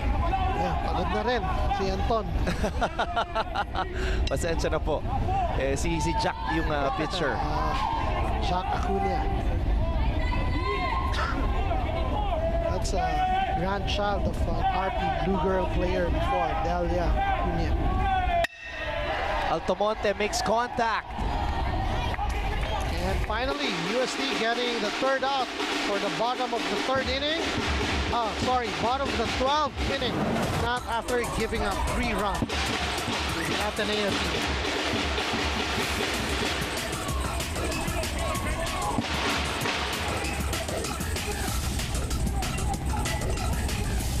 That's the 3rd out. And when we come back, USD makes what could be its final stand here in game number 2 of the UAP Season 79 Baseball Finals.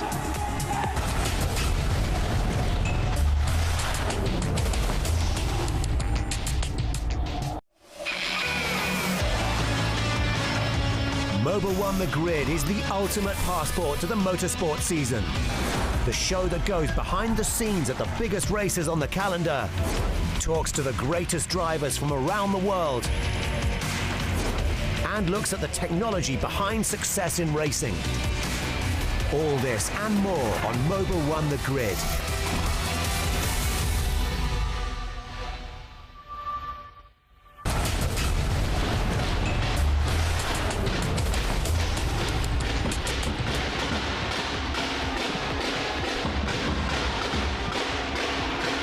5 hours, 16 minutes, and counting for Ateneo to finish what has been an epic game.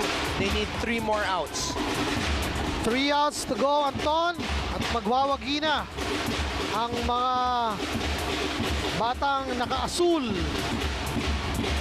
3 more outs and the Ateneo baseball team would have regained the season 79 baseball championships. First batter for the UST Growling Tigers is their very gritty catcher, Marlon Gonzalez.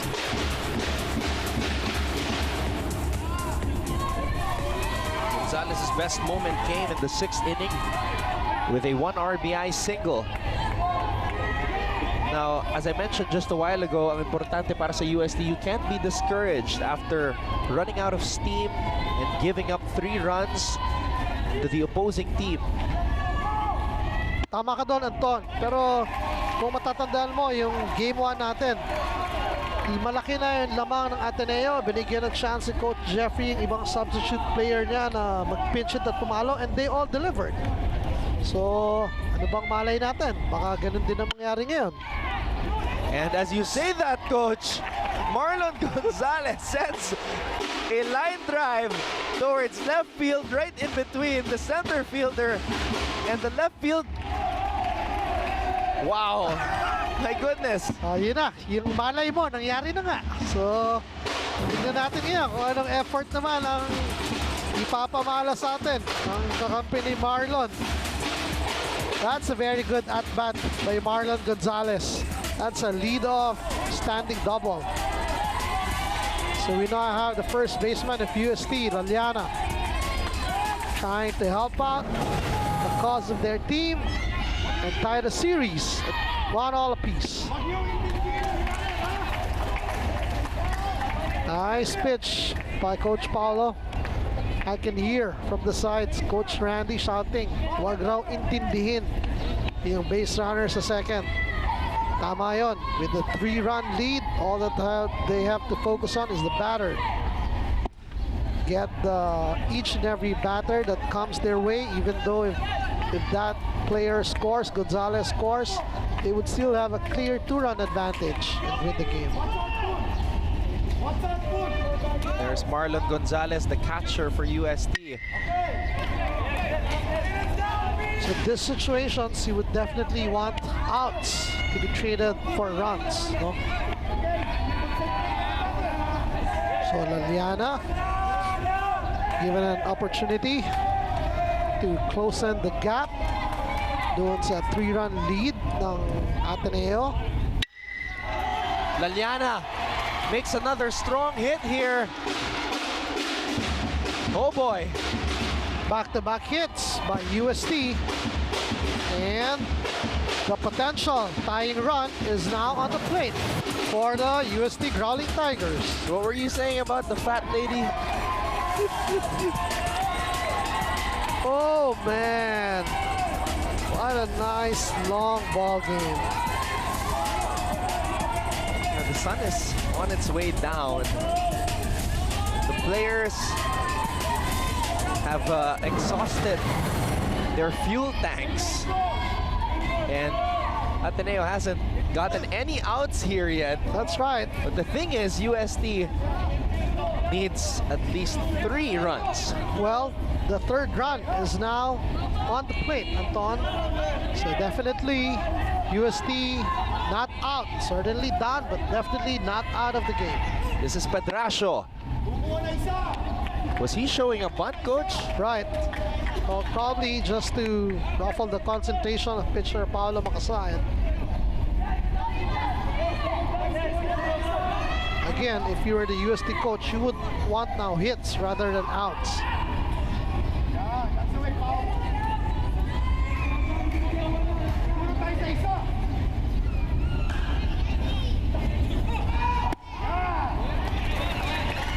It's the second time he showed the bunt. Paolo Macasayat going back with the strike pitch. Count now is ball 1 and strike 1. Base runners at the corners, first and third. He makes contact. That's It's a another line hit, drive. Anton. That's another hit. UST scores a run. Oh no! He's safe. He hesitated. He stepped on the brakes. Decided to continue his path. And right now, the tying run is at second base. Wala pa rin pong out ang Ateneo dito sa bottom of the 12th inning at nakascore na ho sila ng isang run to cut the lead from 3 to 2. So ang score na po natin ngayon ay 14 to 12. Wala pang out at muli may base runners pa sa second at third base ang koponan ng UST. What should have been just a 1 RBI single became a double. Huminto na siya eh. That's right. Huminto na si Pedracio because he felt that he was gonna be tagged out. It could have been a rundown play, That's coach. right. Nag-hesitate din actually yung bato. Hindi kagad binato.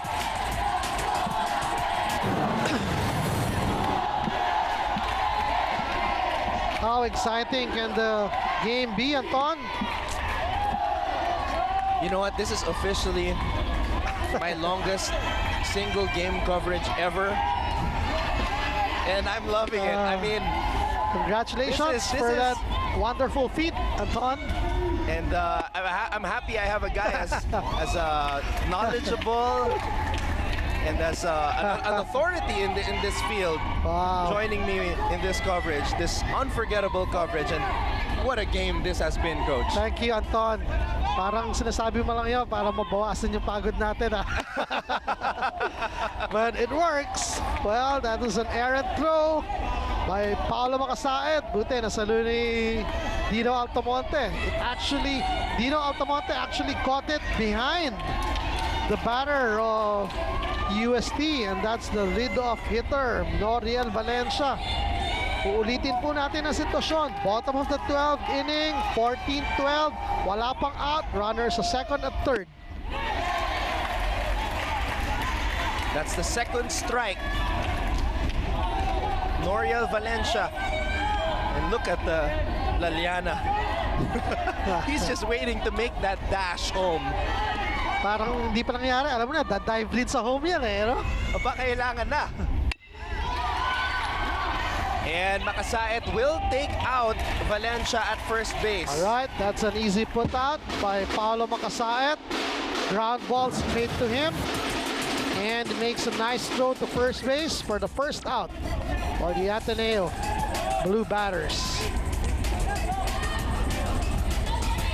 Okay, maangal ng konti si Gino kasi tinapik pa raw siya ni Noriel.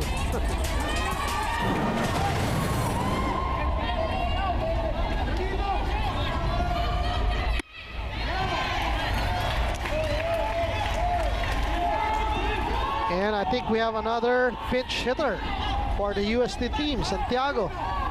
Wow. Namesake of the coach. O baka nga anak pa to ni coach eh, kamukha oh. Don Camil Santiago, number 24, his first appearance here. We wonder if this is Coach Jeff's son. Okay, strike 2 count.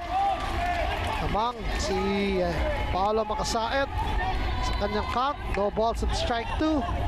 May 1 out na natala ang Ateneo ngayong bottom of the 12th inning.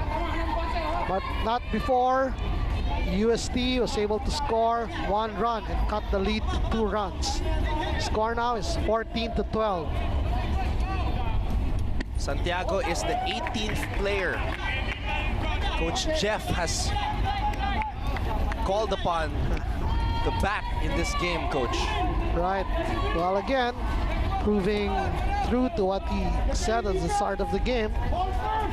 Gagawin niya ang lahat, kukunin niya ang lahat ng pwedeng makatulong. Ngunit na strike out po ni Paolo Macasaet, yung pinch hitter na Santiago, para makuha ang second down. So 1 more out to go. Just 1 more. And Ateneo will be recognized as champions once again in UAP baseball. And now we have the relief pitcher who took the pitching cudgels from Pop-Up de la Cruz at the previous inning. So si Jack Acuna. The 19th player that Coach Jeff has called upon to bat here. Merong opportunity. Lahat ng baraha linabas ni Coach Jeff Santiago. That's right. The potential tying run is on second base. 2 outs na po. Acuna makes contact. And this could be it. And Ateneo has reclaimed the UAP Baseball Championship. Third and final out. Blocked by Ateneo to win Season 79 Baseball Championships of the UAAP. Wow, a classic duel between two very, very tough and courageous team, Anton. In the end, Ateneo getting the third out, preserving a 2-run lead to get Game 2 of the Baseball Championships. 14-12. Ateneo celebrating their 4th baseball championship in 6 years. But UST put up a gallant stand. Gave Ateneo a scare.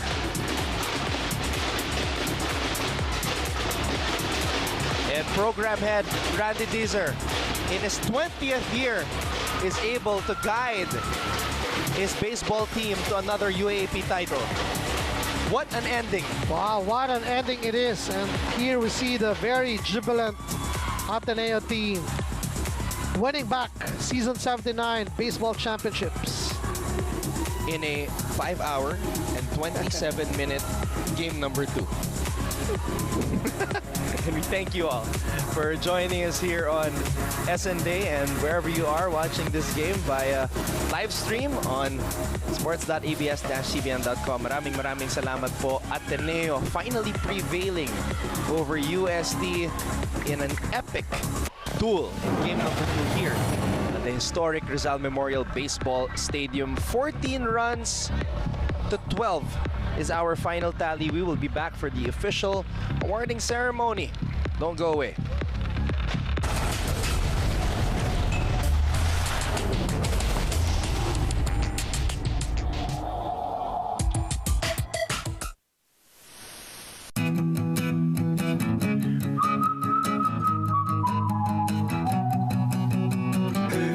Who's that girl over there? She don't care. Who's that boy in this bag?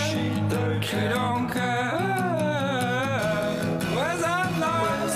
Where's that love? She don't care. She don't care.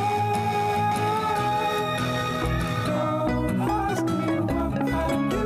Ask me what I know. I fell in love with a beautiful girl, but I never told her so. 13 years old ata ako nung natatandaan, nabully ako. Ayoko nang maglaro, ayoko nang mag-aral, ganun. During one play, I landed badly on my left leg. So I tore my ACL and MCL and I had to stop playing for 9 months. So yung ate ko, namatay siya last year. And laging pag nagkakaroon ako ng problem, siya yung laging nag-iisip ko kasi parang kumbaga coach ko sa amin. Wala sa tabi yung pamilya ko. Every time I study, parang every opportunity na meron ako, wala sila. I've read a lot that, oh, she's too slow or she doesn't jump high enough. The people can say a lot of mean things. They don't know that it affects us a lot personally. There will always be people that will tell me that I'm too big-headed, I'm too bastos even. That word medyo hits me when they say I'm bastos in a game. Katawan ko sobrang taba ko. So, iisipin mo na lang paano mo i-inspire mo pa yung sarili mo na ganito yung idolo mo, kung ganito naman yung katawan mo. Ang pinakamasakit na line is parang wala ka ng future. Yes, I believe that to come. It's so plain to see. Best yet to believe. Yes, I believe. Oh, I believe. Yes, I believe.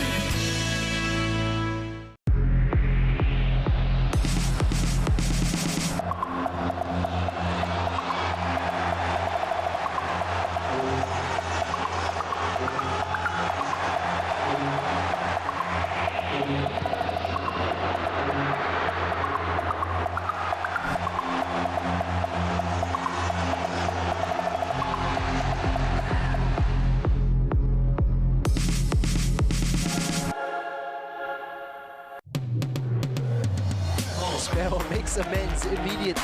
And again, a good disguise by sila.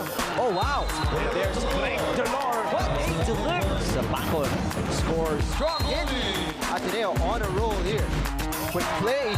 Well done here by UST.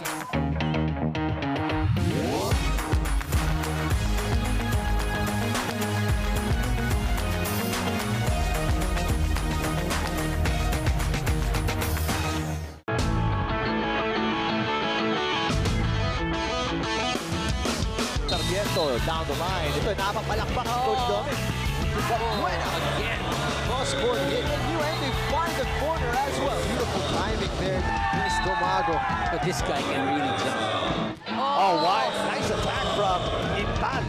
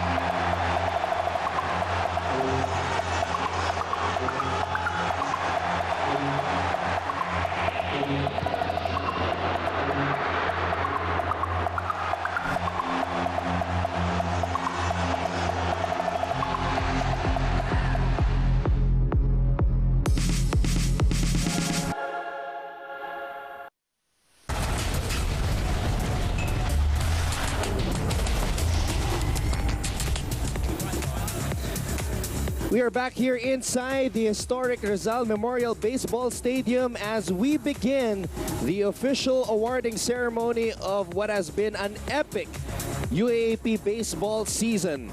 Season 79. We'll start off with the top individual performers.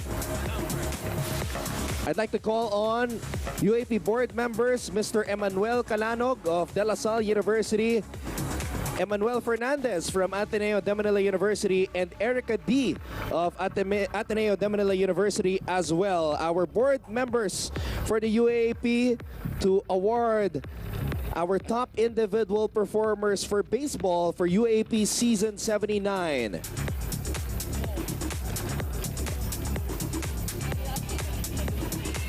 Thank you very much. Our first award is the award for Best Hitter. And he batted .455 this season. From De La Salle University, Ignacio Luis Escaño.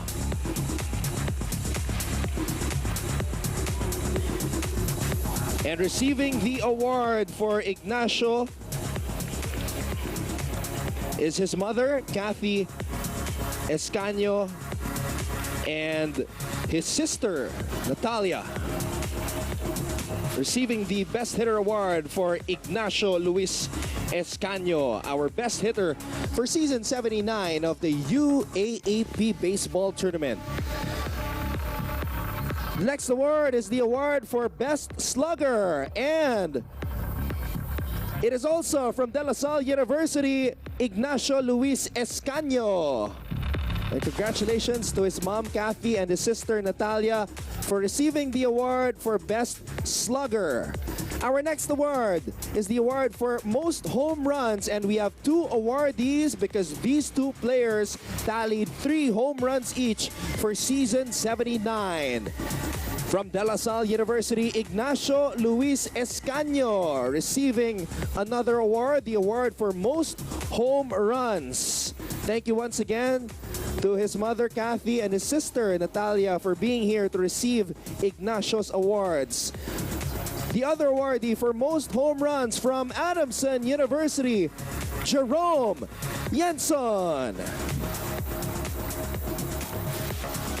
The two awardees for the most home runs award, 3 home runs tallied here in season 79, Ignacio Luis Escaño and Jerome Jensen.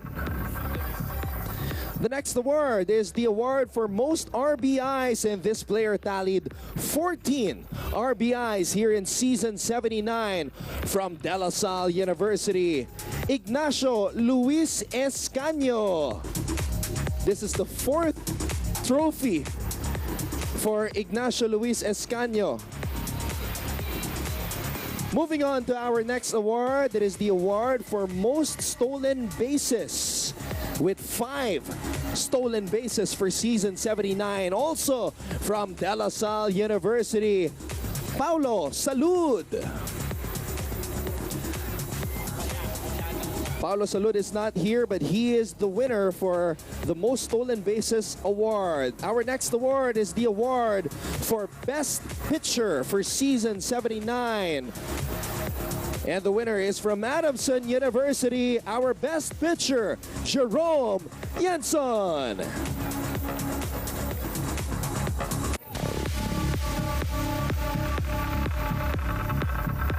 Our next award is the award for Rookie of the Year. This year's Rookie of the Year is from Ateneo de Manila University. Give it up for Dan Laurel.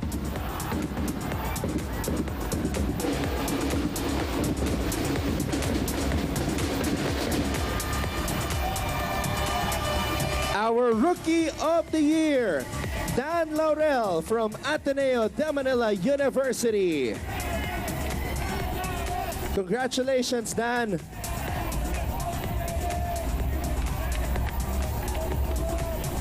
Our next award is the award for Season MVP. And our MVP is from De La Salle University, Ignacio Luis Escaño. A 5th award for Ignacio. Wow. And thank you once again to his mommy Kathy and his sister Natalia for being here to accept the award. Our last award is the award for Finals MVP. And the Finals MVP for UAP Season 79 Baseball is from Ateneo de Manila University, Paulo Makasait.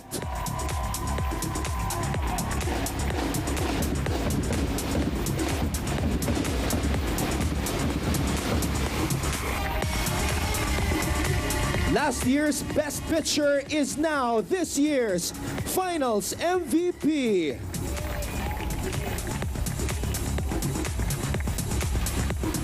Congratulations to all our individual awardees for season 79 of the UAAP.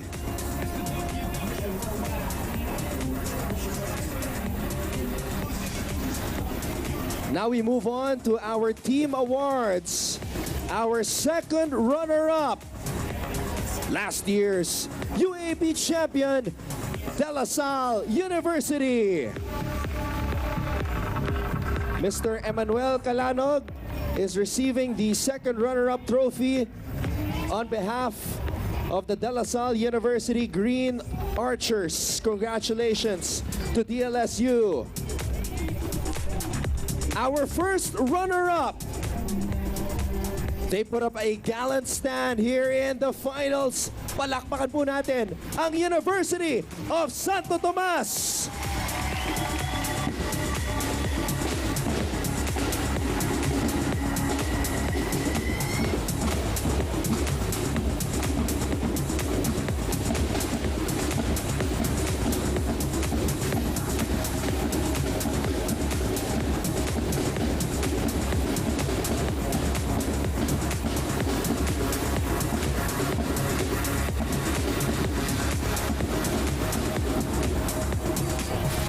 Congratulations to the UST Growling Tigers, led of course by legendary head coach Jeff Santiago. An unbelievable run back in the finals since winning it all in UAP season 73, and they came so close to forcing a game number 3. Gallant stand from the Growling Tigers of the University of Santo Tomas, our first runner-up for season 79, and they are also the host school of the UAAP this year.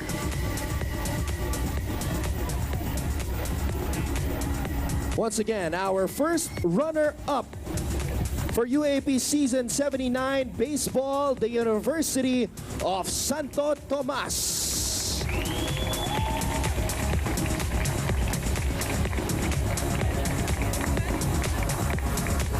And now, we award the new champions for season 79 of the UAAP.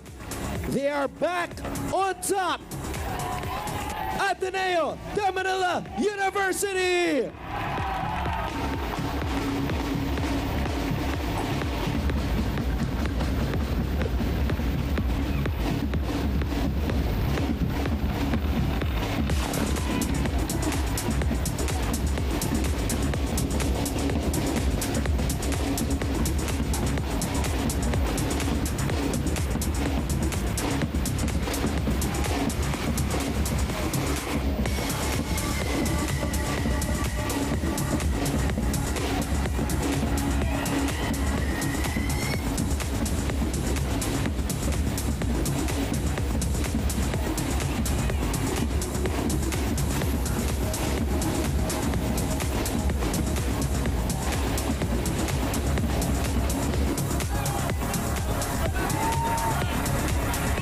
Ateneo reaching the finals for the 6th straight season.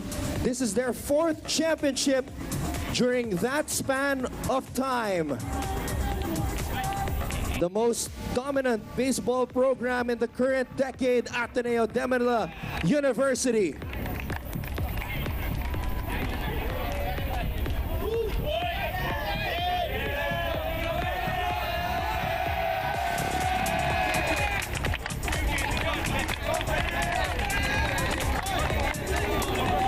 Congratulations to Ateneo, champions once again for UAAP baseball.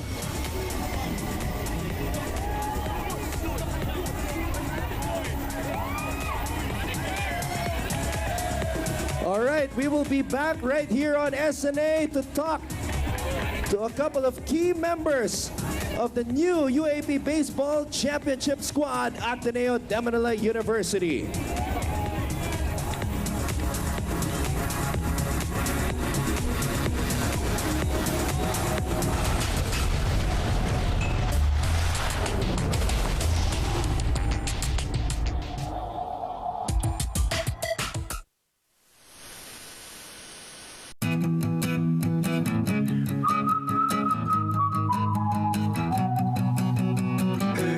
Who's that girl over there? She don't care.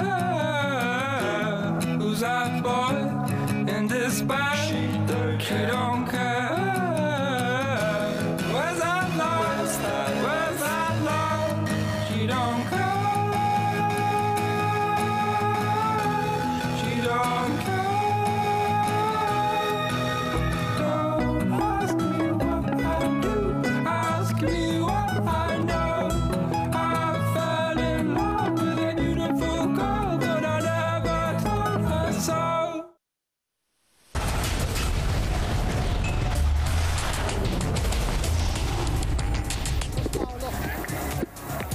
Hello. Aging Paolo. Paolo, our season MVP.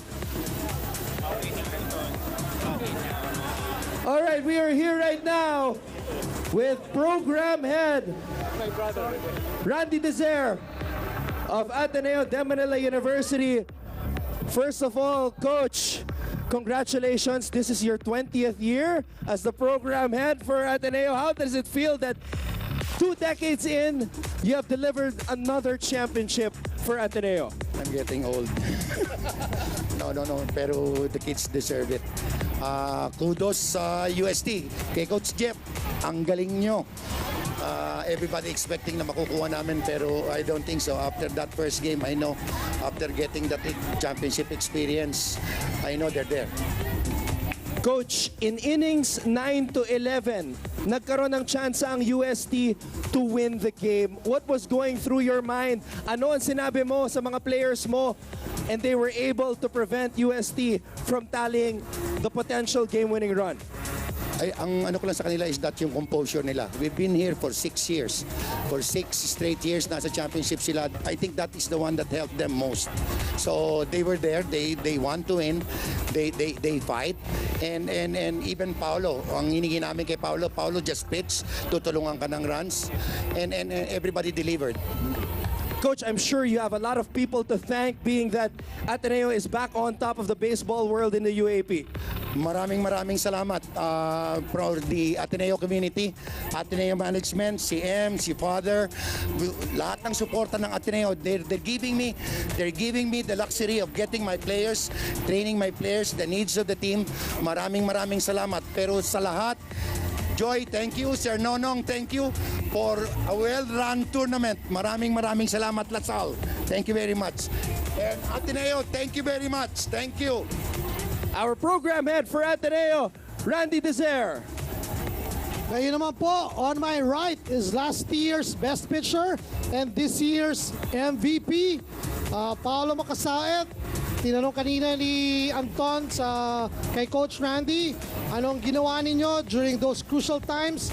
Now, if I may ask you, what was running in your mind in those very crucial extra innings of the game? Well, obviously there's pressure, pero one thing that's most important is to keep your head in the game. I kept my head so long as much as I don't crack, you know. And definitely you didn't crack that all, Mr. Makasaet. Congratulations again, and last message from our season's MVP. This game's a team sport. Nothing revolves on one player. That's why the way my teammates picked up for me, even though they messed up at first, well appreciated. Wow, very well said from our season's MVP. Hindi raw niya ginawang manalo, ng sarili lang niya. He attributed all the wins to his teammates, to the coaches, and probably like what Coach Randy said earlier, sa lahat ng Ateneo community. We have a lot of people to thank for another successful baseball tournament. Of course, let's thank our commissioners for softball, June Veloso, and our commissioner for baseball, Amos Foncardas. Maraming salamat po. We'd like to thank the PSC and the De La Salle University Office of Sports Development as well for a greatly run tournament here in UAP Season 79 for softball and baseball. Unbelievable season, Coach. Great and unbelievable are probably understatements, Anton.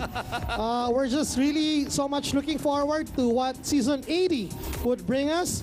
But as you've mentioned, it was really a great, inspiring baseball finals. And congratulations to the team that is back on top once again, the Ateneo de Manila University Blue Eagles.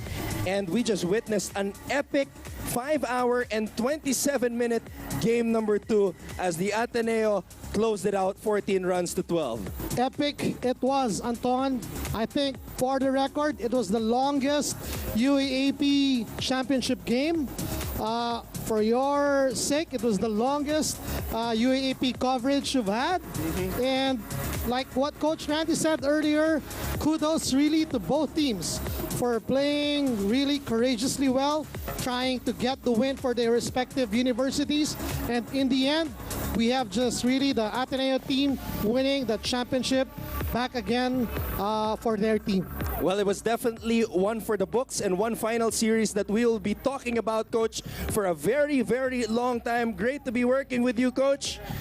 On behalf of everybody From ABS-CBN Sports, our director, Direk Al Neri, our executive producer, Direk Abet Ramos, my partner, Coach Kiko Diaz, and all of us here, ako po ang inyong lingkod, Anton Rojas, nagpapasalamat sa inyong panonood, and we will see you all again next year for UAP Season 80 on SNA.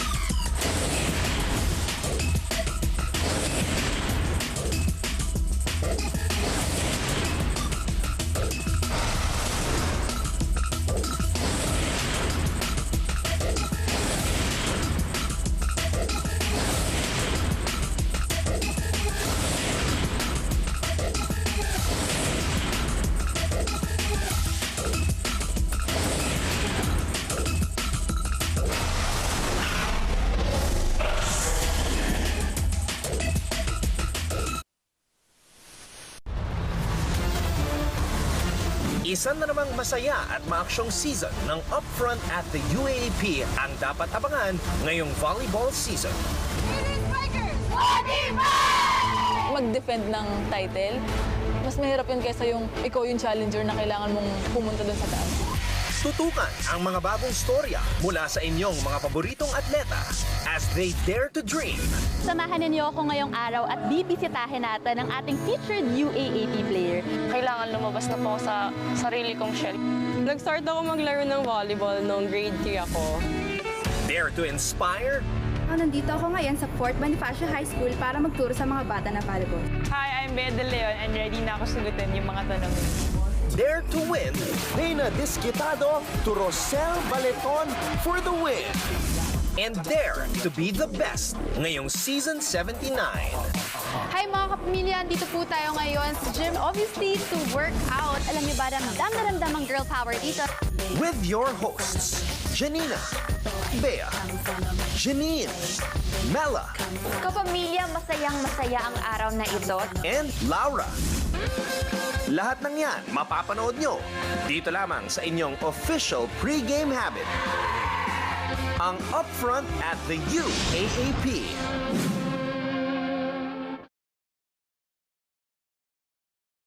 Another remarkable story unfolding here. Yes! Oh, that is fantastic. What a look. Providing a methodical performance. It's fantastic scenes here. You would not believe this. I am loving the energy. Wow. You dream about this all your life. Listen to the crowd loving this. Sa akin naman yung teamwork, sobrang importante yun. Kasi kung individual naman yung gagawin sa basketball, hindi kayo mananalo. Kaya kailangan talaga buo kayo sa court maglalaro. Araw-araw, go hard, takbuhan, no excuses. Ibigay ko lang yung best ko, papakita ko yung meron ako. Basta i-guide ko lang yung teammates ko, dadalhin ko sila sa goal namin.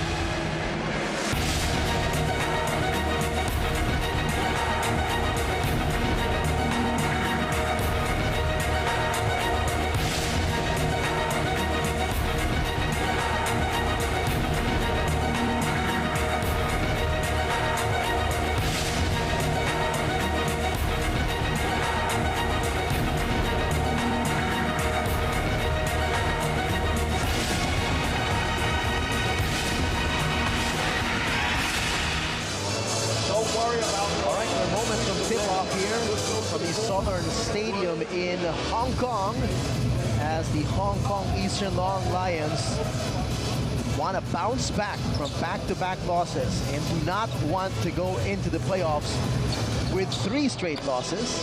Meanwhile, the Saigon Heat, the hottest team in the ABL right now, winning the last 5 road games in a row, and the last 7 of their last 10 games as well here, the home stretch of your ABL. So we are in for a great one tonight, as even if this is a no-bearing contest, if you do the math, both teams are guaranteed of their spots in the Final Four. Hong Kong is guaranteed number 1, Saigon is guaranteed number 4, but they do want a psychological edge coming into the playoffs, Marco. And you know, TJ, if you are the Saigon Heat, definitely you do not want to start out flat here against the Hong Kong Eastern Long Lions, who are known to really come out like a house on fire, especially here in their home court in the Southern Stadium. You can expect Marcus Elliott, Tyler Lamb will come out guns blazing. Josh Boone will try to impose himself inside the paint, make a statement against Jordan Enriquez, as is the case as well for Lenny Daniel, Beard Arnold,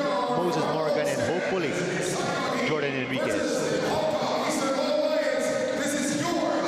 Good evening, folks. Thank you for joining us on the YouTube live stream of the ABL, and as well back home in the Philippines for us, for me, Marco, that is. Over on SNA, we are underway here from Hong Kong as the Long Lions have first possession. Matchups to watch out here. DJ Marcus Elliott against David Arnold as well. On the other wing, it's Moses Morgan against Tyler Lamb. Here's Marcus Elliott. The first jumper of the ball game is in the books for him. 2 points, as he's going for how many? If he wants a record, 28 points. Get the record. That is one of the key things here for Saigon, how they're going to defend the ball screen. One of the bread and butter plays for Hong Kong. This is the big man matchup we've been waiting for. Enriquez gets that turnaround hook shot over Josh Boone.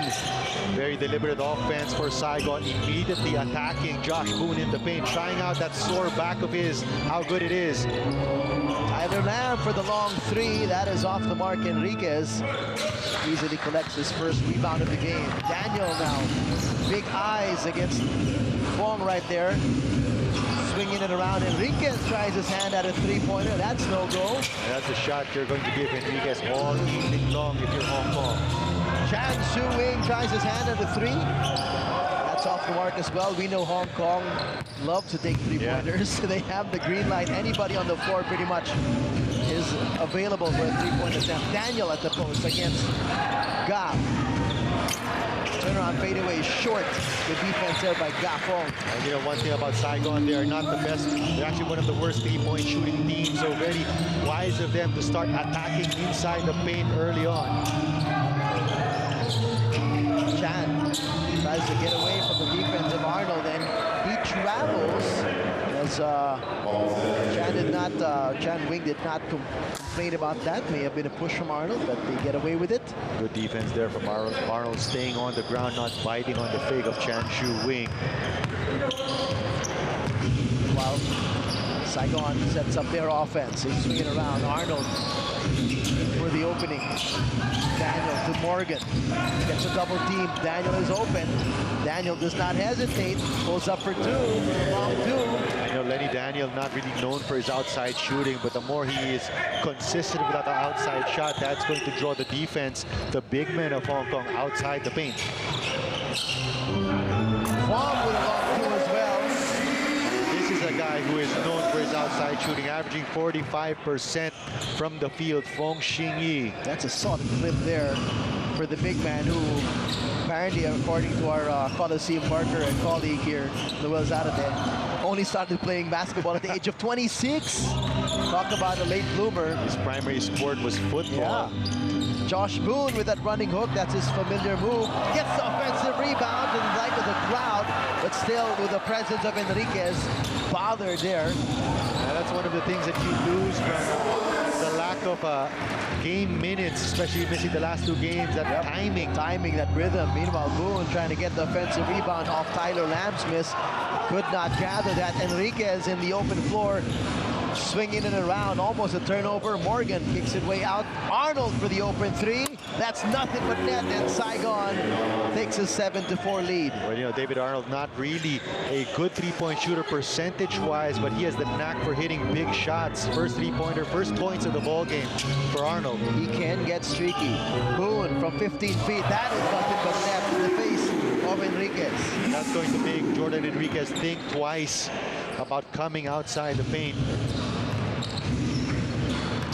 Looks like Fong is really the man in charge of trying to check Lenny Daniel. Lenny Daniel swinging around wild with the hook shot. Enriquez tries to throw this one down, gets blocked by the rim. Second serving, again denied. He's begging for a foul. Daniel, though, making sure they get something out of that possession. That's back-to-back mid-range shots from Lenny Daniel. And you know, DJ, I think that was the big difference between the Saigon Heat prior to having Jordan Enriquez. Now that they have Jordan Enriquez, that presence inside the paint, able to mix it up with the best big men in the league. We got a first substitution of the game. Stefan Nguyen comes in. This is how you want to start if you're Saigon. Saigon not showing any intimidation against the home team. Not at all. They're oozing with confidence. They are very aggressive. Marcus Elliott troops to the free throw line. And you can hear Lenny Daniel shouting to his teammates, press, break. Because they know the press is coming. They know that's coming. That has been a staple of the Eastern Long Lions. Every time they make a made free throw or a made basket even. But against Saigon the last time around, because they didn't have a goaltender in Josh Boone, Saigon was able to break that press more or less easily, able to score in transition against the Eastern Long Lions. Stefan Nguyen not having a hard time bringing across the timeline there. Enriquez looks for a teammate, swinging around, two-man game. Nguyen and Daniel. Daniel against Fong again. 5 seconds to shoot. Daniel carves space inside. The whistle. The basket is good. Three-point play opportunity for Lenny Daniel. And I think that they're going to give that foul to Marcus Elliott for reaching in at the last second. Although Ga already had played great defense, forcing that fadeaway from Lenny Daniel. Check it out again here on the replay. So three-point play is good for Lenny Daniel. It is a 12-8 lead for the visiting team. And you know, Saigon with the starting five they have with the court can definitely match up against the Hong Kong Eastern Long Lions. Chan Wing with a miss there from the outside. Marcus Elliott tries his hand. Oh, nice hustle there by Chan Wing. Getting his second possession. Or third possession, actually, in this trip. That's exactly right, DJ. Not really known as a great rebounding team are the Eastern Long Lions. Good steal there from Arnold. Hustle by Arnold, popping the ball out of the hands of Josh Boone, who has yet to really get his rhythm. Arnold against Elliott. They go down low to Enriquez. Here's that big man matchup once again. Enriquez drop step to the baseline. He draws a foul. And that's something we're going to watch out for, Marco. The fouls of these two big men as they go at each other. He's going to be called for reaching in. You know, Jordan Enriquez actually about a couple of inches taller than Josh Boone. So that hook shot is really going to be difficult to guard. We got our first time out of the ball game. It's a 12-8 lead for Saigon. Stick around. We'll be back here for your ABL.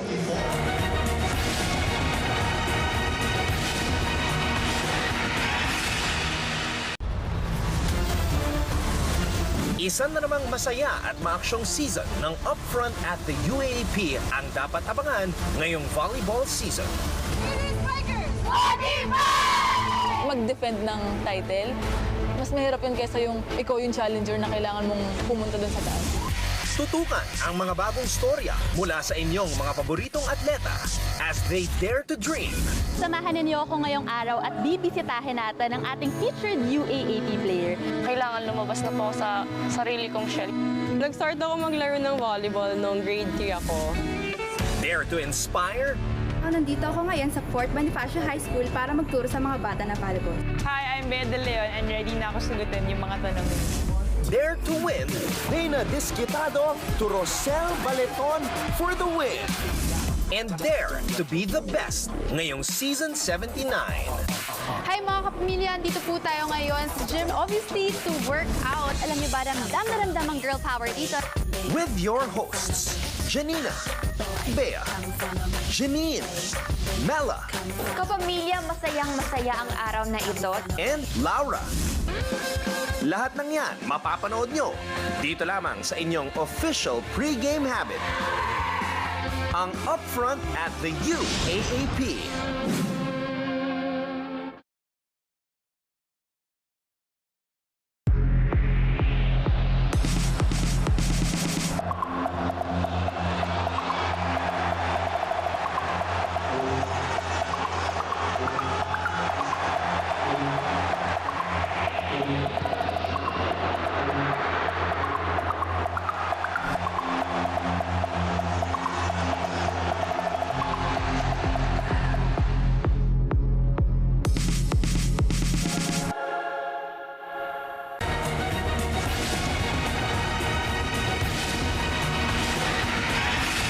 Welcome back to the Southern Stadium in Hong Kong. This is at the Wan Chai District.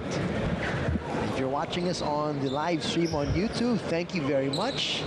Watching us in the Philippines over SNA as well. Good evening to everybody over there. And on iCable as well here in Hong Kong as Henriquez is at the stripe, missing the first of two.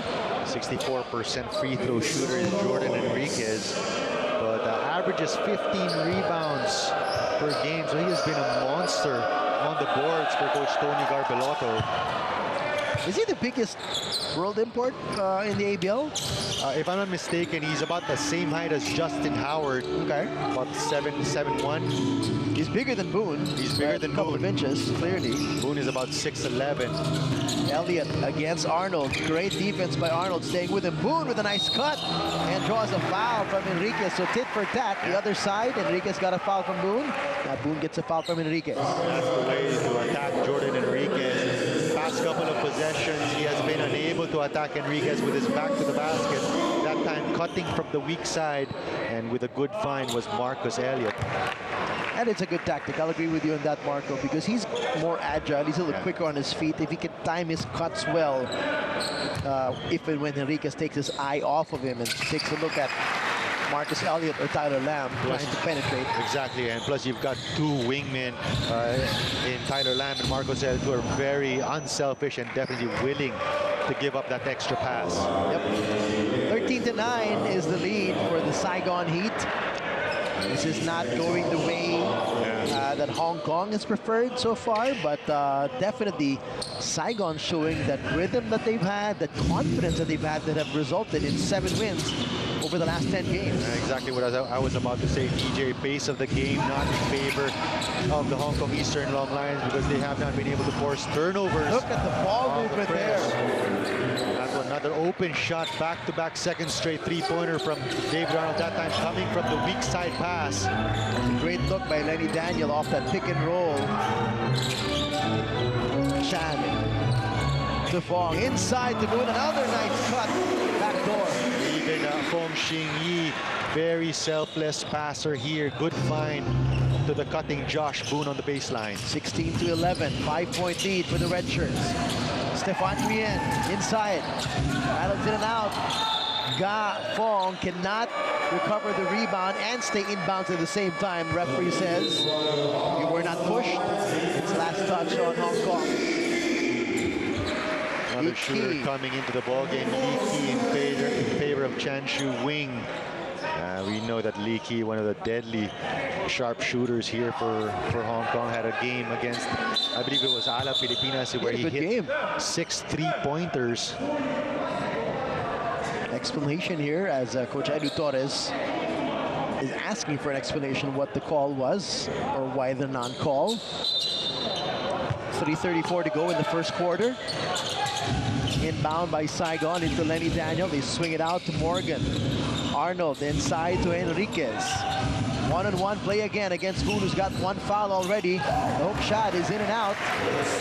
Good job there by Josh Boone, pushing him out towards the middle of the painted area. Look at the quick transition of Hong Kong. Marcus Elliott, cross pass to Lamb, 2 points and a foul. And that is the bread and butter of Hong Kong. Miss or make, they're always always looking to push the ball up the floor. They have two of the best finishers in the league, in my opinion. So if you're Saigon, how do you counter that? You know Hong Kong wants to push. You know they want to be aggressive on their transition offense. How do you stifle them or slow them down? Well, one thing that you have to do is you have to get your fair share of rebounds, because if Hong Kong can't get their fair share of rebounds, they won't be able to push the ball in transition. The other thing is your big men and your perimeter players have to sprint down into the paint and locate their man. They can't just run to the middle of the paint, because their Hong Kong shooters love to get to their spots outside the three-point area.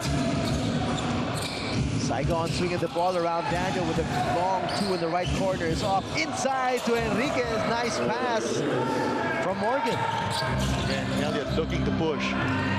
Elliott this time with a pull-up three-pointer in transition. Nothing but net, oozing with confidence. That's a sweet transition three-point shot. They're in rhythm at the peak of his jump. Gapong with the steal straight to the basket there. And this is more like it if you're Hong Kong Eastern Long Lions. That transition game fueling your offense. That steal coming from Fong Xingyi. So now Hong Kong creeping back into this game, wanting to get the lead now. They can with the two free throws. Gapong here. That is one of the keys for Saigon. You have to be able to take care of the basketball.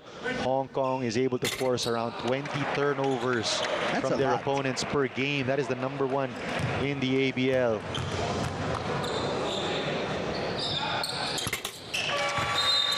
And Fong ties his game up. 18 all. He gets a substitution. Ginchard comes in the ball game for the first time. This is their energizers. Yeah, this is their quicker lineup, but this is potentially where Lenny Daniel has the advantage. Look at the quick drive there by Lenny Daniel. And the nice pass to Enriquez. Foul was called on Ginchard on the pass. Wow. Lenny Daniel about 4 inches taller than Steven Ginchard. But he's not giving up much in speed. Yeah. Daniel still is quick on his feet. Almost a turnover there. Saigon retains. Definitely heft-wise and strength-wise, Daniel has the advantage over Ginchard.